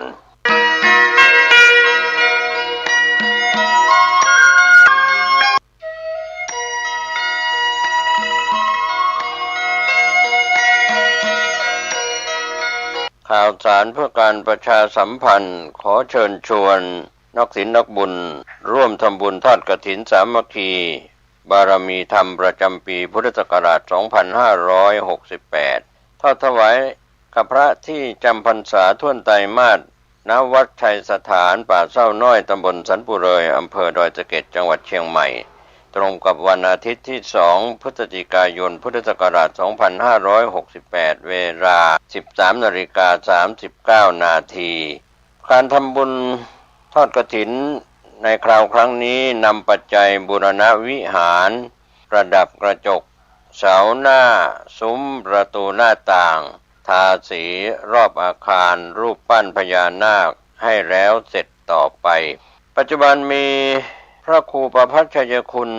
เป็นเจ้าอาวาสวัดชัยสถานป่าเศร้าน้อยเจ้าคณะตำบลสันปุเรยเขต 2ท่านสามารถติดต่อสอบถามรายละเอียดและร่วมทำบุญได้ที่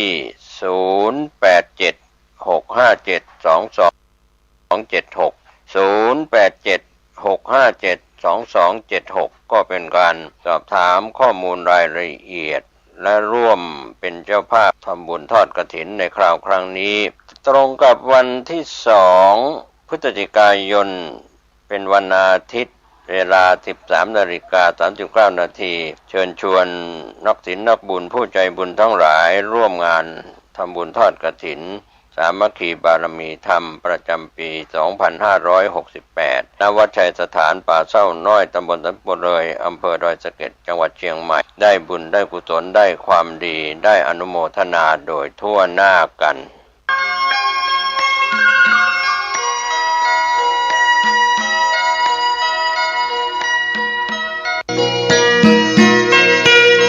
ข่าวสารเพื่อการประชาสัมพันธ์ขอเชิญศรัทธานักศีลนักบุญทั้งหลายทำบุญทอดกฐินสามัคคีของวัดใหม่ห้วยทรายตำบลสุเทพอำเภอเมืองเชียงใหม่จังหวัดเชียงใหม่บริวารกฐินเพื่อพัฒนาซ่อมแซมถาวรวัตถุภายในวัดกำหนดการวันอาทิตย์ที่2 พฤศจิกายนพุทธศักราช 2568 8 นาฬิกาแต่งดาวองค์กฐินณวัดใหม่ห้วยทราย11 นาฬิกาถวายภัตตาหารเพลแด่พระสงฆ์และเรียนเชิญผู้มาร่วมงานร่วมรับประทานอาหาร 13 นาฬิกาพิธีทอดถวายกฐินพระสงฆ์อนุโมทนาเป็นเสร็จพิธีท่านที่จะร่วมบุญทอดกฐินสามารถทำบุญผ่านออนไลน์ธนาคารกรุงไทยสาขาถนนสุเทพเลขที่บัญชี 521000679 ก็เป็นส่วนที่ท่านจะติดต่อสอบถามร่วมทำบุญได้ที่พระอธิการบุญเพ็งปิยธรรมโมเจ้าอาวาสวัดใหม่ห้วยทราย 0646541587 ก็เป็นงานบุญงานกุศลทำบุญทอดกฐินสามัคคีงานกฐินสามัคคีของวัดใหม่ห้วยทรายมีนางไพรินเขื่อนทารองนายกเมืองสุเทพเป็นประธานมีรองศาสตราจารย์ดร.บุญลือเผือกผ่องเป็นรองประธานพร้อมด้วยคณะกรรมการและศรัทธาของวัดใหม่ห้วยทรายภายในภายนอกเชิญท่านร่วมบุญทอดกฐินช่วงบ่ายวันอาทิตย์ที่2 พฤศจิกายน 2568 13 นาฬิกาเป็นต้นไปได้บุญได้อานิสงส์โดยพร้อมเพรียงกัน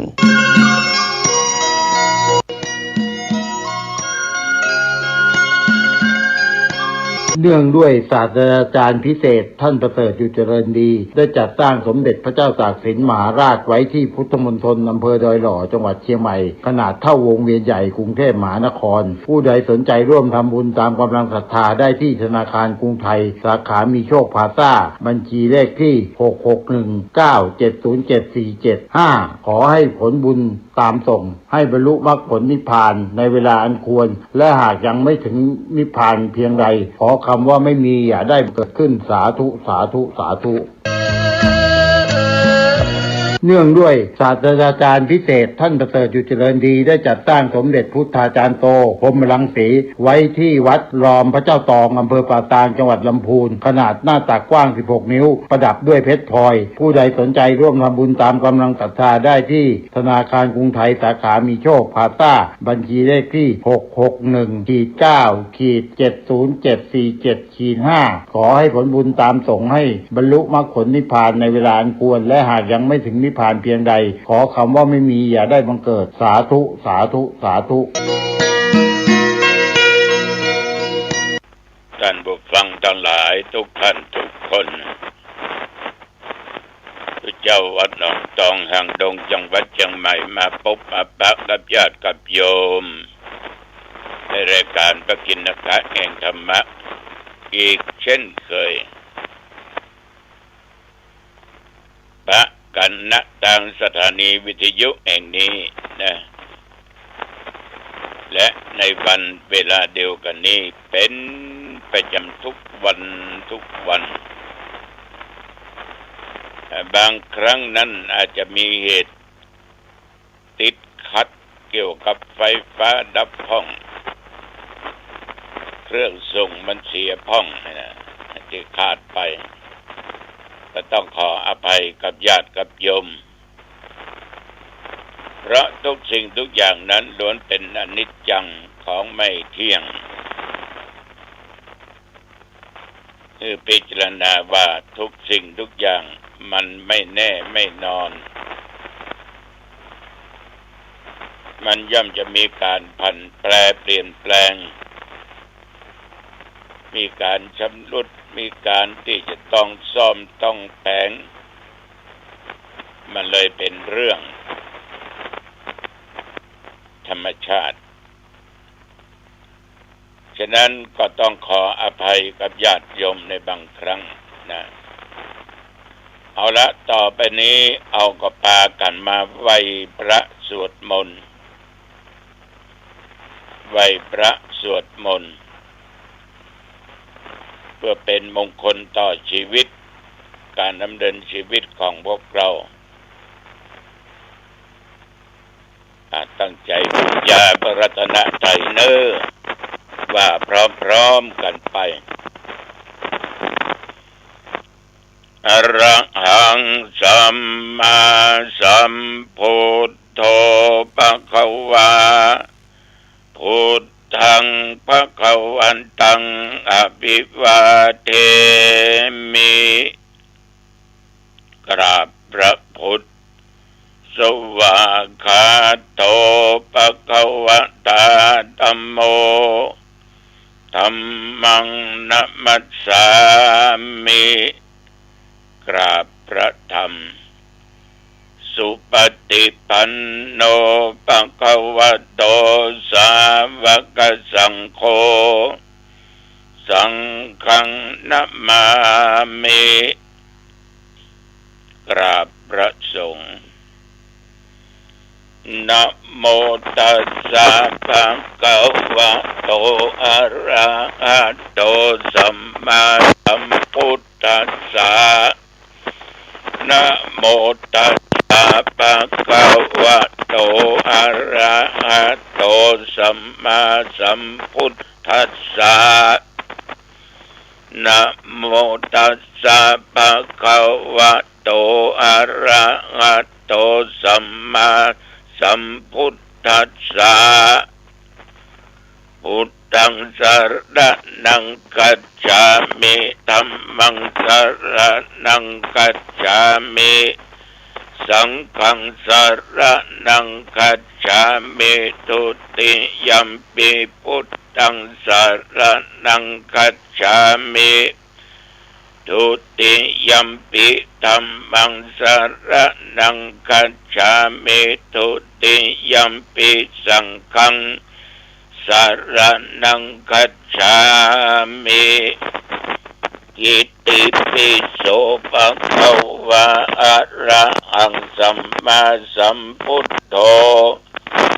วิชชาจารณะสัมปันโนสุขโตโลกวิโทอนุตตโรปุริสธัมมสารถิสัทธาเทวมนุษย์สนังพุทโธภควาติสวากขาโตภควตาธัมโมสันติติโกอาการลิโกเอหิปัสสิโกโอปัญญิโกปัจจตังเวทิตโพวินยูหิติสุปฏิปันโนภควโตสาวกสังโฆอุชุปฏิปันโนภควโตสาวกสังโฆยายะปฏิปันโนภควโตสาวกสังโฆสามิจิปฏิปันโนภควโตสาวกสังโฆ ยะติตังจัตตาลิปุริสายุคันเนอัตตาปุริสาปุกันลาเอสะภะคะวะโตสาวกสังโฆ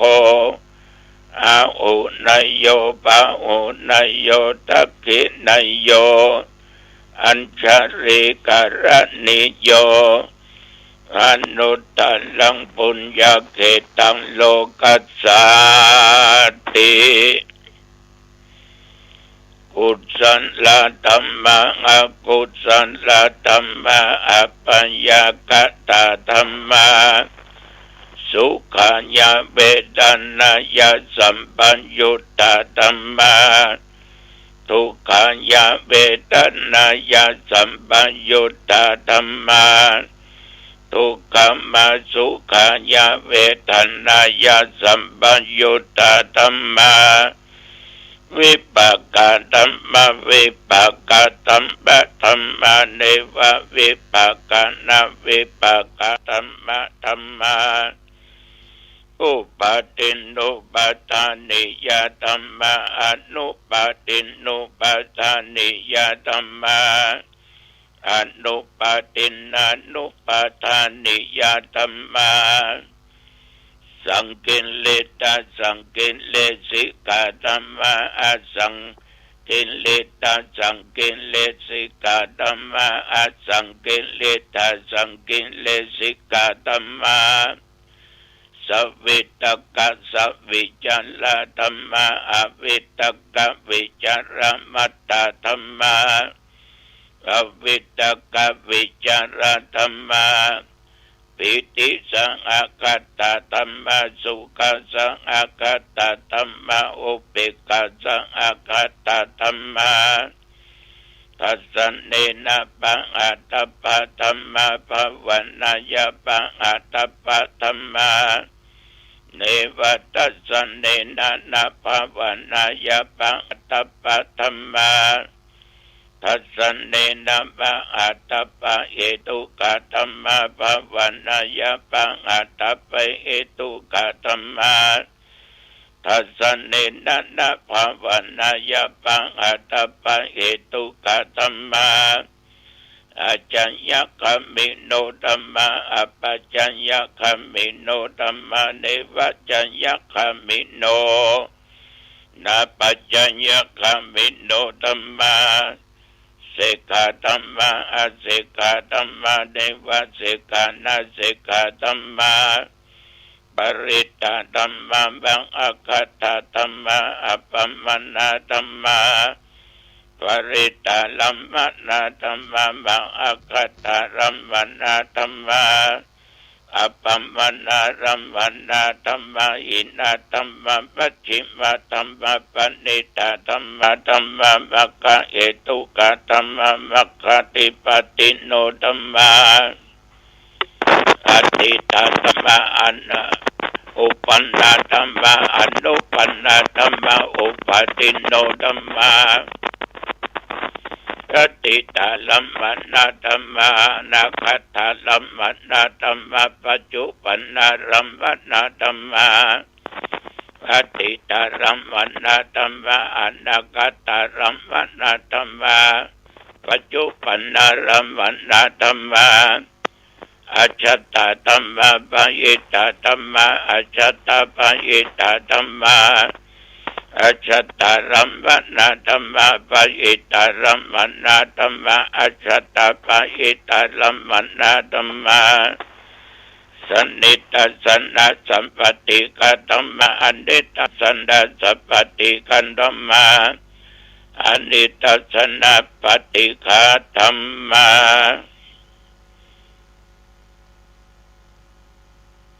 สกัดตัวปุตตะรัตนังโอสัตตังอุตมังวัดลังอิตังเดวมนุสันนังพุทธเตเชนะโสตินานัสสันตุปัตตวาสัพเพตุกาภุปัสสัมเมนตุเต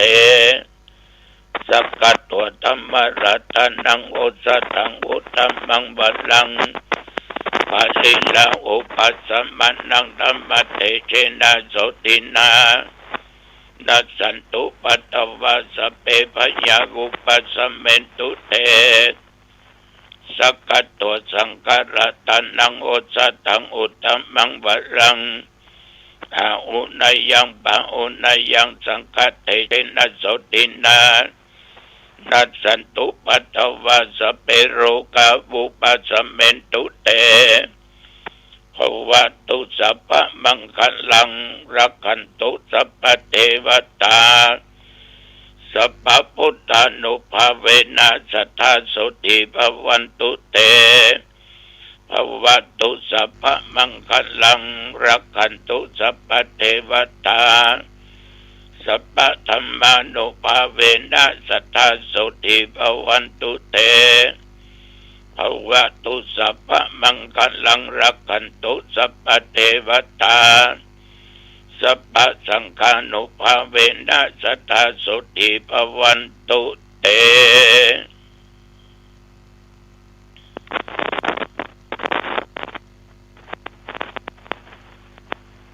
โดยบทพุทธานุภาพธรรมานุภาพสังฆานุภาพสิ่งศักดิ์สิทธิ์ทั้งหลายในสากลโลกนี้บัดนี้อาตมภาพได้สวดมาติกาบังสุกุลขอตั้งจิตอธิษฐานถวายเป็นพระราชกุศลแด่สมเด็จพระนางเจ้าสิริกิติ์พระบรมราชินีนาถพระบรมราชชนนีพันปีหลวงที่พระองค์ได้เสด็จสวรรคตก็ขอให้พระองค์ได้เสด็จสู่สวรรคาลัย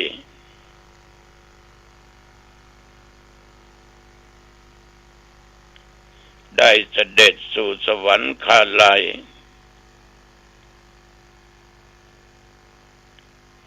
ได้เสด็จสู่สวรรคาลัยถวายพระพรกรมอุตุประกาศบอกตักเตือนเรื่องฤดูกาลมีการเปลี่ยนแปลงจากร้อนเป็นหนาวและบางแห่งบางที่นั้นอาจจะมีฟ้ามีฝนมีลมหนาวฉะนั้นญาติโยมท่านผู้ฟังต้องระมัดระวังรักษากายคืออบอุ่นในช่วงระยะเปลี่ยนกาลนั้นฤดูกาลนั้นมักจะบ่ค่อยสบายกันเป็นหวัดเป็นไอเจ็บคอมีเนื้อไข้เพราะร่างกายนั้นปรับไม่ทันฉะนั้นก็ต้องคอยระมัดระวังนับตั้งแต่เมื่อตะวันว่ามาจนถึงปัจจุบันประเดี๋ยวนี้นั้นตะว่าฉันเจ้าก็ไม่ไปไหนนั่งเทศนาธรรมบันทึกเสียงถ่ายลงแผ่นซีดีที่จะนำไปออกคลื่น96จันทร์การและรายการธรรมะก่อนนอนขึ้น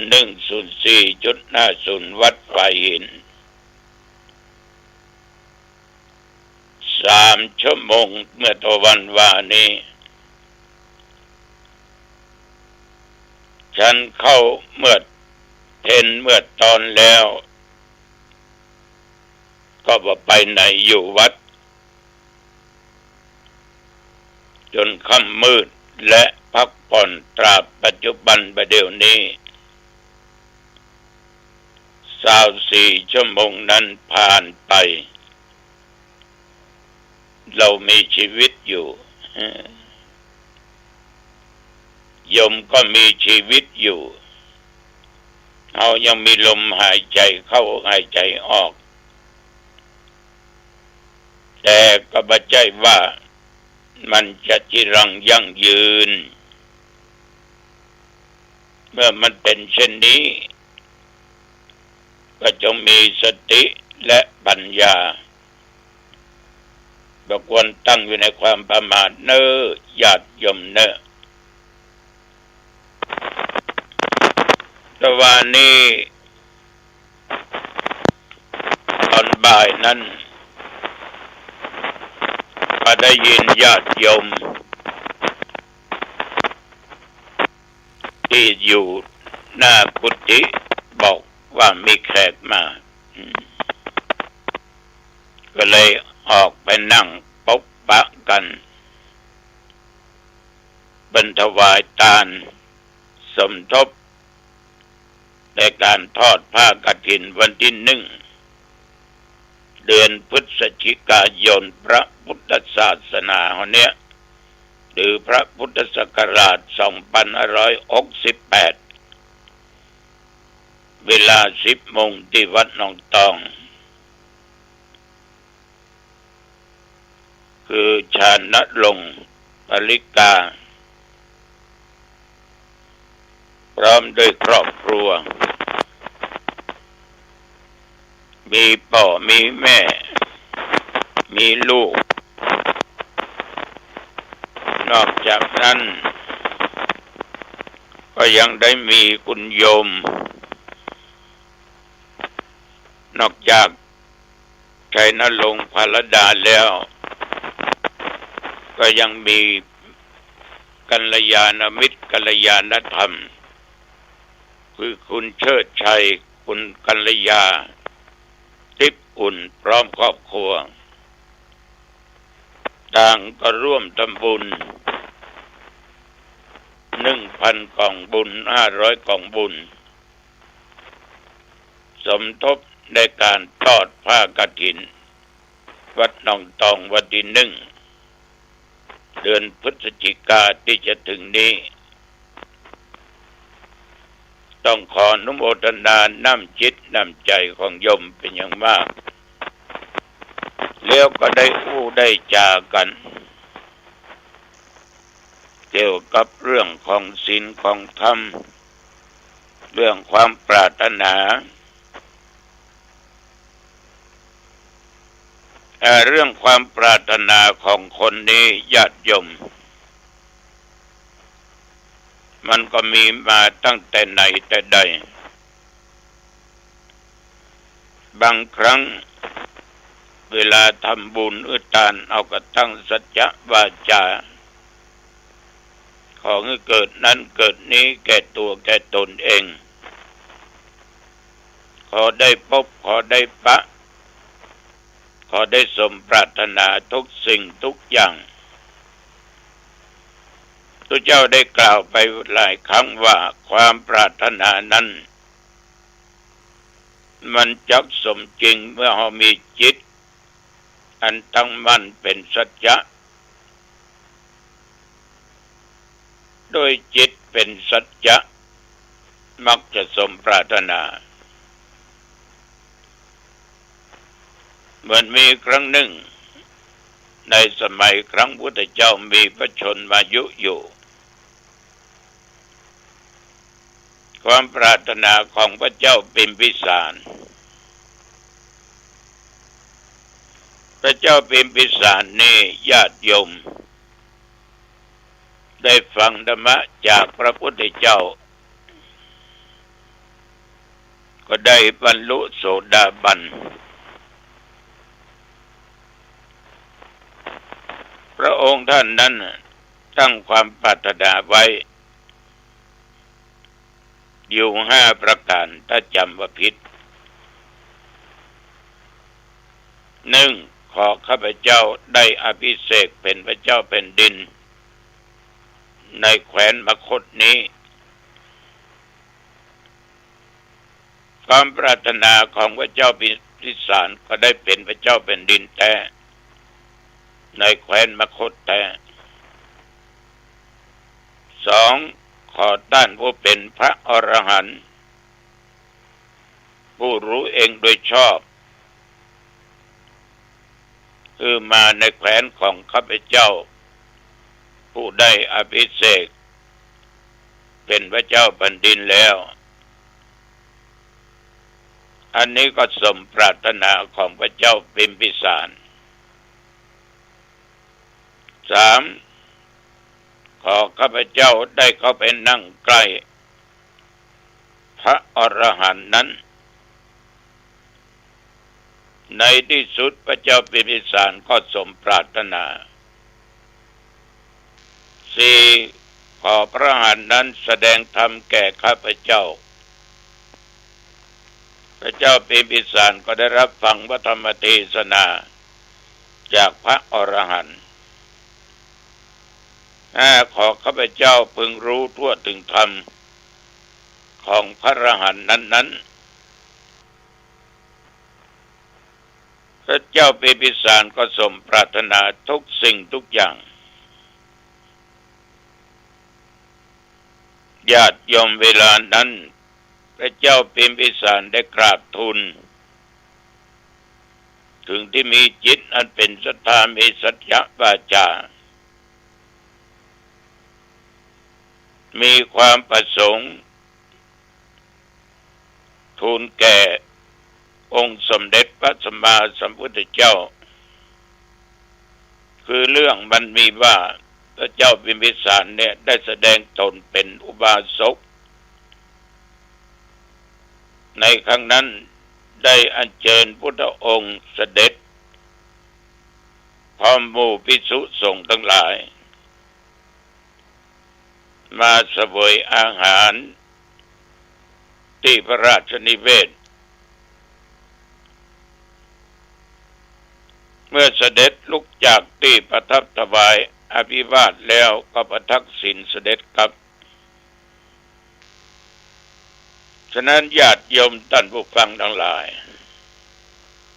ความปรารถนาจะสมปรารถนาได้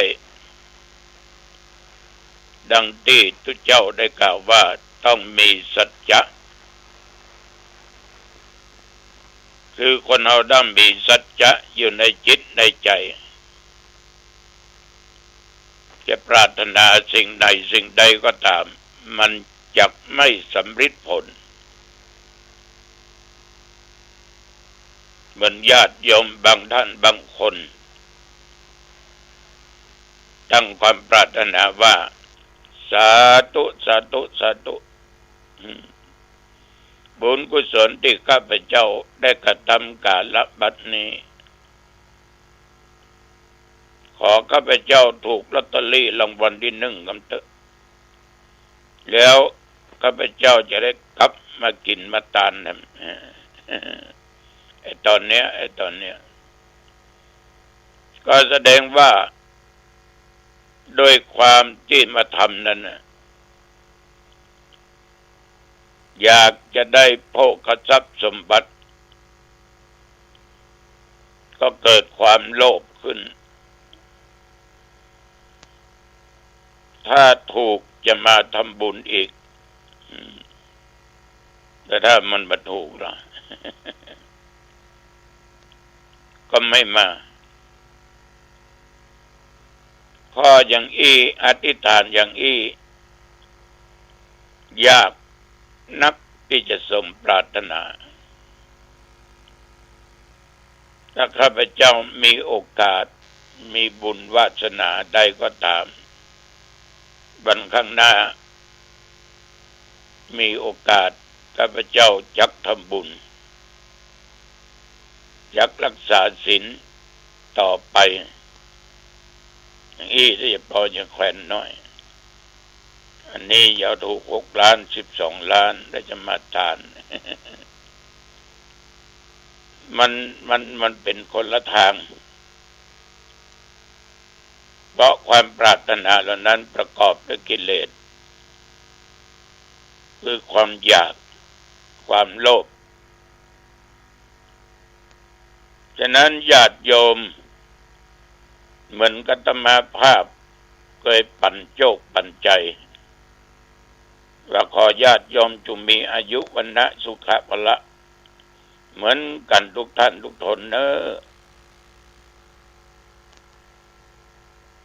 อายุนั้นจะยืนยาวจะมากจะน้อยมันอยู่ที่ตัวบุคคลโยมต้องปฏิบัติคนที่มีอายุยืนนั้นคือคนมีศีลบ่ฆ่าบ่เบียดเบียนบ่ทรมานสัตว์เมื่อเฮาบ่ภาคชีวิตไปเอาเกิดมาก็มีอายุไปตามอายุไขของเฮาเพราะเฮาบ่ได้ฆ่าสัตว์ตัดชีวิตบ่ได้ฆ่าคนนั้นบ่ได้ฆ่าสิ่งนั้นแต่เฮาฆ่าตัวกิเลสฆ่าตัณหาฆ่าความโลภความโกรธความหลงอีกประการหนึ่งต้องรักษาสุขภาพต้องรู้จักกินต้องรู้จักอยู่ถ้าอย่างนี้พอจะมีอายุตามปรารถนาได้และสำคัญมีสติว่าตั้งด้วยความประมาทฉะนั้นความปรารถนาเป็นสิ่งที่เราต้องการต้องมีสัจจะมีวรรณะผิวพรรณผ่องใสอิ่มเอิบวรรณะจะผ่องใสเพิ่นบอกว่าคนที่วรรณะบ่ผ่องใสนั้นเพราะเป็นคนมีจิตใจดำอำมหิตขี้โกรธขี้เกียจขี้อาฆาตพยาบาทมาดร้ายโยมลองสังเกตดูคนที่ขี้โกรธนั่นน่ะหน้ามันงามว่ะแต่งหน้าบุดหน้าบึ้งหน้าเอวหน้าย่นกัดเกลียวกัดกลางตั้งหูดังพึดโง่ปากไม่กำลูกปืนนั่นพัดงามอ่ะมันก็บ่งามฉะนั้นขี้โกรธขี้เกียจอาฆาตพยาบาทผิวพรรณวรรณะจะบดีประการสำคัญในด้านจิตใจนั้นต้องปล่อยวางปล่อยวางเอามีศีลมีธรรมมีพระรัตนตรัยอยู่ในจิตในใจบ่ยึดมั่นถือมั่นบ่มีอัตตาตัวตน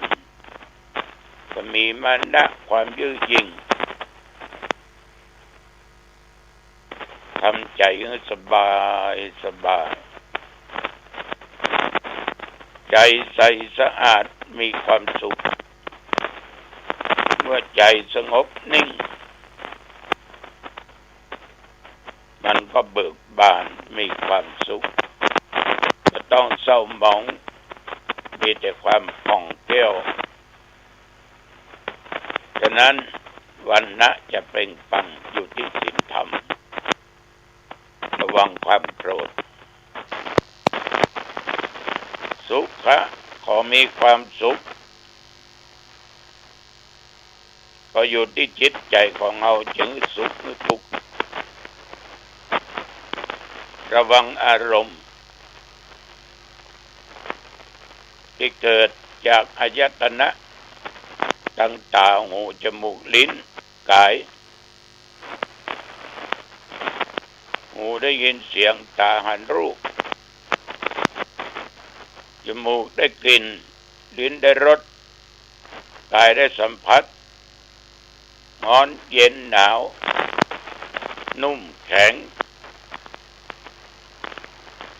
ถ้าทั้ง4-5อย่างเนี่ยมากระทบกันเกิดเป็นอารมณ์ขึ้นมาทุกข์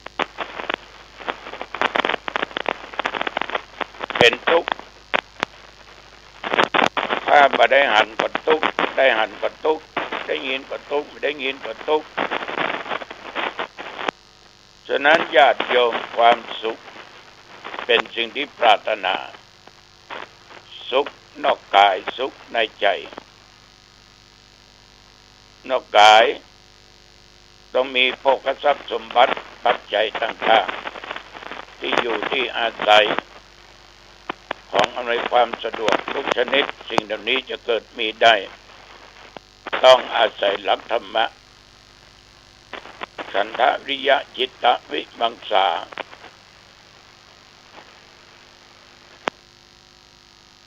แล้วอีกประการหนึ่งพละคือกำลังใจอาศัยศีลอาศัยธรรมอาศัยความปล่อยวางปล่อยวางฝึกจิตฝึกใจเข้มแข็งจนถึงจุดปล่อยวางปล่อยวางได้ถ้าบ่ปล่อยวางบ่ปล่อยวางพลังความชั่วจะเกิดถ้าเราปล่อยวางปล่อยวางมีศีลมีธรรมพลังแห่งความดีจะบังเกิดจากการปฏิบัติความสุขภายนอกต้องดิ้นรนเสาะหารู้จักเก็บรักษารู้จักคบเพื่อนดีรู้จักจกจักจ่ายต้องเว้นทางอบายมุขบ่ดื่มบ่เมาบ่เล่นมีเพื่อนที่เป็นอันธพาลบ่ขี้คร้านญาติโยมท่านผู้ฟังนั่นคือพลังที่เราสร้างขึ้นจะมีความสุขภายนอกเกิดขึ้นบ่อยากภัยติฉินนินทาก็จงมีศีลมีธรรมอยู่ในจิตในใจมีแล้วก็ยังว่าก็ยังด่าก็อุเบกขาวางเฉยบ่ดีใจบ่เสียใจปล่อยวางปล่อยวางจิตเรามีพลังเป็นเกราะคุ้มกันทุกสิ่งทุกอย่างได้อันเนี้ยโยมทั้งหลายทุกอย่างจะสำเร็จผลได้อยู่ที่ตัวเฮาทุกคนขอฝากไว้แค่นี้วันนี้กินตัวง่ายแล้วจะไปที่วัดต้นเฮือดวัดสวนพระเจ้าเจหรือวัดเทพประสิทธิ์ตำบลบ้านแหวนหางดงเป็นตอดกฐินจะยกจ่อฟ้าบนศาลาและตอนบ่ายจะขึ้นไปวัดโดยสุเทพอายุวันนะสุขะพละพบกันใหม่โอกาสหน้าเจริญพร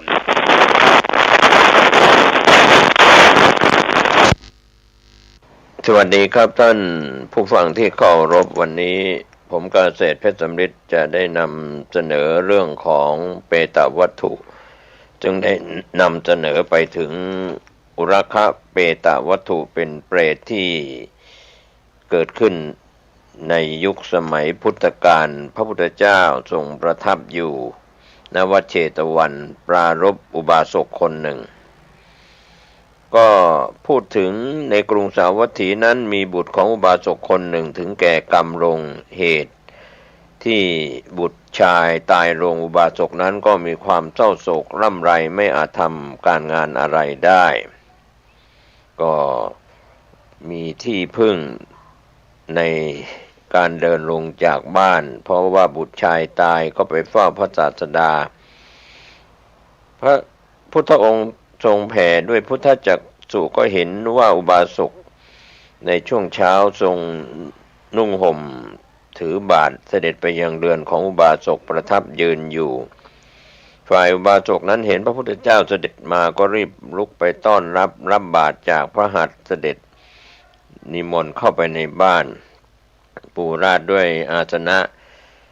พระพุทธองค์ทรงประทับนั่งบนอาสนะที่ปูราดอุบาสกก็ไหว้พระพุทธเจ้าแล้วก็นั่งที่ควรส่วนข้างหนึ่งพระพุทธองค์ทรงตรัสกับอุบาสกว่าดูก่อนอุบาสกทำไมจึงดูเหมือนเศร้าโศกอุบาสกก็กราบทูลว่าข้าพระพุทธเจ้าบุตรที่รักของข้าพระองค์ได้ตายไปเพราะเหตุนั้นข้าพระองค์จึงเศร้าโศกพระพุทธเจ้าจึงทรงบรรเทาความเศร้าโศก โดยตรัสเรื่องของ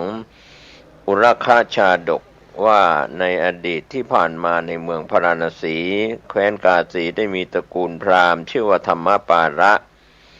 ตระกูลพราหมณ์นั้นมีคนเหล่านี้อยู่คือพราหมณ์พรามณีบุตรธิดาลูกสะใภ้และก็ทาสีทั้งหมดให้ความยินดีในการเจริญมรณานุสติและนึกถึงความตายเป็นอารมณ์เมื่อบรรดาคนเหล่านั้นระลึกนึกถึงความตายเป็นอารมณ์ผู้คนก็จะออกไปจากเรือนให้โอวาทคนที่เหลือแล้วไม่ห่วงใยกังวลสิ่งใดออกไปแล้ว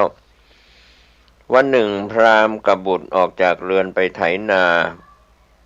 ผู้บุตรนั้นสุมหญ้าใบไม้แล้วก็ฟืนแห้งงูเห่าตัวหนึ่งที่อยู่ในที่นั้นเลื้อยออกมาจากโพรงไม้กลัวว่าจะถูกเผาด้วยไฟ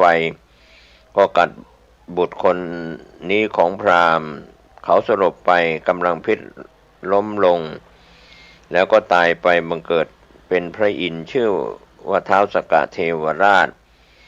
พราหมณ์เห็นบุตรนั้นตายแล้วก็พูดกับบุรุษคนหนึ่งผู้เดินไปในที่ใกล้ที่ทำงานว่าสหายเอ๋ยท่านจงไปเรือนของเราแล้วบอกนางพรามณีอย่างนี้ว่าจงอาบน้ำนุ่งผ้าขาวถือเอาพัดสำหรับคนผู้เดียวแล้วก็ดอกไม้ของหอมแล้วจงรีบมาที่นี่บุรุษนั้นไปที่เรือนแล้วก็บอกความให้ทราบฝ่ายชนในเรือนก็ได้ทำตามนั้นพราหมณ์อาบน้ำบริโภคอาหารแล้วก็ลูบไล้มีชนบริวารห้อมล้อมยกร่างของบุตรขึ้นเชิงตะกอนจุดไฟเผาไม่เศร้าโศกไม่เดือดร้อนใจก็พากันยืนพิจารณาตั้งใจถึงอนิจจสัญญาความไม่เที่ยงแท้แน่นอนก็เรียกว่ากำหนดหมายความไม่เที่ยงไม่ยั่งยืนของสังขารอาการก็ดูเหมือนกำลังช่วยกันเผาท่อนไม้บุตรของพราหมณ์บังเกิดเป็นท้าวสกะพระองค์ก็ทรงพิจารณาชาติก่อนของพระองค์บุญที่ได้ทำไว้ก็จะอนุเคราะห์บิดาผู้เป็นพ่อและญาติ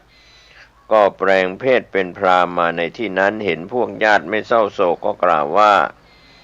ท่านผู้เจริญเผาเนื้อหรือจงให้เนื้อแก่ข้าพเจ้าบ้างข้าพเจ้าหิวจริงๆพราหมณ์ก็กล่าวว่าไม่ใช่เนื้อในสัตว์ในป่าแต่เป็นมนุษย์นะพราหมณ์ท้าวสกะก็กล่าวว่าผู้นี้เป็นศัตรูของพวกท่านหรือไงพราหมณ์ก็กล่าวว่าไม่ใช่ศัตรูเขาเป็นบุตรรุ่นหนุ่มมีคุณมากเป็นโอรสเกิดแต่อกท้าวสกะก็กล่าวว่าบุตรรุ่นหนุ่มมีคุณเห็นป่านนั้นตายไปทำไมพวกท่านจึงไม่เศร้าโศกกันเล่าพราหมณ์ได้ฟังดังนั้นก็บอกเหตุที่ไม่เศร้าโศกว่าบุตรของเราละสังขารอันค่ำคร่าของตนไปก็เหมือนงูลอกคราบมีสรีระใช้สอยไม่ได้ละไปแล้วทำกาละตายไปแล้วอย่างนี้บุตรของเราเมื่อญาติเผาอยู่ย่อมไม่รู้ถึงความร่ำไรของพวกญาติได้ฉะนั้นเราจึงไม่เศร้าโศกถึงเขาคติอันใดของเขามีอยู่เขาก็ไปสู่คติอันนั้นแล้วพราหมณ์ได้กล่าวถึงที่สุดของเหตุที่ตนไม่เศร้าโศกได้ประกาศถึงความฉลาดในการตั้งใจอย่างนี้แล้วท้าวสกะพระอินทร์ผู้เป็นบุตรที่ได้ไปเกิดเป็นพระอินทร์ผู้มาในรูปร่างของพราหมณ์ก็ตรัสกับนางพรามณีผู้เป็นแม่ว่าแม่คุณผู้ตายนั้นเป็นอะไรกับท่านนางพรามณีก็กล่าวว่านายเขาเป็นบุตรของฉันบริหารครรภ์มาถึง10 เดือนได้ดื่มน้ำนมประคบประหงมมือและเท้าจนเติบโตท้าวสกะก็ตรัสว่าเมื่อเป็นเช่นนี้แล้วเริ่มแรกพ่อก็ไม่ร้องไห้เพราะเขาเป็นผู้ชายแต่ธรรมดาว่ามารดามีจิตใจอ่อนเพราะเหตุไรท่านจึงไม่ร้องไห้นางก็ได้ฟังดังนั้นจึงบอกเหตุที่ไม่ร้องไห้ว่าบุตรของฉันดิฉันไม่ได้เชิญมาก็มาจากปรโลกมาเกิดดิฉันไม่ได้อนุญาตให้ไปก็ไปแล้วจากมนุษยโลกนี้ เขามาอย่างใดเขาก็ไปอย่างนั้นทำไมจะต้องไปร่ำไรในการจากไปสู่โลกหน้าของเขา พวกเขาถูกพวกญาติเผาอยู่ย่อมไม่รู้สึกถึงความร่ำไรของพวกญาติเพราะฉะนั้นดิฉันจึงไม่ร้องไห้ถึงเขาคติอันใดของเขามีอยู่เขาก็ได้ไปสู่คตินั้นแล้วท้าวสักกะซึ่งเป็นพระอินทร์ได้สดับคำของนางพรามณีผู้เป็นแม่อย่างนี้ก็ถามว่าน้องสาวของเขาว่าแม่คุณเขาเป็นอะไรกับเธอหรือน้องสาวก็ตอบว่าเขาเป็นพี่ชายของฉันจ้านายท้าวสักกะผู้เป็นพี่ชายที่เป็นพระอินทร์ก็ถามว่านั่นแม่ธรรมดาว่าน้องสาวจะต้องรักพี่ชายเพราะเหตุไรเธอจึงไม่ร้องไห้ฝ่ายนางก็บอกเหตุที่ไม่ร้องไห้ว่าถ้าดิฉันร้องไห้ก็จะเป็นเหตุให้ร่างกายผ่ายผอมผลอะไรจะพึงมีแก่ฉันในการร้องไห้นั้นความไม่สบายใจก็จะพึงมีแก่ญาติมิตรและก็สหายยิ่งขึ้นพี่ชายของดิฉันถูกเผาอยู่ย่อมไม่รู้สึกถึงความร่ำไรของพวกญาติเลยเพราะฉะนั้นดิฉันจึงไม่ร้องไห้ถึงเขาคติอันใดของเขามีอยู่เขาก็ไปสู่คติอันนั้นแล้วท้าวสักกะซึ่งเป็นพระอินทร์เป็นพี่ชายก็ได้สดับคำของน้องสาวอย่างนั้นแล้วก็กล่าวกับภริยาของเขาว่าเธอเป็นอะไรกับเขานางก็ตอบว่าเขาเป็นสามีของดิฉันจ้านายท้าวสักกะซึ่งเป็นอดีตของสามีก็กล่าวว่านางผู้เจริญธรรมดาสตรีย่อมมีความเสน่หาในสามีและหญิงม่ายในสามีนั้นย่อมเป็นคนไร้ที่พึ่งเพราะเหตุไรเธอจึงไม่ร้องไห้ฝ่ายนางซึ่งเป็นอดีตภรรยาของท้าวสักกะก็บอกเหตุที่ตนไม่ร้องไห้ว่าผู้ใดเศร้าโศกถึงคนที่ล่วงลับไปแล้วผู้นั้นก็เปรียบเหมือนทารกเด็กน้อยร้องไห้ถึงพระจันทร์อันลอยอยู่บนอากาศฉะนั้นสามีของดิฉันถูกพวกญาติเผาอยู่ย่อมไม่รู้สึกถึงความร่ำไรของพวกญาติเพราะฉะนั้นดิฉันจึงไม่ร้องไห้ถึงเขาคติอันใดของเขามีอยู่เขาก็ไปสู่คติอันนั้นแล้ว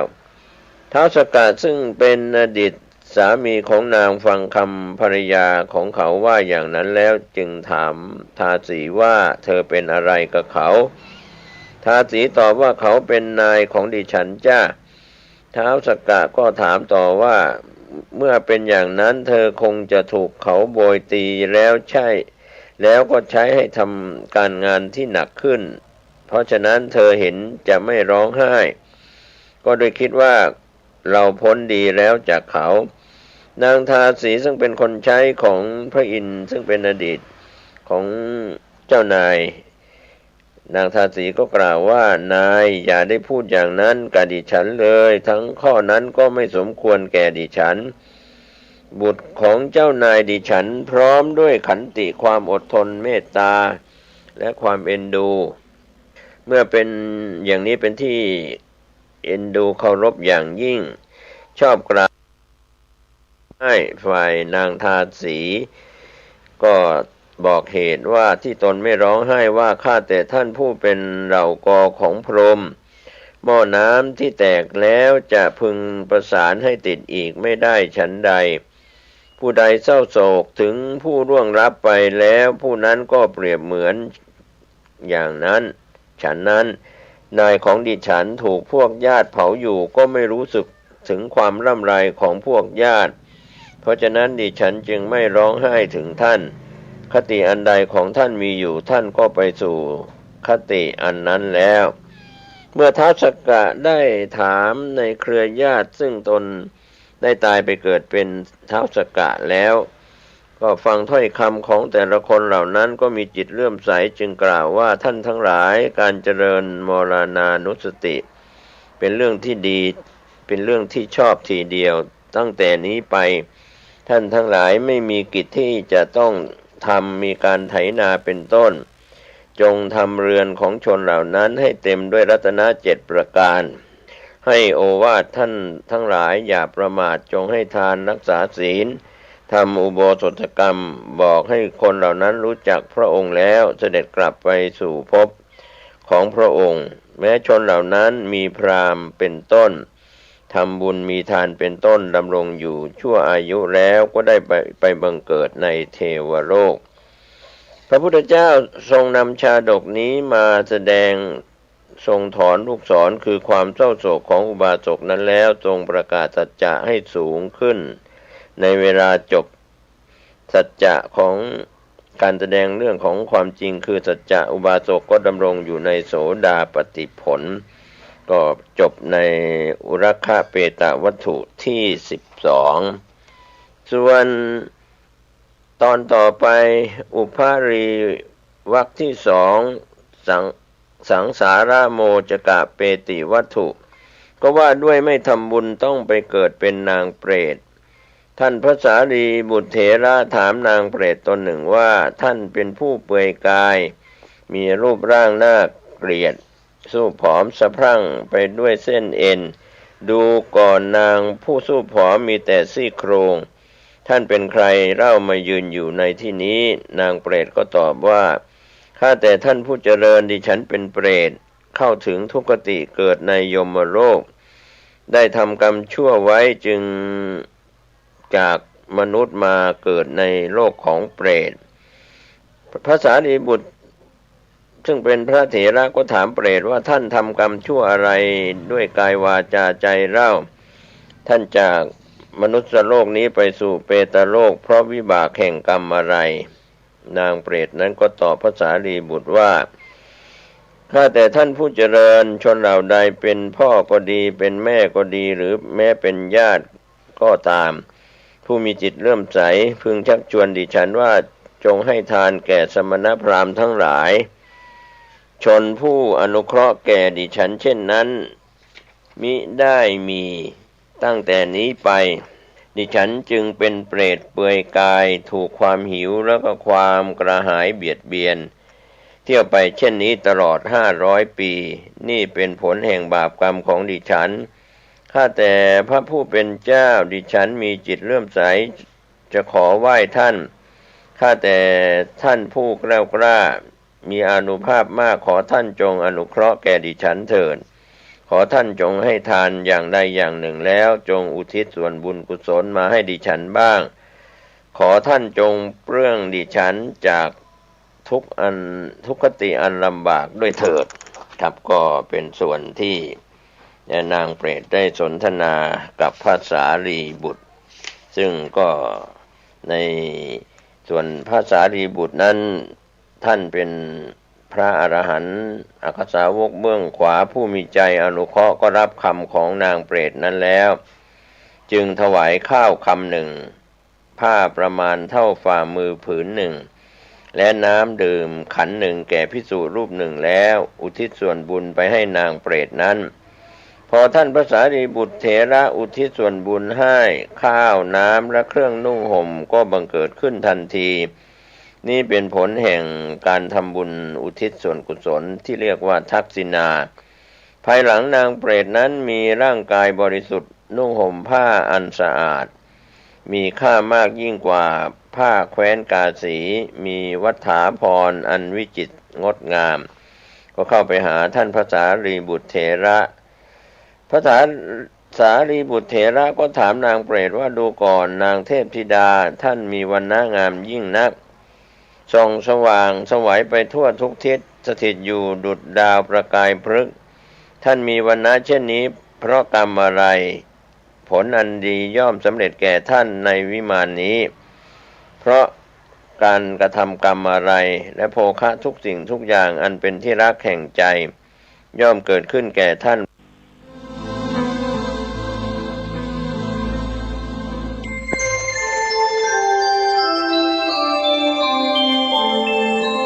ขณะนี้ท่านกำลังฟังสถานีวิทยุกระจายเสียง FM 104.5 เมกะเฮิรตซ์